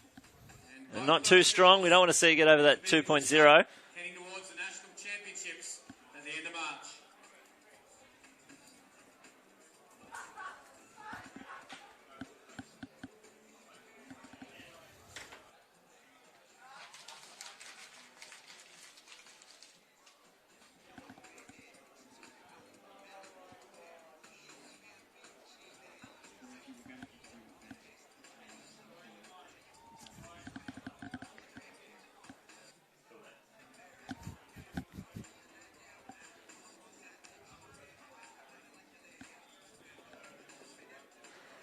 So maybe we'll see. There was a couple of New Zealanders in that race. They might see them in the Berryman and Hobbs in the 4x1 against you girls tomorrow. That'd be good. Now we got Ben Offren's trackside now with the winner, Toya Whistle. Fantastic run there. Got a good start, and obviously halfway down you started to really make your moves. Yes, I'm trying to force myself to run a qualifying time for World Champs, but it didn't happen. So. Yeah, no, you came down here to Canberra a couple of weeks ago. Unfortunately, the wind was just over the legal limit. Obviously, you're running fast here, so how are we with 11:38? You're obviously going through, and you're going to come back to Australia or back down to Sydney for Nationals? I'm looking forward for Nationals in a couple of weeks' time and see if I can get a qualifying time aboard for World Champs. No, definitely. Otherwise, you obviously do what you did last year. Up in Townsville, you ran some good times up there because you're a local athlete up there in Townsville, is it? No, I'm based in Queensland in Gold Coast. Oh, you're on the Gold Coast. All right. Fantastic. Well, we look forward to having you back in Sydney for Nationals, and hopefully we can get the qualifier there with obviously both yourself and Melissa Breen.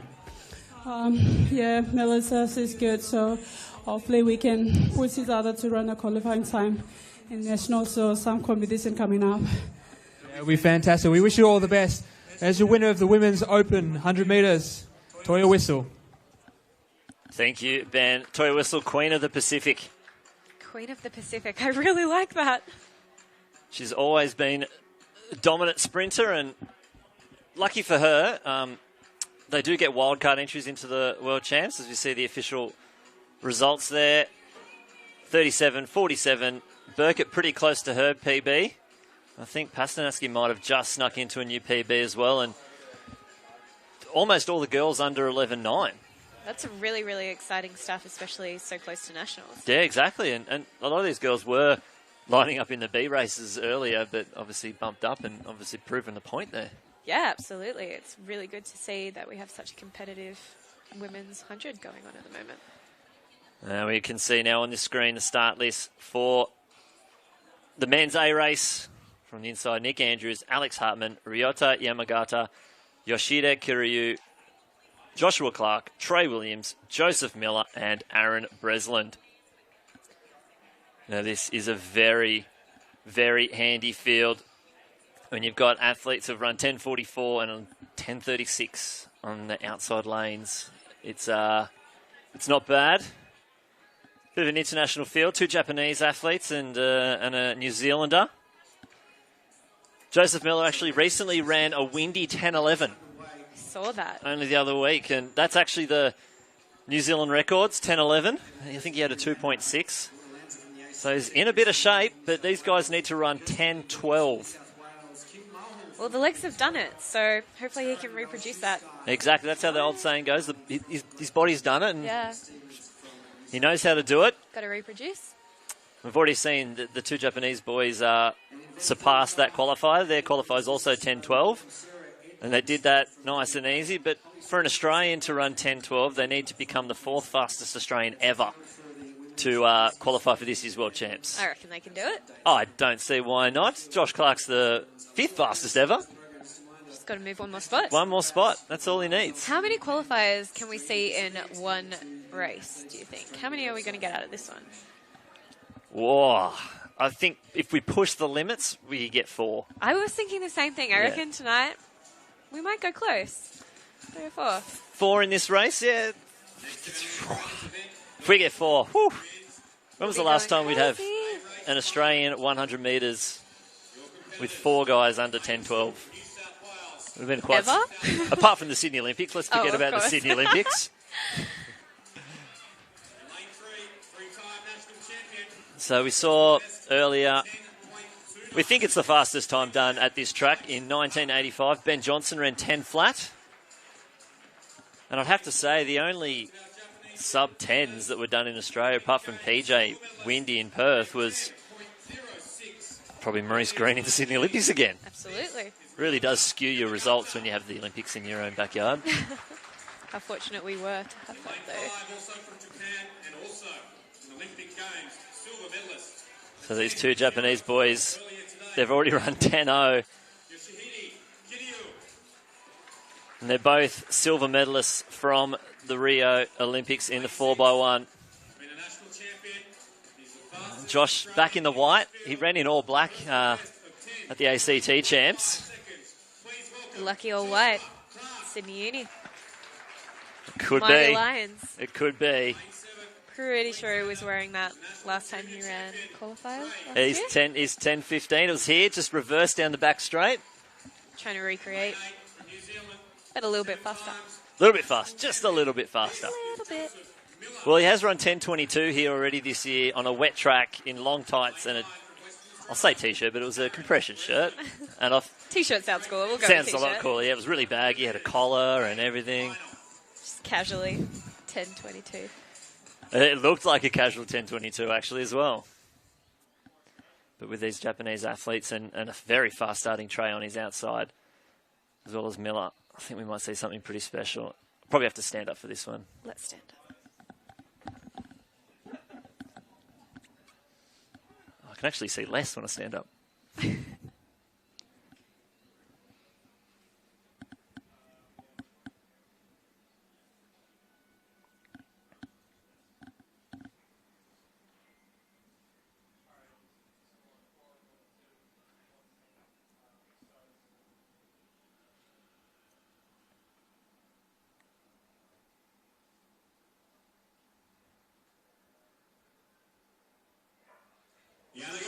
Oh, they've missed the start. Athletes on the inside. Not very well. Yamagata's flying away. Kiryu's coming home strong as well as Miller. Yamagata, 10.09. Wind a negative 0.1, but there was something going on in the blocks there. There was too much action going on there for me to follow. Yamagata out clean, but Kiryu and Clark missing the start by a mile. Not sure what happened in the blocks there. 10.08. Definitely like to see a replay of what happened in those blocks. Seeing Clark and Kiryu miss that start by a long way. Must have been a flinch or something. Very surprised it didn't get called up, but here we go. Trey taking his time to get in the blocks there.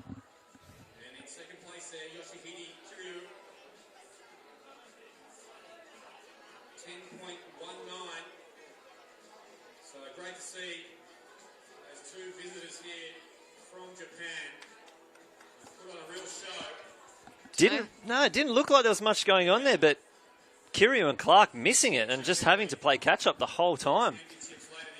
Played a really good job of it. Yeah, Kiryu did come home very, very strong, and it really put Clark off. Miller came home as well, but we didn't get to see our multiple 10-12s, did we? Unfortunately. Maybe we set the bar too high. Yeah, we may have jinxed it.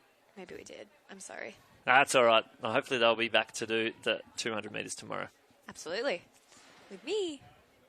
Not with me. After me. Oh, you can run in the boys' race. Yeah, why not? What a fantastic run that was. Obviously, As you can see, we did here before, there's a gigantic Japanese media contingent. Good to see the camo suit shirts. And he's wearing matching shorts and a singlet. He looks great. I was sitting in the crowd before observing everyone. It looks like they've got a really massive support crew here, which is really exciting. It means that everyone's going to be tuning in and supporting the Japanese from Japan. Obviously from Japan Yeah. and around. Worldwide. Yeah, and worldwide, Australia. of course. But Ryota Yamagata, very strong. He's got a handy 200 as well, and I think we'll see Kiryu in the 200 later. There's actually only 3 Australians in the A200 metres. Really? Yes, and I think with Tom Gamble pulling out of the 100, he might not be well enough to run the 200, so we might only see 2 Australians in it. Maybe he's saving. He could be saving. Could be, but if he does run, we'll see Hartman as well as Will Johns. But we've got 3 Japanese and 2 New Zealanders in that A race. So there's plenty of international flavour.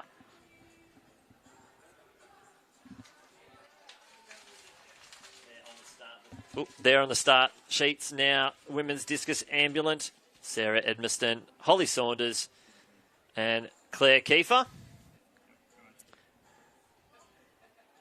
And it's also for the able-bodies, and we'll see Brianna Bordelanza, Christina Moore, Kirsty Lee Williams, Kim Mulhall, Taryn Golshevsky, Jade Lally, and Danny Stevens. And as the discus starts, we will say farewell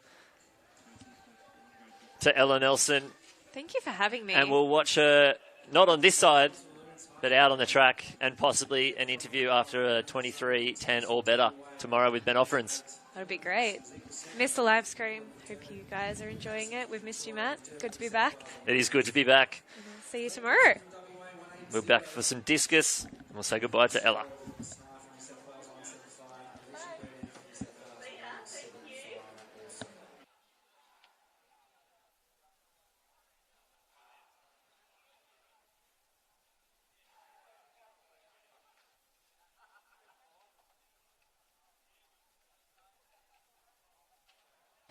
And there's the official results there. Kiryu and Clark doing very well to get back from where they were. 10:19 and 10:32. Joseph Miller, huge PB, 10:24. PB was 10:30 at Nitro over the 100 metres. And apparently Jim didn't start that race, but I don't think he was in that race. He ran earlier, but he ran 10:32.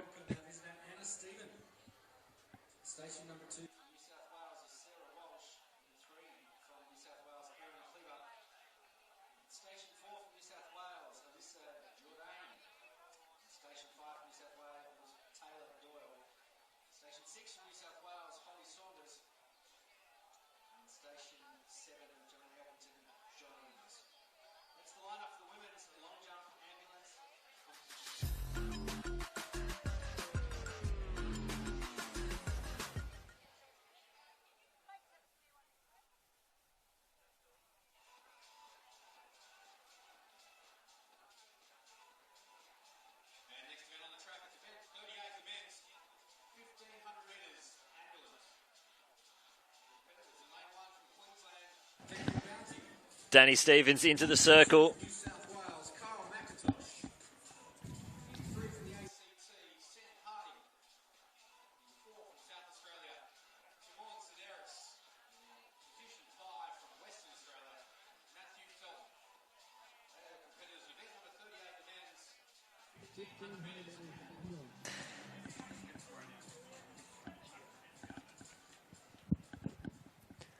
See Danny getting one out there. Oh, very handy. It looks like it's out in that 65-metre mark. All her throws at the New South Wales champs were over the qualifier. So she's in very good shape. Now, Benny Offerins, from up here, that was an interesting 100. What did it look like down trackside? Yeah, I had an interesting vantage point. So I'm right at the end of the 100 straight, looking directly down the middle of lane 5 and 6.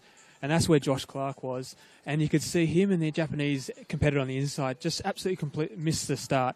And I had a quick chat to Josh after, and he said, yeah, was my fault. I just missed it. So obviously there was no technical difficulties or anything like that going down there. It was just a plain miss at the start, which is unfortunate for Josh because obviously he's in fantastic form. And we were really looking forward to seeing him come out here and run something fast, especially with the two Japanese athletes out here. They would have really pushed him all the way. So I'm a little sad for him, but obviously we've still got nationals to come and more opportunities for him to run fast. Yeah, I'm sure you might know someone at Athletics ACT that, you know, might throw on a special 100 metres sometime around after nationals. What do you think? Yeah, you know, us here at Athletics ACT, we're always happy to put meets on for the athletes. We do what we can. And of course. Obviously, this is showing this track is fast. So if athletes want to put requests in, we're happy to take them and see if we can fulfill them. I'd love to see what the block reaction was for Kiryu. He ran 10.19 off a start like that. I think that was a sub-10 run. Yeah, definitely. That's the thing. You can't run fast when you get away like that. It's totally different to Trey Williams. His start was incredible. I was watching it, and he moved before everyone else. But that's the kind of athlete he is. But for the Japanese athlete, when you lag that much, coming home, you have to do a lot of work to try and make your way through the field, and he made it tough on himself. Yeah, it's more so you get stuck in when you go out there, you don't want to necessarily race all the time. You want to run. You want to do what you need to do. And when you miss a start like that, you've got to race straight away and you're playing catch-up. Yeah, definitely. You can't get into your own sort of race rhythm. You really sort of got to play catch-up, like you said. And sometimes it forces you can tense a little bit. You're not fully relaxed because you understand that, hey, I've missed the start here and I've got a lot of work to do. So if you don't really go into your sort of race mode, you find yourself in trouble. So maybe he still has switched into that race mode because to come through and run 10.19 with that sort of start is obviously in some pretty special shape. Yeah, and with a PB of 10.01, he ran 10.04 in, we'll call it the heat. It was the B race, but yeah, I think... we'll see something very special from him. He has got a windy 9.87. In 2015, he went to the Texas Relays and took a couple of scalps of the Americans. He beat Ryan Bailey and a few others, so we know he can go sub. We're just waiting for that win to get on that 2.0 or better. Yeah, definitely. They were a little unlucky, honestly. It's a shame that the men's A race, they come out here and they get a negative 0.1. Because I'm down here now, and it's gone straight back to a tail, and you'd probably say it's about that 1.5 mark. So they've just missed it, literally by 5-10 minutes, and they would have had perfect conditions. And we may have seen something closer to that sub-10 mark. Yeah, it's good to see. We're getting a few guys under that 10.35 now. Obviously, Jin's moved himself up into contention now with a 10.32. Trey's already run 10.27 out here. Gamble is running 20.6 and he ran 10.33 the other day. Clark runs 10.32, missing the start by a million miles. So put those four guys together and I think you've got a pretty good team. Yeah, definitely. I agree. We've got the guys in the country at the moment to actually do something special in this 4x1. It's one of those things. It's an opportunity event where you can obviously take advantage of some of these countries that don't get the baton around. You get it around clean, and then we can jag medals. And countries like Japan and China have really showed that recently, that you can take away these medals at the major champs, and you don't need the 4 sub-10 runners like the Jamaicans and the Americans have. Exactly, and if you can find that free space, you end up only having to run 390 metres if you get it right. Definitely, I totally agree. And it's one of those things, those Japanese and Chinese teams are proficient in the way they do their baton changes and the changes and everything they go through. So I think if we can employ those sort of tactics, I think we can get a team out there that can really push for obviously making finals first and then maybe even medals, hoping that some of these bigger teams make mistakes. Yeah, so hopefully those, like Ella was saying before, she's in a 4x1 tomorrow and we'll see the boys out there in a 4x1. 39.00 is the time they need to achieve. That'll get them on a plane to the Bahamas, which is, I'm sure, a very coveted flight to be involved in. And then it's after that, it's the average of their top 2 best times to get themselves into that World Champs, unless they come top 8 in the Bahamas. Yeah, definitely, and that's the thing. That's the beauty of the Bahamas competition. If you become top 8 in that, it's automatic through to the next major, which is invaluable. You can't go past that. And obviously our 4x4 girls did exactly that for Rio. They go over to Bahamas, they came top 8, they get their automatic selection for Rio. So we really got to take the opportunities that exist with the relays, and as the 4x4 girls did, and I think it's a great opportunity for our 4x1 guys for sure. Yeah, and you see what that did to our 400-metre stocks in the girls. Once they'd qualified, you saw 400-metre, 200-metre runners, 400-metre hurdlers, all just wanting to be a part of that 4x4 because they knew they'd already qualified. They just needed to go out and run fast, and it made them run fast. Yeah, definitely. You know, people are coming out of the woodwork. People are coming all over the place trying to get into this women's 4x4 team, which you don't blame them. You know, they've come into it. They know the team's qualified. So if they can make them into the top 5, they can sneak their way into an Olympic relay team, which obviously is a dream come true for so many athletes here. Yeah, exactly. And it's really good to just get those. The team. It's the first opportunity to get into a team event, and you know, in athletics, the individual sport, it's good to be around a team, and hopefully those guys can stay together for quite some time. They're really young. Yeah, I agree, and that's the beauty of it, is we don't have any older athletes, I'd say. You know, they're all young stock, which is fantastic to see. So I think we're going to see this team really perform well over the next 4 to 5 years leading into the next Olympics and beyond. It's one of those things where I hope that the men can sort of regain that form that they had of previous years and sort of tail on the back of end what the girls are doing currently and use that as inspiration to inspire them to get into a position. So we'll see how they go. Yeah, exactly. I think Gamble's probably the oldest at 26 right now, so that's not bad to have that as your oldest athlete in your 4x1, and they're all running around 10.3. Yeah, no, it's fantastic to see. So I think we're in a good position here in Australia, and I'm looking forward to it.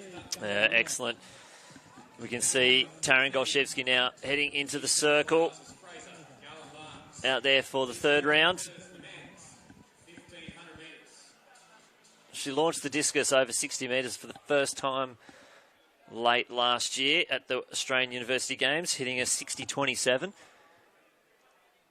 And she only needs 61.20 for that qualifier. Obviously, Danny Stevens, 60.78 at the New South Wales Champs is, well, far and beyond what everyone else is doing at the moment.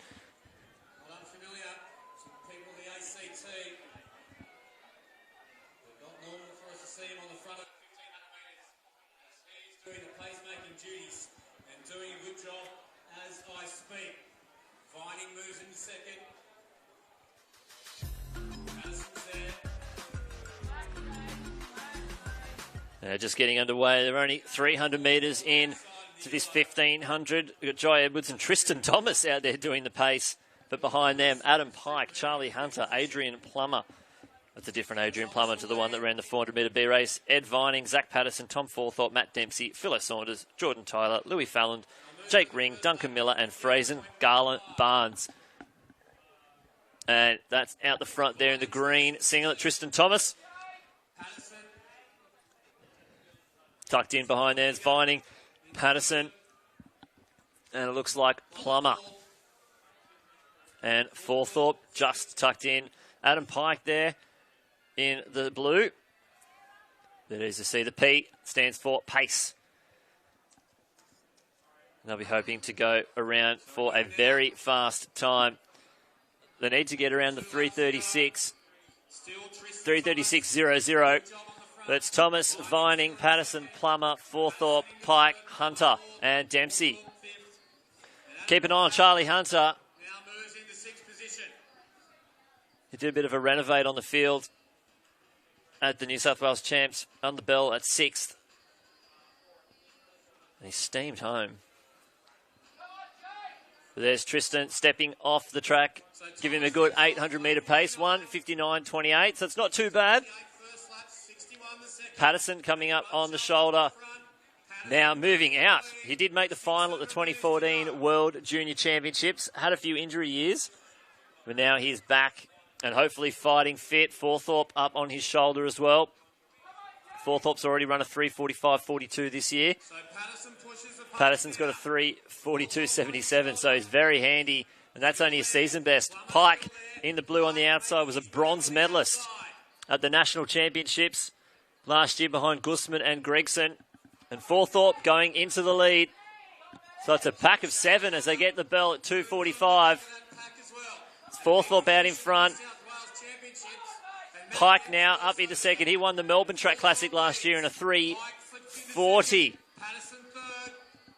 We'll see what these guys can pull through. None of these athletes have gone under 340 before, but a few right on the cusp. And there's Charlie Hunter. We mentioned it before. He has got a handy kick, and he's finding himself up into third position now with 200 metres to go. Pike stuck his nose out in front. Forthorpe's getting left behind. Vining moving up as well. So it's Pike out in front. He knows how to win races. 120 metres left. And he's really pulling away from the field, pumping those arms. Hunter trying to chase him down. Vining's there as well. But Adam Pike pulling away from the field. This is strong, strong running. Hunter trying to hold on for that second place, but Pike's going to take it out. 3:42.01. Followed by Hunter, Vining, Plummer, Forthorpe, and Dempsey. Well run there from Adam Pike. Hunter maybe just went a little bit too early. He was moving very quickly down the back straight, but he might have just gone a little bit too hard, too early.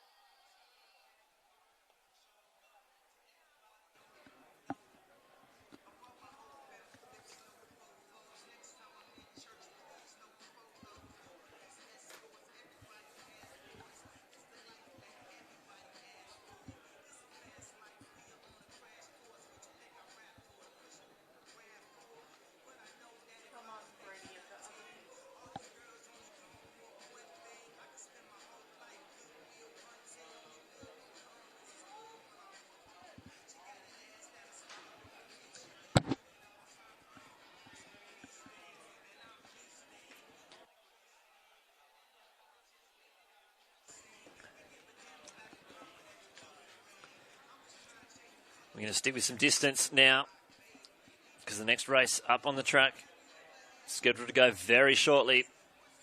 The girls' 800 metres.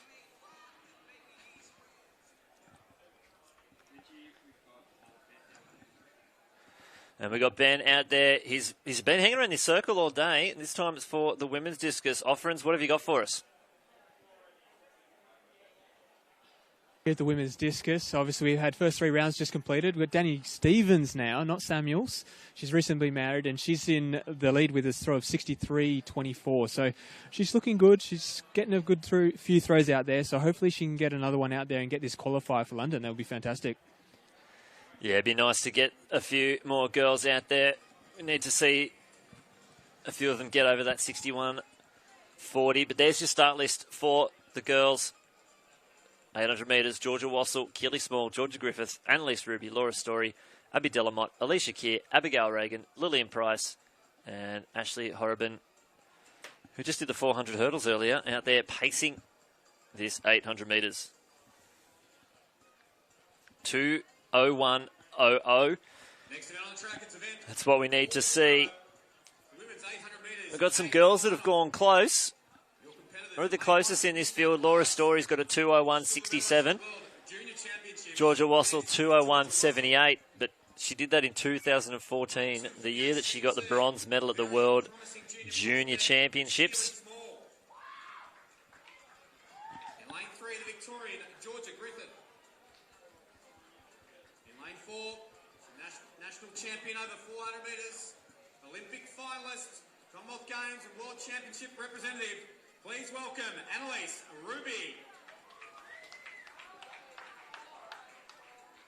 In lane 5, the winner of the Hunter Track Classic and the New South Wales champion, Laura Story. In lane 6, the Victorian, she's been a national junior champion at 400 metres. This is Abby Delamott. I think we should see some very fast running here. A lot of these girls all between 2:01 and 2:05. Fastest this year in the field, Georgia Griffith with a 2:02.5 hand time. And the Queensland champ with the slowest seed time, 2:07.42.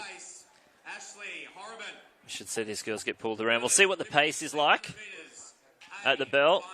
And hopefully they can hold on. That's Ashley Horrobin on the outside. She'll be doing the pace.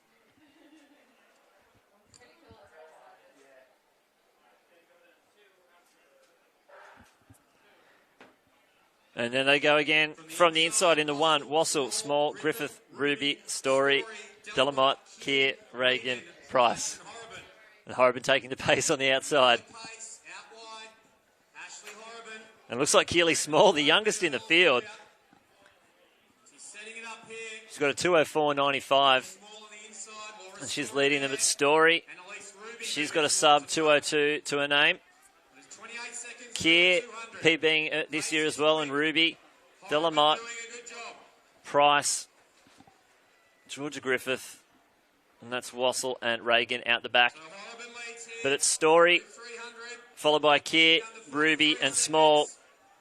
Horriban holding the pace, checking the watch. They need a 2:01.00.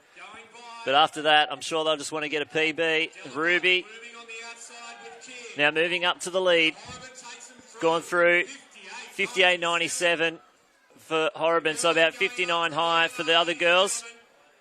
Horriban stepping off the track, and now they're starting to open up this field. It's Ruby, Story, Delamotte, Small, Keir, Price, Griffith, Wassel, and Reagan. They're really starting to wind up now. They look comfortable out in front, these two. Keely Small, the youngster. She's starting to chase them down. Delamotte might be just overstriding a little bit as the speed gets too much. Georgia Griffith now starting to wind up. She's moved herself into 5th place. But Delamotte's finding something else. Story's moving up onto the shoulder of Ruby.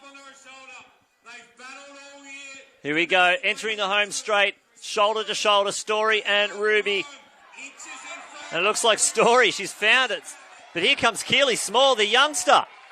The local, she's found something exploding down the outside. And she's definitely going to take this. This is ridiculous. Oh, 2:01.47. For the youngster, that is outrageous. She was there the whole time. That is outstanding running from the local Assel. I think that could be a couple of... might need to check some national records here. That could be some junior records. She's only 16. And that is very, very handy. 2:01.46, the official time.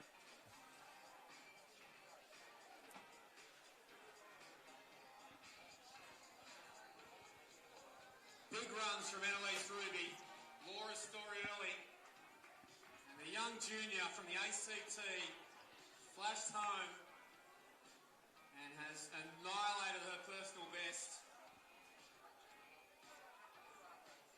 Produced something of the highest quality here tonight. 2:01.73 was the old national record. So 2:01.46 for Keely Small, under 18. That is a national record. Georgie Clark. But we got Offerance down there with the winner of the Women's Open 800 metres. Now, being just a junior athlete here from the ACT in front of the home crowd, you've taken some amazing scouts here and talking about Olympic representatives, and you've smashed your PB. I can't believe it. No, I didn't expect to get that out here today, but tried to give it all I could, and I was really hurting down the straight, but I managed to do it. Yeah, you may not have thought you got this out, but I did, because obviously we've been doing a little bit of training together the last few weeks, and I've seen you have been in some amazing form, which is great to see. Now, I knew something special was going to happen. As soon as I saw you over there with 200 to go, still with a whiff, I knew something special was going to happen. Yeah, in training I've been trying to pick up the speed a lot, chasing you guys. So, yeah, I'm very happy I did that today. Yeah, no, it's a fantastic effort. Now, nationals to come. Running the Opens? No, I'm going to be running under 18s, but not Opens. Well, there you go. It looks like the Opens are going to get a lucky break with that one. But it looks like we've got a national junior record, which is absolutely fantastic, because I know you've been working really hard at your speed, which obviously then is translated into this 800 amazing time. I can't believe it, honestly. Yeah, I'm very happy. Okay. I'm sure you are. We can all believe it anyway. Well done to Keely Small, winner of the Women's Open 800 metres. That is outstanding. Her best before that, she did a PB not long ago, and it was 2:04.95. And she just ran 2:01.46.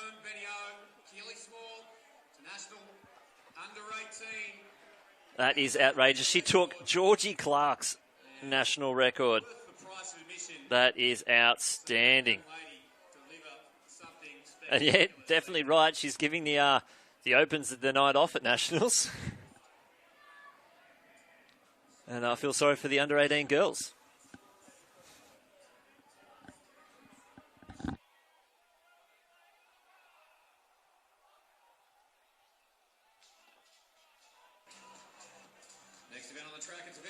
There's the next event on the track, the men's 400-metre ambulant. Josh Lush, James Turner, Lindsay Handy, Tim Foster, Keegan Pitcher.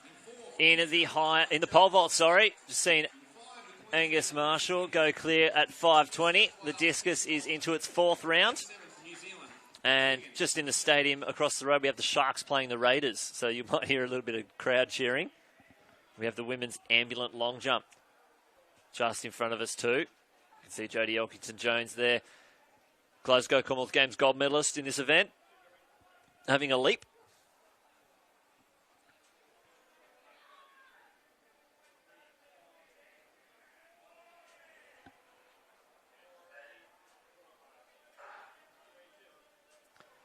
Off and running, and from the inside again, Josh Lush, James Turner, Lindsay Handy, Tim Foster, and Keegan Pitcher.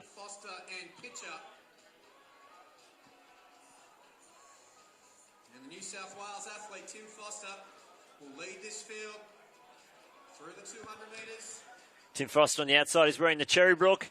And there's James Turner in lane 4 with the Athletics Wollongong singlet. Gold medalist at Rio in the 800 Paralympics. Was a soccer player. Decided to give running a bit of a go. Won a gold at Rio in the 800. So these guys coming into the home straight. It's Handy, Turner, Foster stretched across the field here. Hendy, North Queensland athlete. It's a little bit too strong in these final stages. And he'll take it out. Fast finish from Tim Foster there, but 52.70 from James Turner and Tim Foster.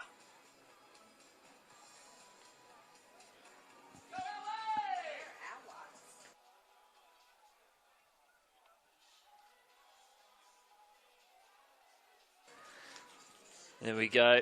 Lindsay Handy, just too strong in those last few moments.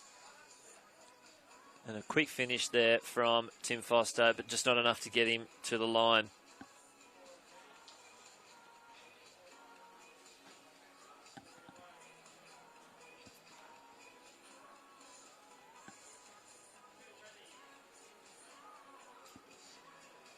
There's been some, got to say that performance from Keely Small was intergalactic then.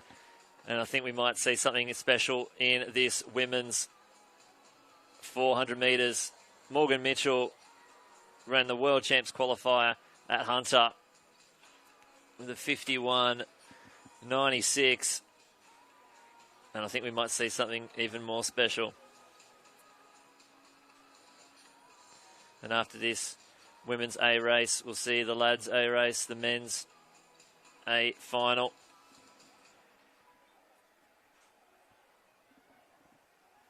Pole vault getting to the meaty section now, 5:20. This will sort a few of the guys out.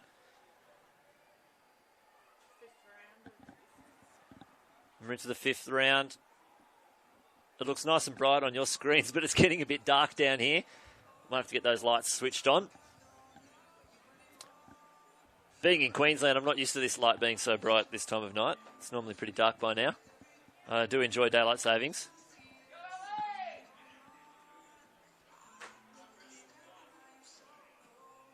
There's Max Mishchenko.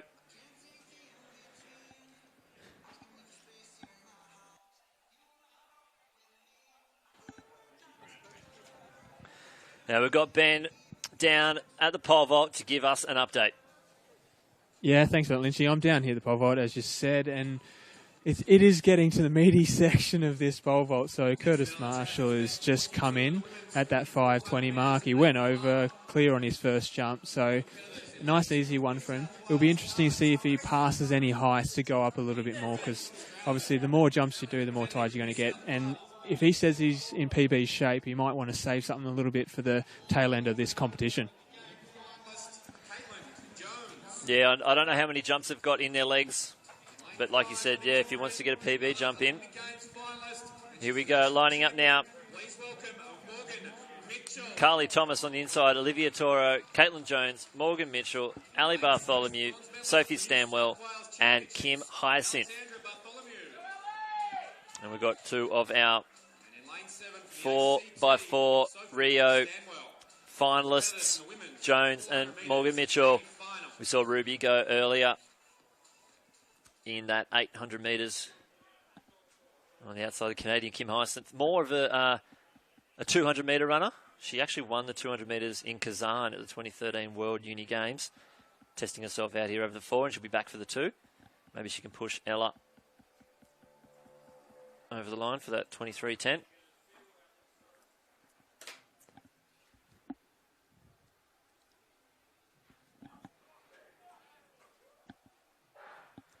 And often running from the inside again. Nearly choked. Carly Thomas, Toro, Jones, Mitchell, Bartholomew, Stanwell, and Hyacinth. As they head down the back straight. No other girl this year has broken 53 seconds, but Morgan Mitchell's run 51.9. So she's definitely got the speed and got the strength. And they head through 200 metres. Toro running very hard early. She ran a 53.54, which is the fastest time she's done for a long time.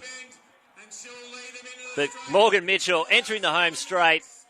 She's too strong here for the field, and this is where she usually opens it up. And she's pulling away from the field. Olivia Toro running very well as well. But Morgan Mitchell way too strong.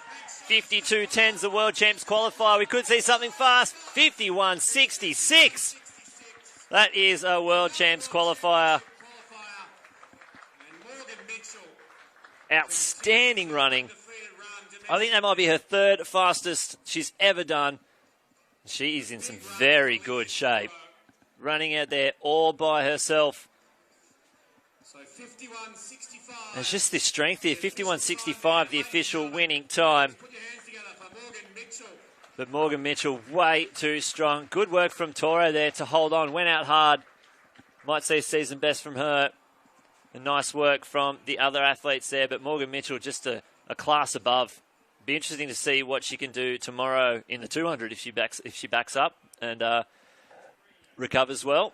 And this is always the tricky bit, trying to get a good interview out of a 400 runner straight after the race. I know I was a bit spewy, but it looks like Ben Offerins is taking a seat trackside with Morgan Mitchell. Yeah, Lynch, I'm down here with Morgan Mitchell, winner of the women's 400 metres, time of 51.66. I think we'd be pretty happy with that one. Oh, definitely. I mean, I've been training so hard on the track. I actually didn't know what to expect coming up here, but we just went through the process, didn't focus on the result. But now that I can see it, I'm pretty happy. Yeah, I'm sure you are. Now, this is your second qualifier for London, so you've not locked it away. And obviously, you'll go through to Nationals, and hopefully we can take the title and make it a secured spot on the team. Oh, that's always a relief, isn't it? Like, getting the qualifier early was good, but there's always that last step of winning Nationals. But, you know, hopefully I'm ready and healthy and anything can happen, yeah. Yeah, no, it's fantastic. Now we're going to talk through the race a little bit. First 200, not too... fairly conservative, not too hard out. A couple of the athletes on the inside actually came up on you, but then as soon as that 200 mark hit, you really lifted the intensity and sort of powered away and was really strong down the home straight.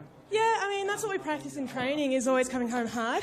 I knew that I needed to focus on the speed, though, and practice that speed reserve, which has been horrible in the past. And I just thought, relax. Then once you know you've only got 200 left, it's, all monies. It certainly is, and probably one of the other factors of this, same to Lauren Wells as she came down the straight and ran her qualifier, so relaxed. There's no tension there, there's no stress, there's nothing like that. And how hard is it to try and stay relaxed while you're hurting with a lactic? Oh, you know how it feels, Ben. Let's be honest as hell, I'm not going to lie, but we've just been focusing. My coach has helped me, and so has my psychologist. He's just like, focus on yourself, think about relaxing, and the rest will take care of itself, and I guess he was right. Yeah, definitely. Now we're going to go back a little bit to Nitro and your experience there in Melbourne. Now, I watched you on the TV every night and it looked like you were having an amazing time. How was that experience? Obviously, it's a first-time experience for all the athletes who took part. It was so much fun. Completely different for athletics. It's something we needed. And, I mean, to run alongside Bolt was incredible. And I think the coolest part was being a part of a team for once. Like, we go away, it's all individual. I mean, we are a team, but you're out there for yourself. And to kind of come together and get to know everyone was actually really cool. Yeah, no, it's fantastic. It was great to see, and it was fantastic watching you out there competing. Got so many points for Australia to get us almost to that point where we could beat the Bolt All-Stars, but maybe next time. Anyway, congratulations to Morgan Mitchell, winner of the women's 400 metres in a World Champs qualifying time.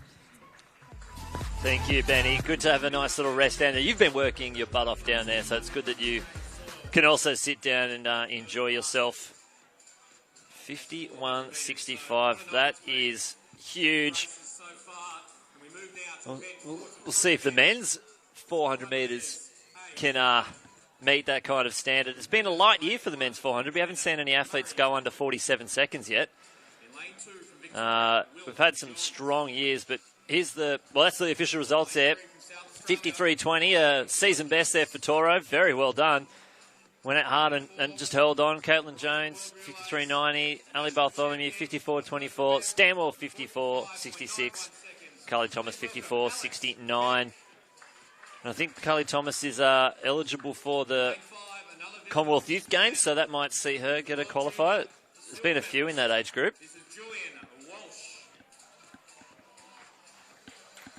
And here's the start list for the men's. Murray Goodwin, Will Johns, Clay Watkins, Alex Beck, Julian Walsh, Daniel Moen, James Kermond, and DeLuca Lawson-Matthew. Now, you might think Julian Walsh, not the most Japanese of names. His mother is Japanese. His dad is a Jamaican reggae drummer. He's spent all his life in Japan. He's run a 45.35. And last week he ran the anchor leg for a 4x1 up in Queensland for a composite Japanese team. And I think we might see something very fast from Walsh. This is the first time we see Beck out there as well. So we might be able to see some 46-second running.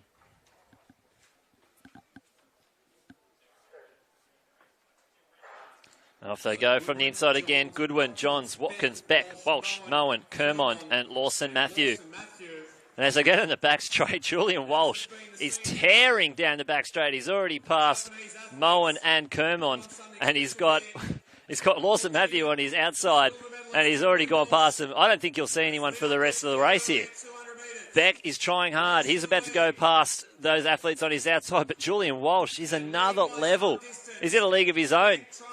Very fast through 300 metres, just around 32.5. And he's strong as well. Beck's finding something again. Clay Watkins running well, Moen as well, but Julian Walsh is wearing the same shinglet as Kiryu, and this is quick, 45.61. That is outstanding. He did it all on his own, and that's great running. Very close, though, to that World Champs qualifier, 45.50. That's the same qualifiers for the Japanese athletes. Julian Walsh there. Jamaican father, Japanese mother, and Julian Walsh just too strong. 45.62, the official winning time there. Well done. He's only young. He's only 21. He ran the 4 and the 4x4 at Rio. I'd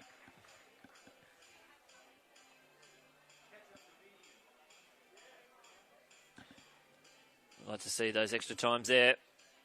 Beck would have been in those 46-second barrier there. He might have been the first Australian to do that this year. Not many have. And we've got Ben Offrens there with the winner from Japan, Julian Walsh. Yeah, I'm down here with the winner of the men's 400 metres, Julian Walsh, Japanese athlete. You've come here to the ACT to run on this AIS track. Have you heard about its reputation of being fast? I feel good. Yeah, no, it's fantastic to see. Now, 45.61, great time. Only 0.3 off your personal best, and just missing that World Champs qualifying time of 45.50. Now, you set this race up, first 300, absolutely blasted out. You probably would have gone through in 32 point, which is on fire. Was that the race plan, to go out as hard as you could?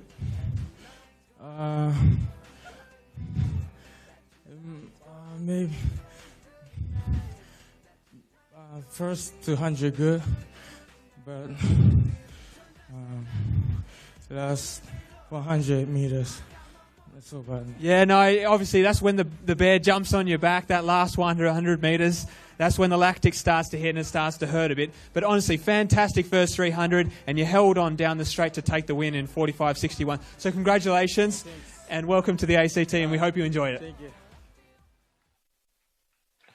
Here we go, the official results there. Alex Beck, 46.41. Nice season opener for him. Daniel Moen, PB, from 47.22 to 47.05. Watkins, 47.24. Will Johns, 47.34. A bit close to a PB for him. And Murray Goodwin, very close as well, 47.55. There's only 2 more events left on the track. And these are not just regular events. Sorry, I just turned off my mic there. These are national championships, 5,000 metres. So results for the women's 800 metres. And they'll be very close. We may get them shortly. Still got some field events out there. As you see, the sun is setting here in the nation's capital. Annalise Ruby from Victoria, 203.27. Alicia Kerr from New South Wales, 203.45. Abigail Regan from New South Wales, 205.32. Georgia Wassell from New South Wales, 205.36. And Lillian Price from Queensland, 205.49.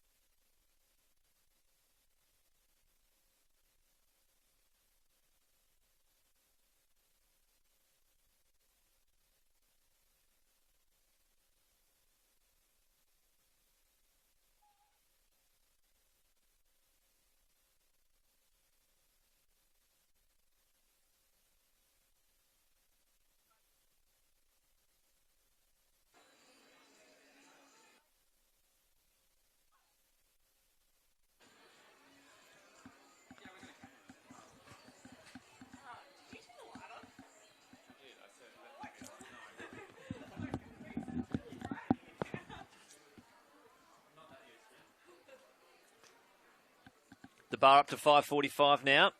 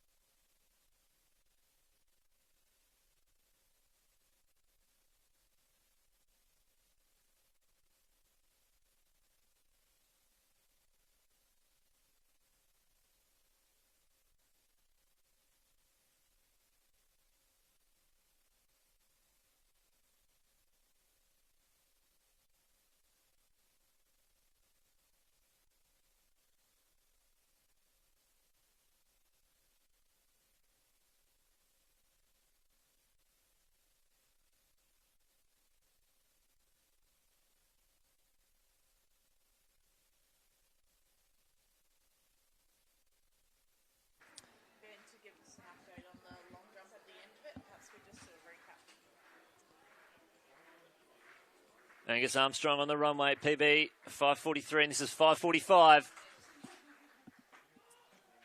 Unfortunately, just not getting the extension he wants. A little bit of cherry picking there. Now we've got Ben Offerins out there to give us an update. Benny-O, what's going on? Yeah, Lynchy, I'm out here at the women's discus. It's just concluded. Danny Stevens, I apologise, newly married. Last round, sixth throw, 64.79. It was actually your best of the series. Yeah, I feel I'm not 100% happy because I don't feel like I really got onto one. The last two felt a bit better, but it kind of reminds me of my Olympics throw, a 63 in the first three, and then finished on a 64, but still not feeling great about the throw. So, look, that's another World Champs qualifier for me, so that's good to tick that off. But I'm really trying to practice throwing big and throwing what I think I know I should, like, your 66s type thing in this domestic season. And I opened up really well with state champs last week, and yeah, just didn't quite get my timing and my rhythm together tonight. But 64 on a bad day is pretty good. Yeah, no, as you said, it's fantastic to lock away those qualifiers and get another one under your belt is essential leading into nationals, and obviously if you take the title then you're automatic through to London. Just going on the conditions here, I was speaking to Matt Danny earlier and he said he wasn't happy with the wind. He likes the headwind, he likes it strong. What about yourself? He said the women like it a little bit, I guess, of a lighter wind?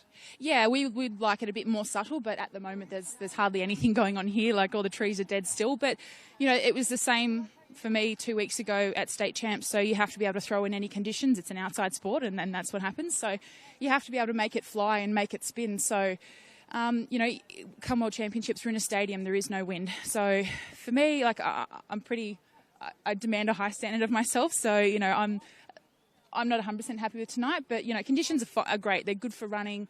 There's no wind advantage or disadvantage. So, but for us, we really need to make it spin.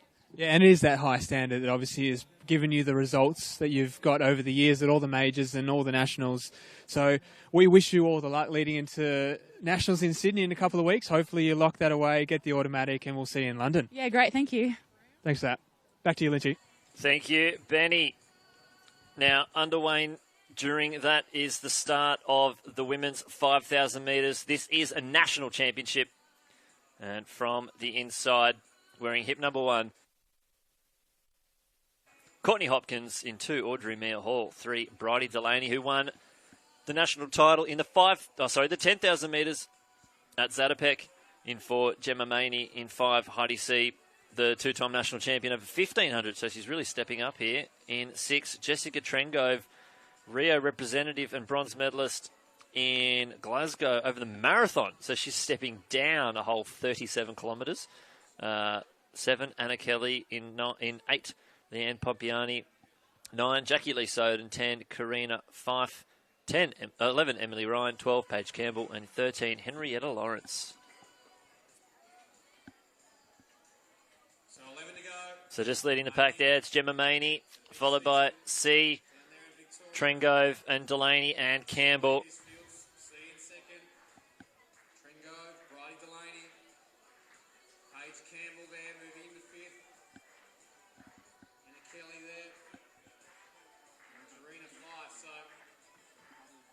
Stretch out a little.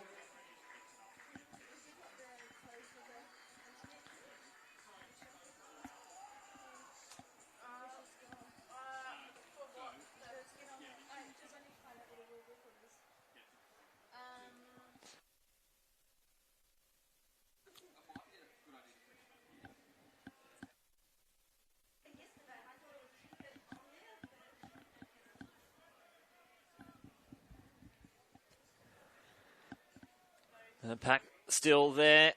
All the athletes strung out. No one taking the pace too hard. So I think we might see a sprint finish. If it is a sprint, it's probably going to fall into Heidi C's hands there. Trengove, the marathoner. Delaney, winner over the 10. She's won 3K national titles and got very close on 800s and 1500s. So she's got a good range. Paige Campbell there tucked in.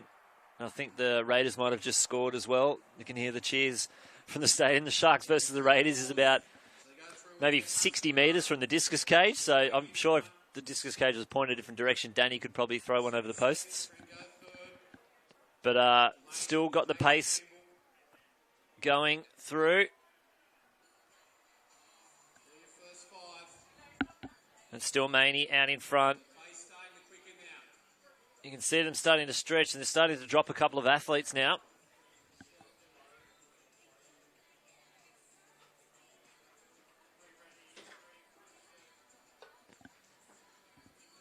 But no one's taking control of this race. Maney, C, Trengove, Delaney, Campbell.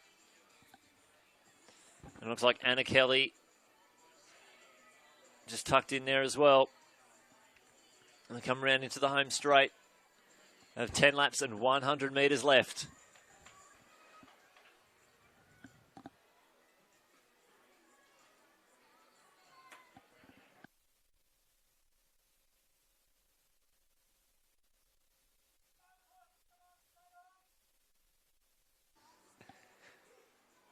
No, 9 laps, sorry, my mistake. So 3,600 metres left. No dramatic changes in positioning.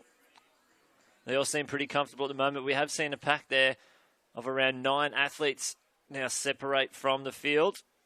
So the pace has turned up. This is for a national title.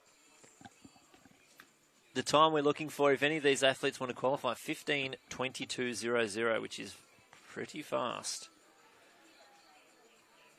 If someone wants to use the hashtag SUMMERofATHS and then tell us what kind of pace they're on, that'd be awesome.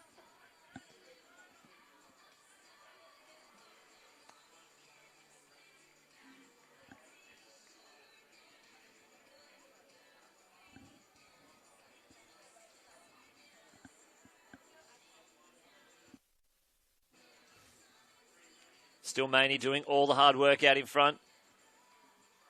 Anna Kelly now moving up. But it's still Maney, C, Trengove, Delaney, Campbell, Kelly. With 8 to go. So 8 laps to go. Still Maney the leader. C in second. Trengove there. Paige Campbell moving around the outside. Bridie Delaney. We'll be able to see a 2K split here very shortly.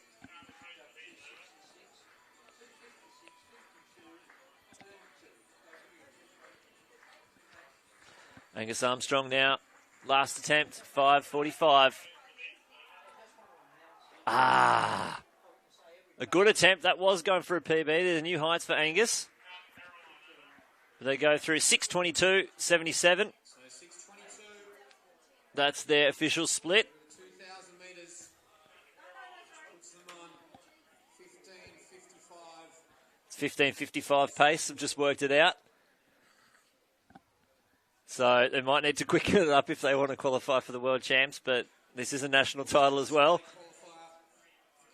We see Delaney there's been dropped, and it's now Maney, C, Trengove, and Campbell. Obviously pretty quick at calculations. A bit of a maths whiz.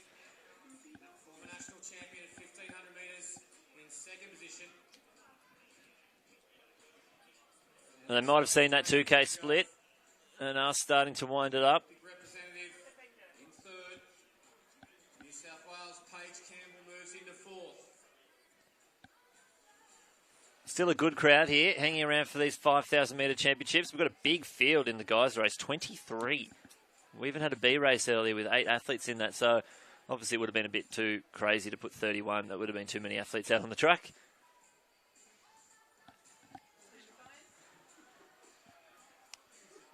But here they go. These 4 athletes now have got a good 20-metre gap now back to the chase pack, and that's all Maney pulling the pace here. Trengove still tucked in there. Holly Campbell might just be dropping off a little bit. C looks very comfortable. And see if she can add a 5,000 metre title to the 1,500 metre titles that she has. So 6 laps to go. Still Maney, C second, Trengove. Maney has done a 16:22 so far this year. PB of 15:56.51. Heidi C's got a PB of 16:09.10. She did in Raleigh in Carolina. Trengrove's got a 15:58 and Paige Campbell a 16.20. So the first three athletes have all cracked 16 before. Campbell, they're just starting to... Oh, there goes Trengrove. She's made a little bit of a move. This is probably the first move we've seen here. And they've really pulled away now. It's a good 30 to 40 metres back to fifth place. Campbell might have just getting dropped off here. The pace a bit too strong. Obviously with a PB some 20 seconds off the others.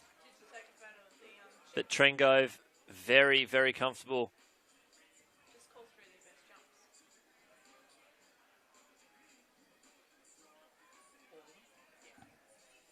So the pace has quickened as we move towards the 3,000 metre mark.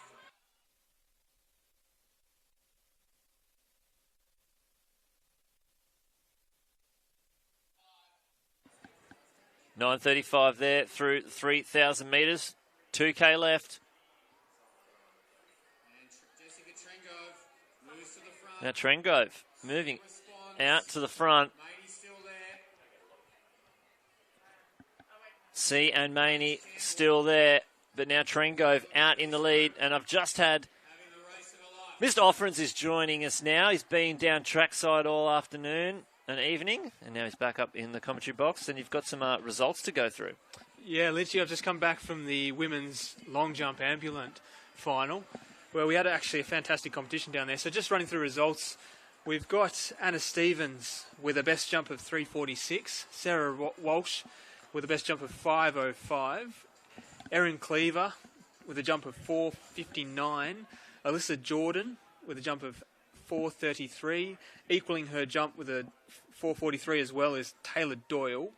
We've got Jodie Elkington-Jones with a jump of 4:23, but the highlight of the night for this event, we've actually got a world record, Lynchy, a world record. We had an Australian record before, but the world record's a bit bigger.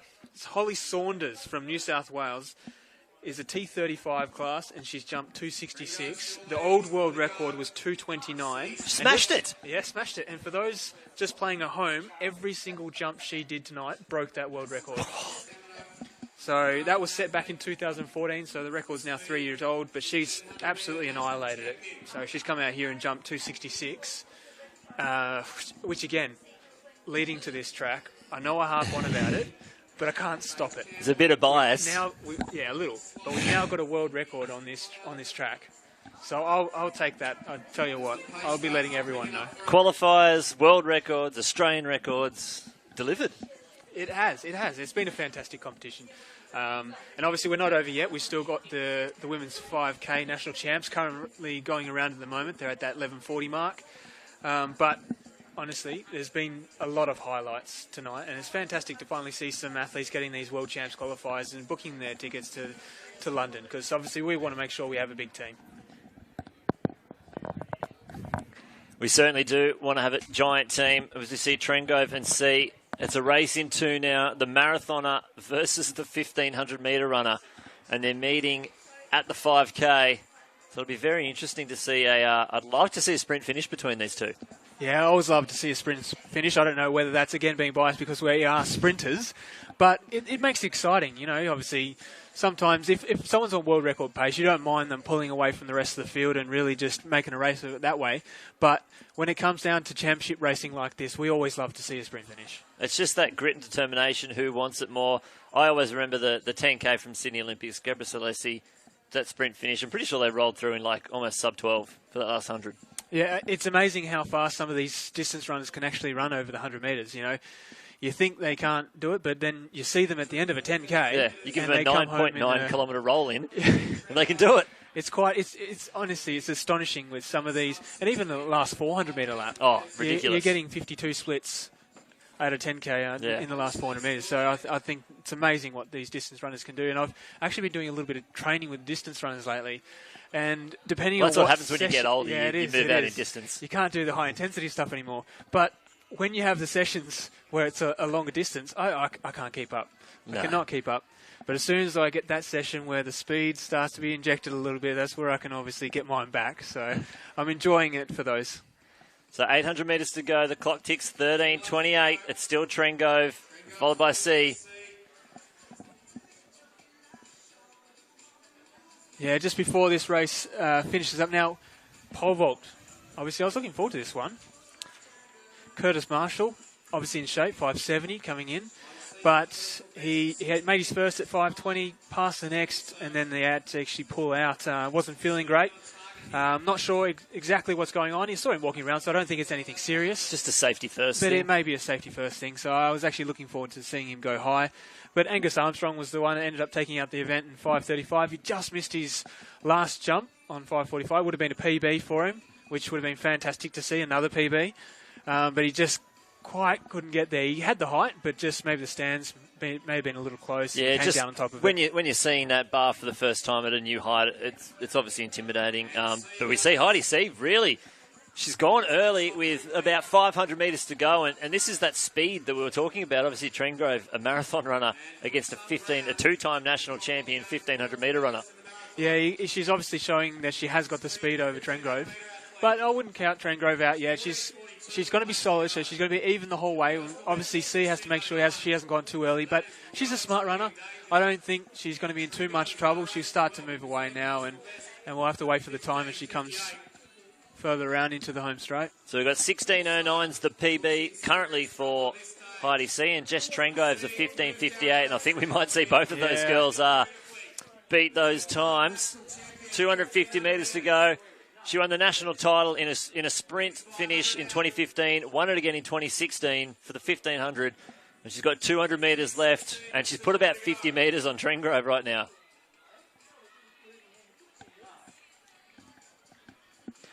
Qualifying time's 15:22, but I don't think we'll see that today, as it obviously already clicks to 15:30. But we'll see Heidi do her first sub-16, and this will put her in the box seat. She's a national champ. If she wants to do the qualifier again at another time. Exactly. It gives you that leg up on the rest of the athletes. So if we have 3 people, or say 4 or 5 people go and run this time, she's in the box seat having that national national title. 15, that's absolutely important. 51.99. Easy running there. Trengrove won't beat her PB, but it'll be a very handy 16. And it looks like Holly Campbell will take out... Oh, Paige Campbell, sorry. Holly Campbell's her identical twin sister. But they're 16:10. She's cut off 10 seconds and got herself a national bronze medal. Yeah, it's a fantastic run by her. Obviously, she'll be stoked with that, taking home the bronze. Anytime you get yourself up on the podium, obviously it's a fantastic achievement and something you'll remember for a very long time. And also to come here, I know I've done it a lot, but another PB. Another PB. We're just knocking them off here.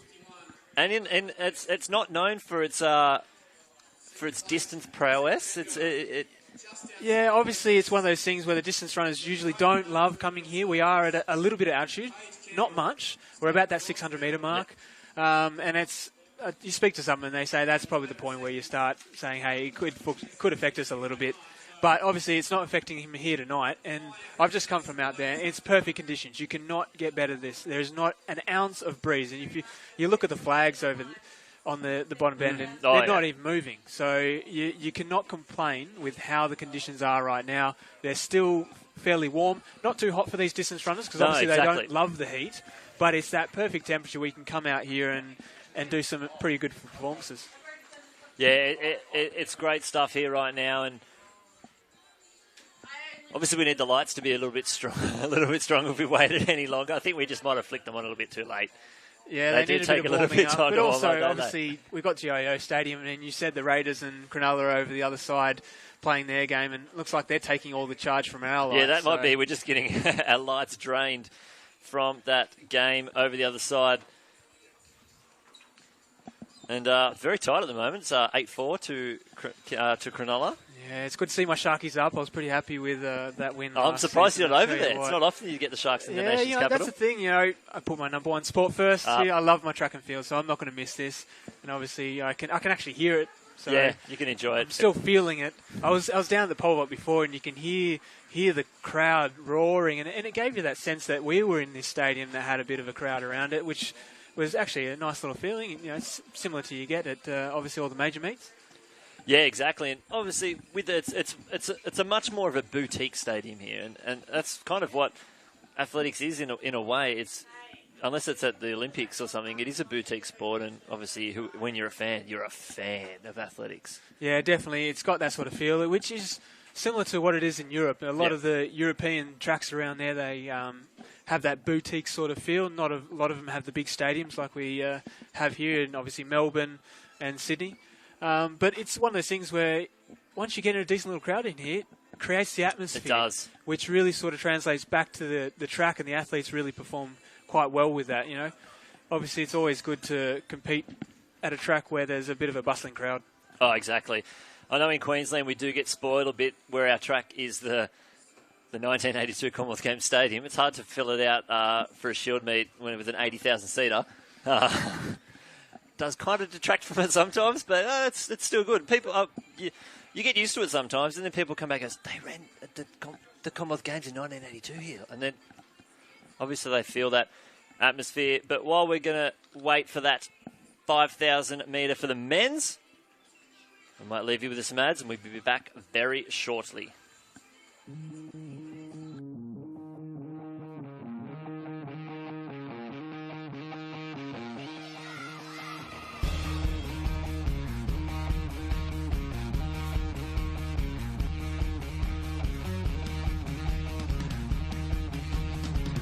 The IAAF Nestle Healthy Active Kids Athletics program is fun, fast and awesome.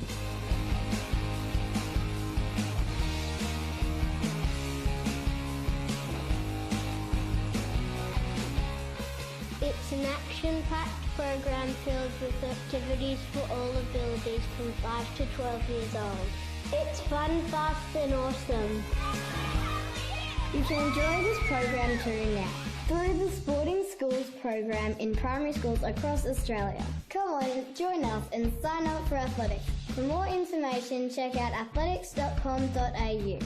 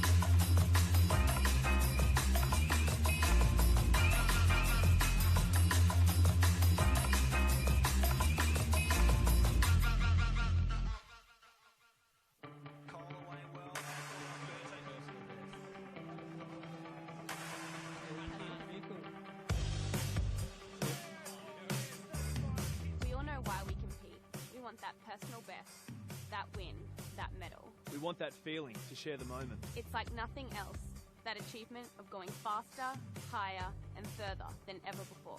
The joy as you surprise your friends, your family and yourself.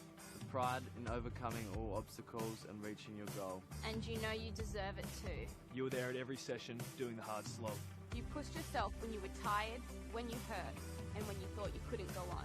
You didn't know if it was worth all the sacrifice. You didn't let rain stop you, and you wouldn't let injury keep you down.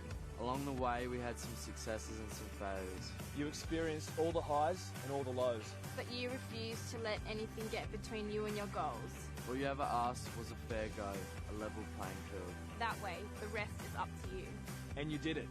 You did it. You don't need drugs to win. You don't need to cheat. You can do it on your own. Make the right decisions for you. For all of us competing side by side. And now you are a better you, both physically and mentally.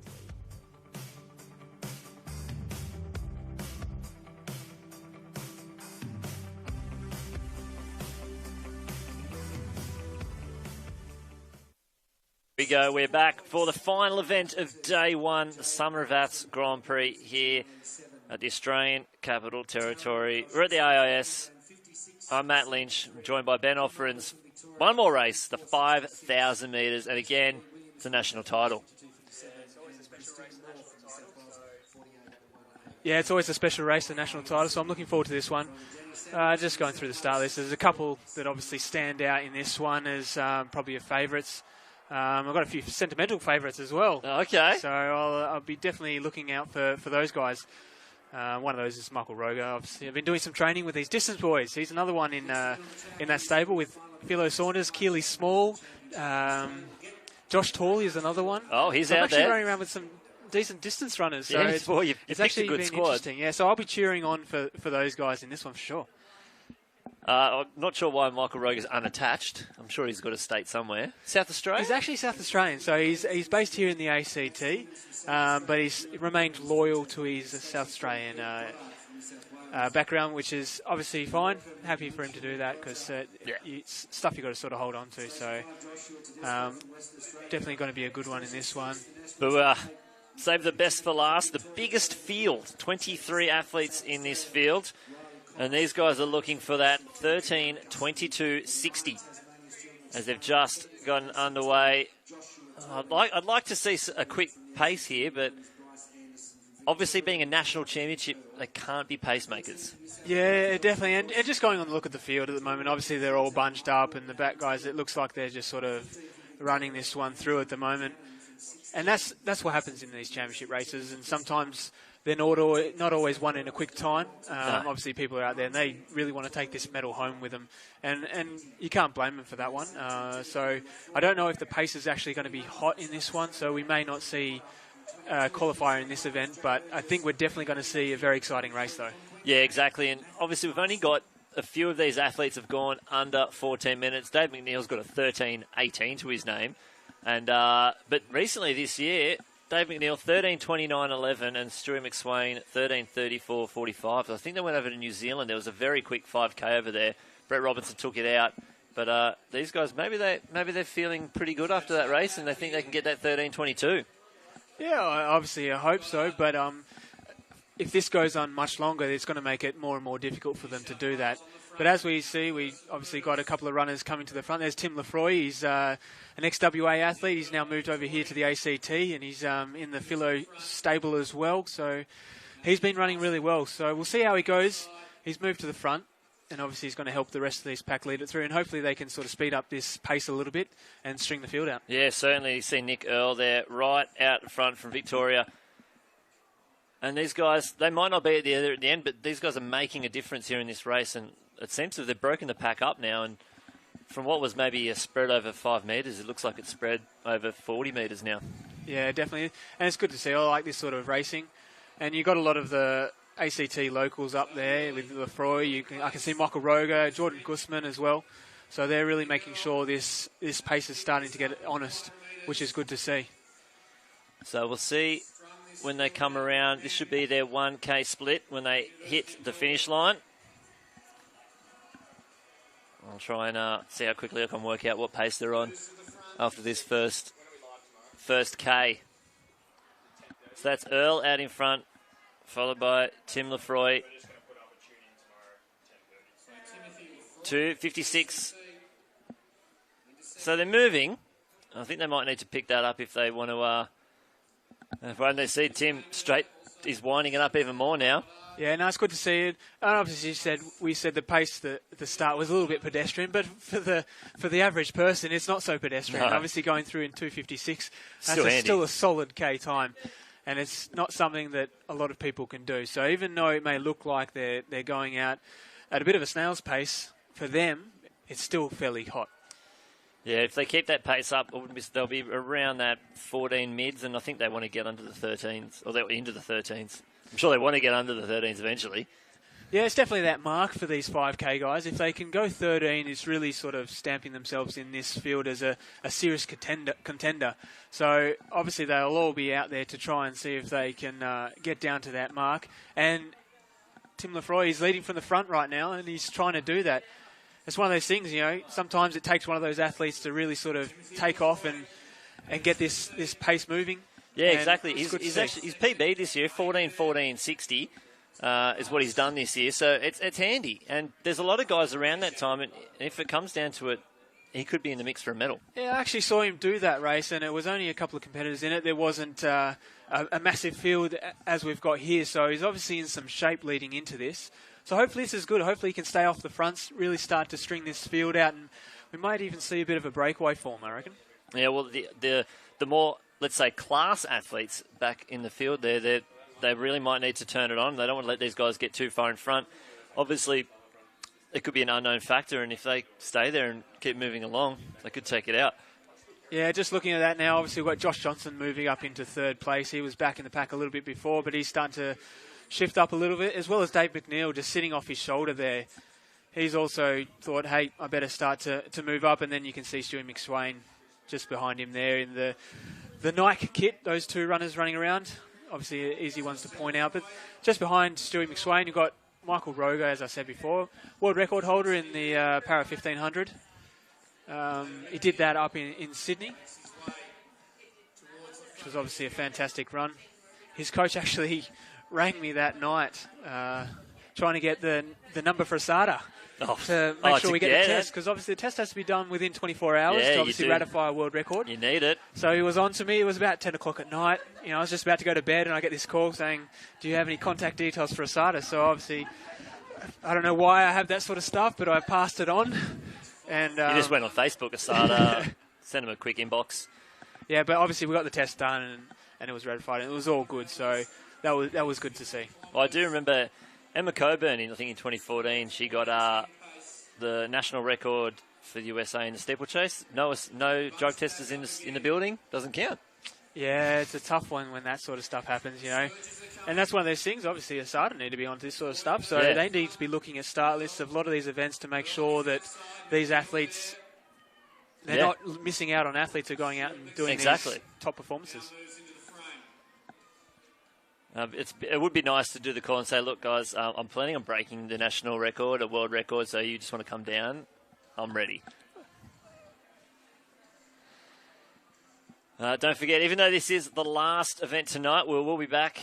We'll have a good couple of hours break, maybe 12, 14 hours. Back again, starting to stream at 10:30 a.m. So remember to tune in tomorrow on all the medians that you used today. Use them again tomorrow, and we'll have plenty more action left.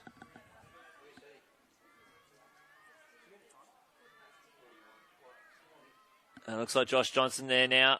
He's out in front.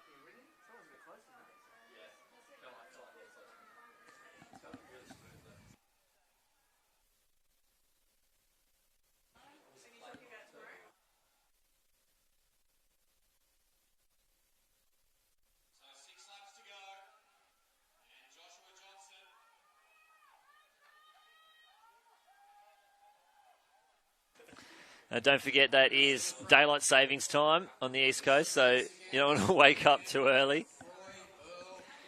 and miss the stream, miss all the action.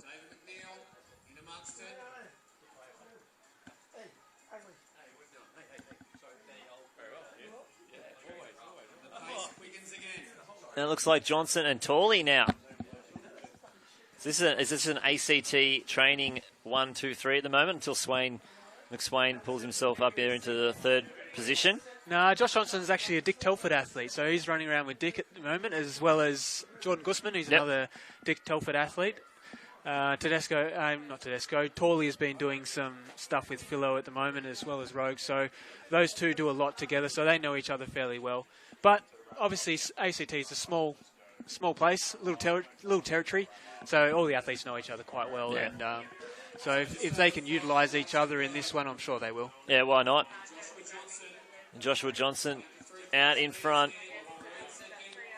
About to hit the 3K split, 8:32.78, which is not too bad.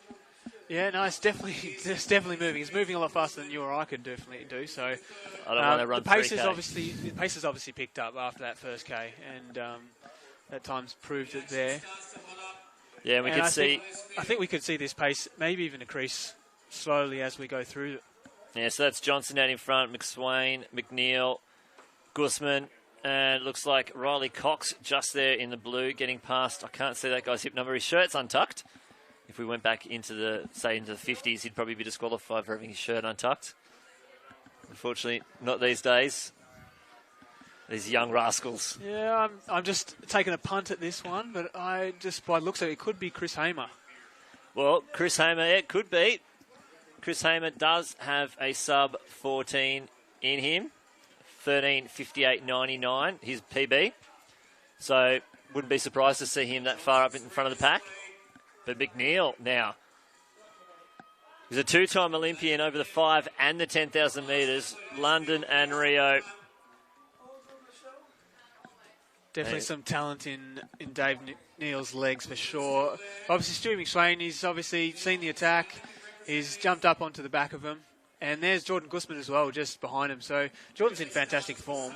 So I don't see why he can't match it with these two athletes. Yeah, certainly, and from those two in front, they'll probably want to pick the speed up and take that kick out of Guzman's legs. Obviously, he's a much faster 1,500-metre runner. Yeah, definitely. They've got to watch out for that one because obviously he's going to have some legs at the end of this one. So if the pace doesn't increase too much more, he's obviously he's a bit of a dark horse in this one. Obviously, the front two have got better times over the 5K to Guzman, but if they give him any sort of sniff at this one, they better watch out.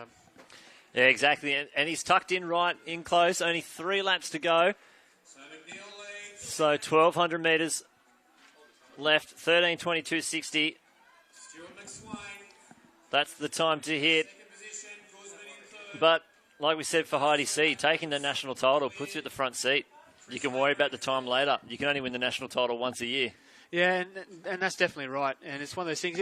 What I'm actually interested to see here is if Dave McNeil does all this work off the front himself, or whether Stuart McSwain or Jordan Guzman decides they might take a little bit of a go at the front just to help things out a little bit, because 1,200 out, it's a long way to go on your own from running from the front. Oh, exactly. And like Lefroy did all that work early, same as in the girls' race. Gemma Maney was out in front the whole time, but then this extra speed just comes through in those later stages and have worked their way up. They all look pretty comfortable, though.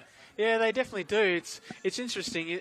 I don't know whether it's surging or whether Stewie's just letting Dave go a little bit, but every now and then he seems to get a couple of metres and he comes back. He gets a couple of metres and then comes back. So it might be just the different running styles and patterns of the two runners that's causing that. Obviously, Dave McNeil's not of the height of Stewie McSwain, so the stride length is a little shorter. So maybe Stewie likes to have that little bit of a gap just to give his own air in front of him, and so that he can maintain his own stride. Because there are a lot of athletes out there who aren't too comfortable sitting in behind someone. Because sometimes you get into someone else's stride pattern, and it may be different to what you're comfortable with. So this is really falling into Guzman's hands if they stay this close and they don't start to break it. They've only got 600 metres left. Clock around 12:20. So they need to do a 1 minute and 1 second, 600 metres to get this World Champs qualified. Don't think it's going to happen tonight. I don't think that's going to happen. Obviously, that would be a fantastic time, even over a 500. Exactly. So, yeah, we're definitely not going to see a qualifier here, but we're seeing some 13-minute runs, I reckon. I think we're definitely going to see a 13 here. As we go, 4:50 to go. McSwain's gone to the lead. McNeil still holding on, though. McSwain's made the move, and this is where it's all going to happen. The clock, 12:50. So we'll see if they can go a sub-minute last lap, and I'm pretty sure they will. We should see something in those 13:40s, I think. Yeah, definitely. I think all these athletes will be pretty happy with that time, I would say, coming out here. Because as we saw before, the pace at the start wasn't hot. So obviously that's affected them quite a little bit. Going through in 2:56 for the first Well, day. 2:50 to go. Dave McNeil. We talked about Guzman's speed, but Dave McNeil had something up his sleeve, and he's just turned it on. The pure leg speed of the two-time Olympian over the 5 and 10. Yeah, you can see the turnover rate difference between Dave McNeil and Stewie McSwain. And here comes Guzman. He's challenging McSwain. see if he can get up for that silver medal. But it looks like Dave McNeil's going to run away with this one. He's surged away. He's got about 15 metres on the rest of this field, but Guzman's starting to come through now. This is going to be very quick. Dave McNeil take out the national title. 13:47. Guzman will get under his first sub-14, but that's just another national title to add to Dave McNeil's rack. In 2010, he did the NCAA double, won the indoor and outdoor 5,000 metres, and this is his distance. Spent a bit of time over in college in America, handy over the cross country. In the Big Sky Conference, he went to Northern Arizona University, and was named number 8 of the 50 greatest male athletes in the Big Sky Conference over in USA. So I'm sure that's a great accolade to have. Not sure who was number 1, but number 8's not bad. That's not bad at all. He's top 10 all time. I don't think I'm top 10 all time in anything. So, well, I'll have a look at that for you, Ben. We'll see where you are.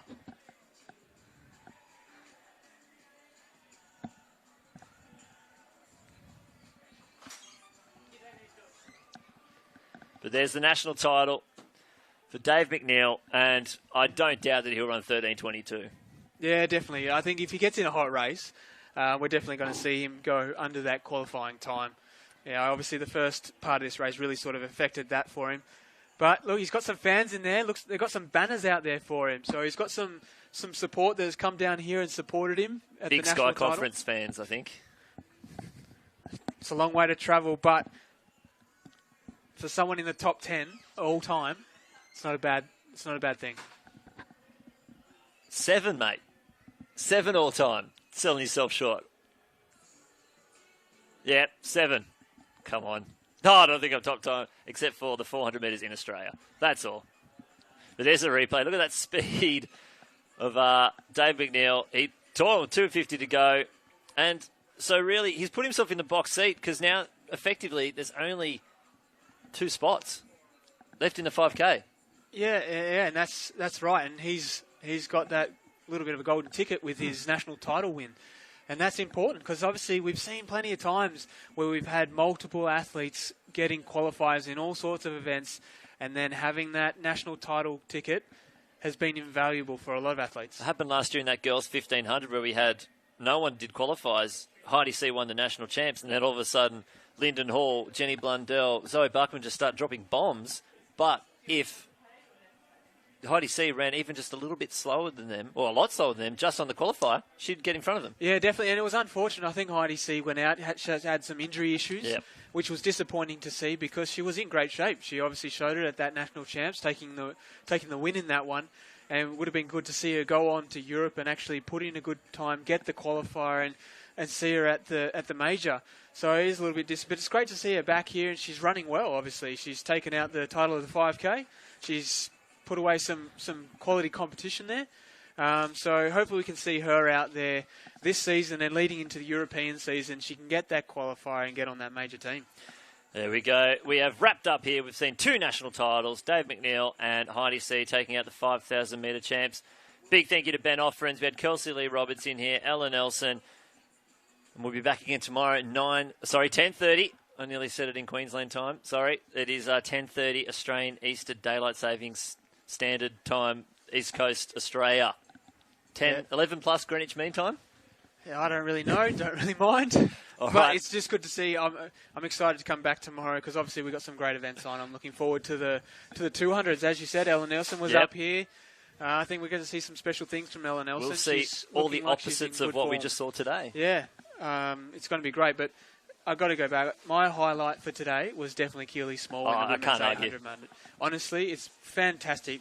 Young talent, 16 this year. I don't think she's had a birthday yet, so she's still 15 technically, I believe.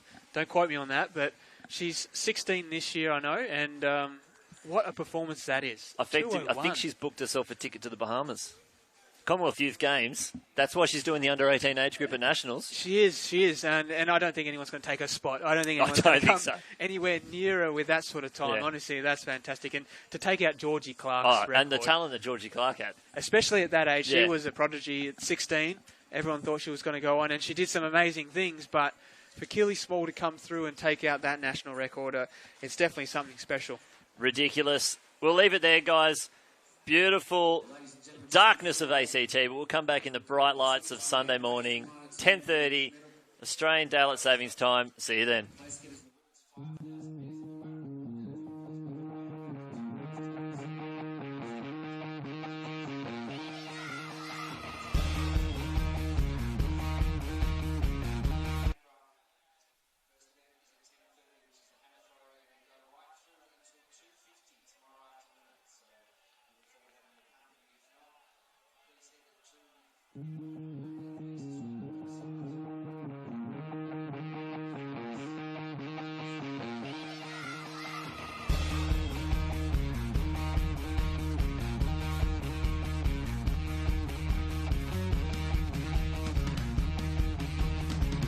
The IAAF Nestle Healthy Active Kids Athletics program is fun, fast and awesome.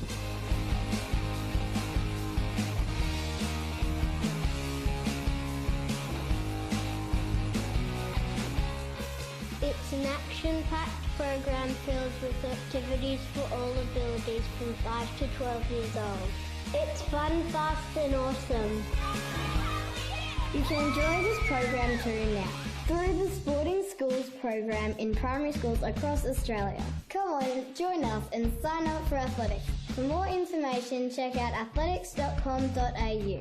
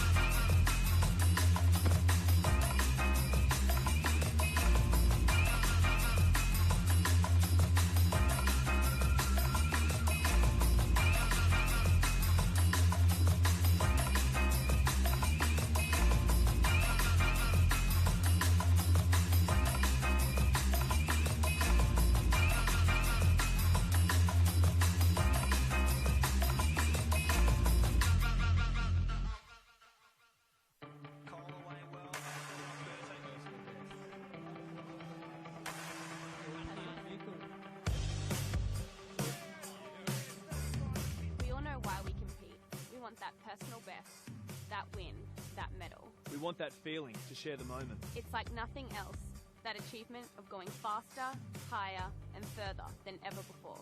The joy as you surprise your friends, your family and yourself. The pride in overcoming all obstacles and reaching your goal. And you know you deserve it too. You were there at every session doing the hard slog.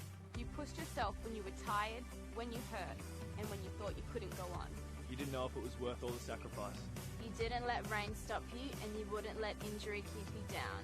Along the way, we had some successes and some failures. You experienced all the highs and all the lows. But you refused to let anything get between you and your goals. All you ever asked was a fair go, a level playing field. That way, the rest is up to you. And you did it. You did it. You don't need drugs to win. You don't need to cheat. You can do it on your own. Make the right decisions for you. For all of us competing side by side. And now you are a better you, both physically and mentally.